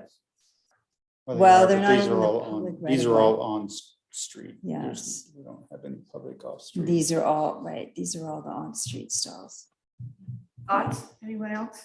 I'm fine with moving this forward and seeing what comes in 2 weeks and for all the reasons we talked about. I'm personally excited that we're finally going to do some LID stuff in a big area. So I think that this is exciting. I do think that we'll have to be working on some of the other parts of the parking plan in parallel to this. Just to be, to pay proper attention to the reaction of downtown. I think it'll be positive unless it's like you're only taking away parking, and I think we can manage that on that. So I think that letting it continue and making sure there aren't any curveballs is the way to go. So. Megan? Yeah, thanks. I guess big picture, happy to have this move forward. I guess, I'll just be the voice of, in my view, I'd take some extra mechanical things if it kept it on the low end of the parking removal. So please aim that way. But yeah, big picture, I mean, I see that this is the direction we should be going. Tim? Thanks, Mayor. Yeah, I'm totally supportive of this. It's, I agree with Mark. It's really exciting to see it moving forward, especially at the scope. I trust that the project proponents will be very as conservative as they possibly can with the parking spots, but yeah, I just don't see any negatives from this. Thanks, Tim. Gladys? I echo Councillor Cunahan. I don't see any negatives. I'm okay losing a couple parking spots, knowing that that's going to be a good ROI for us. So thank you, Jody and Wade. All right. Yeah, I think we should move forward. I look forward to the more detailed analysis and share Councillor Saunders' thought about being protective of the parking as best we can. And I think my personal view is that area on Cascade between 3rd and like 5th or 6th is probably, there's the most we can preserve there because there's a lot of dots there. So. Yeah, That's we won't have Columbia. anything on Cascade Columbia, itself. excuse me, Columbia. Okay, Columbia. yeah. But, yeah, I'd like to see the economics go up a little more, but this seems to be the direction. I agree with all the sentiments of everyone else. Don't need to belabor it. Go for it. I will move that we authorize staff to proceed with the design of the stormwater treatment facilities for the waterfront stormwater relocation project phase 2 as presented tonight. I second. Jessica's made the motion and Gladys has seconded it to go forth with the study to do the LID. Okay, thank you. Thank you. And let's see, everyone in favor? Aye. Any nays? Abstentions? Chair votes aye. Thank you. Yep. Thank you. Yeah. Yeah, thank you. Thanks, Judy. City recorder. Oh, did you want to say something else, Wade? Oh, okay. Who? Tim? I just Tim, said did you that- say? I just said thanks, Judy. Oh, okay. We're all a bit rummy at this hour. Oh, Jennifer? Your Honor, I'd like to entertain a motion for the second and final reading ordinance 2066 by title only. So moved. Second. Megan has made the motion and Jessica seconded the reading of ordinance 2066 Rand Road zone change for the second time by title only. Counselor Haney. Counselor Saunders. Yes. Counselor Cunahan. Aye. Counselor Meta. Aye. Counselor Rivera. Aye. Counselor Zanmiller. Yes. Your Honor. Yes. Ordinance amending the City of Hood River planning and zoning map and approving a quasi judicial zone change for urban low density residential R1 to urban high density residential R3 for property located at 3N 10E 26cc, tax lots 500, 600, 700, 901.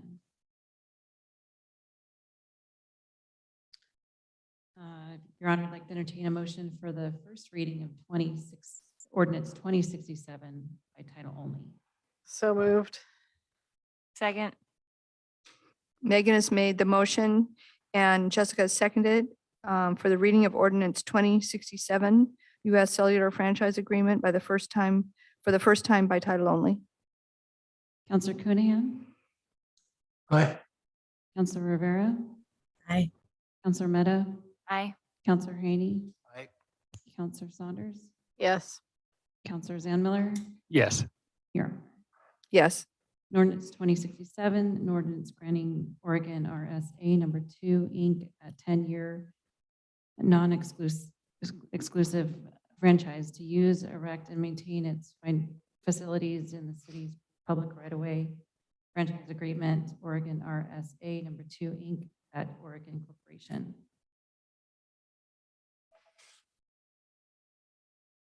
All right, thank you.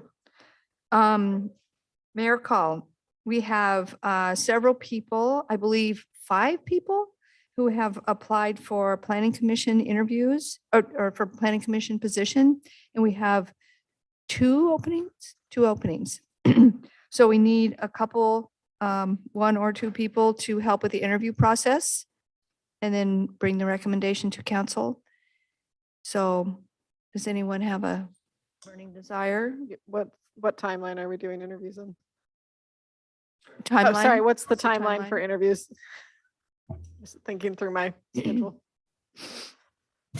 If possible, we would like to have a recommendation before council by March 28th. That would be next week, ideal for interviews for the candidates. Held remotely. Oh,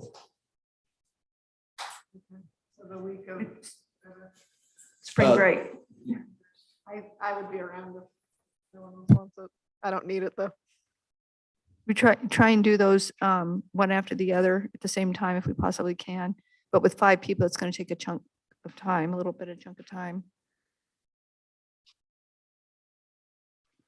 I haven't done a turn yet and I'm willing to at any point, but I certainly would be dedubsed if someone wanted to do it. So I'll volunteer, Mark. So Mark and Megan would, We can just, or does it need to be both of us? Yeah, okay. next Thursday I'm gone, but other than that, and Tuesday and Wednesday and Monday. all right, so you've got, oh, Just Thursday. Maybe the only day. so you have Megan and Mark who have said they would help with it. All right, great, thanks. Yeah, Tim and I did it last time, so it's good to kind of have other people help with that. Okay. I've got a couple other things. So on your right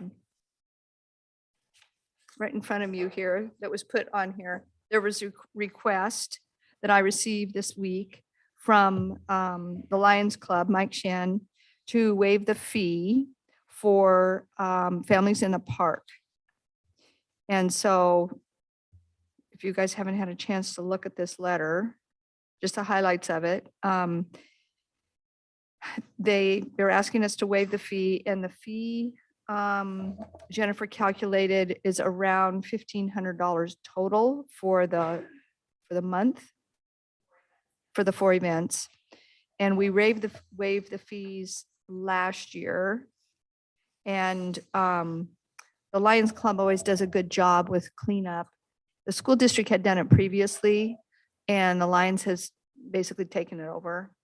And they have a lot of people that help volunteer to clean up, put stuff in dumpster, do all the things that need to be done afterwards, which is great. And they've spent a lot of money in the last 2 years, including what they're going to do this year, which is going to be put in a pad for wheelchairs. So people with wheelchairs can come down the little path and they'll have a place to actually move up the path that isn't a steep grassy area. $225,000, including the shelter that they did last year and the improvements for this year. So they're asking us to waive the $1,500 fee. I'm very comfortable with that. Waive it. Waive the fee. All right. Everybody's good with that? All right, great. Me too. But that was a small token. And as, because we'd be waiving the fee, we'd be a sponsor. So they'd be mentioning us at the events too. We get, well, yeah, free seats. We get free seats as usual. Let's see, a couple other things. Apparently, we're going to be getting 575,000 from the feds for stormwater. Yeah, Correct, the project that we were just discussing, congressionally designated funding in the latest government appropriations bill. So it'll be in the Department of the Interior's budget. What used to be called an earmark is now called congressionally designated spending, and we've been identified as projects. So this, we basically asked for the amount necessary to complete phase 4, because we think that's when the funding will be at phase 4 when the money will actually be released. and I believe Senator Merkley's office helped with that. That's correct. Yeah. Yeah. Senator Markley's office was instrumental in obtaining that. And so Dan Marr has been keeping us informed on that. And so, you know, he'd let us know that we're going to get it. And I said, please personally thank Senator Merkley for helping us get that money. So that was really good. A couple of things that are happening on good things and lots of things, I'll tell you, on the bridge, on the Hood River Bridge. So the state of Oregon has passed, and we're just waiting for a signature from Governor Inslee on the Washington side to form the bi-state, not working group, but bi-state commission, who will be eventually getting the actual bridge built and running the bridge, because Port will be out of the bridge business. So it's kind of like a gorge commission, but it's a bridge commission. So within the next 6 to 9 months, you know, the way that that's all going to work and how people will be picked to be on it and that kind of thing will be worked out. There's certain criteria through the legislation that has to be, you know, followed, but more to come, but that is happening. We're getting also, because of that commission forming, one of the people who was instrumental in helping to get that happening in Washington said, well, I think we really need a toll study, which the port was going to do anyway. So they're allocating $1.5 million and they're going to do it. Washington Transportation Commission is going to do it themselves. We're like, yes, that's a free $1.5 million. That, you know, that was part of the big picture that we were going to have to do. So that's fantastic news. And they're probably going to do it this year. So then we've got the 20 million that still may be coming out of, and thank you for your help on the act. Hopefully we're getting another 20 million for engineering from the Oregon side. And in the transportation bill for Washington, they have allocated, if it gets passed, 75 million. That's the biggest piece we've ever been possibly offered. So hopefully in the next session for Oregon, we're going to push for 75 from the Oregon side too. So, you know, we need almost 500 million. So but 75 million is we've only gotten $5 million tranches of money before. So this is huge. It's absolutely huge that we're going to be able to do that. So I want to let you guys know we're feeling really good about it. That's all I've got. Sweet. Yep. Eric? Jessica? I just wanted to thank Abigail for her leadership on the Morrison Park cleanup and Chief Holstein and the other city departments. So thank you so much. More? Just a couple of things. There was an accident on the bridge today where 2 trucks going opposite directions wedged themselves in. So make sure you send that picture to the state. That's good. Was it? It did. Yes, it did. That is hilarious. I saw a very good picture about it. The Port newsletter has a picture of the new bridge, so I don't know what we're talking about actually. Late meeting, thanks to staff, thanks to council, you guys are all rock stars to be here till 10. And then lastly, Mike Krzyzewski's last NCAA tournament, and University of Wyoming made it in by the skin of their little cowboy teeth to the tournament. So, thanks. Megan? I have nothing. All right, Gladys? Thank you, Mayor. Similar to Councilor Mehta, I wanted to thank Abigail and everyone else that participated in the Morrison cleanup. And I also wanted to share some exciting news about the clinic. Our team just officially launched a mobile medical unit, and it's called La Clínica. We'll provide urgent care and small procedures, preventative health care and primary care, pediatric care, basic vision exams, immunizations, referrals to specialists, access to substance use and support and medications, wound care, behavioral health, diabetes and chronic disease management, insurance enrollment and financial aid applications, and resource navigation. So we'll be launching the unit through a couple of sites, and we will have an official ribbon cutting April 1st, 1 to 5, and I'll make sure that you all get an invite. If you're able to attend, that would be amazing. We're just really excited to be able to expand access to our most vulnerable community members. Good job. Great, Gladys. When did you say that ribbon cutting was? April 1st? Yes, April 1st, 1 to 5, and it will be at Weiss Community Church in Odell, and I'll make sure that you all have an invite. Jim? Nothing for me tonight, Mayor. All right. We don't have an executive session. No. Thank you, everyone, it's a long meeting. Thank you so much. Thank you. Our meeting is adjourned.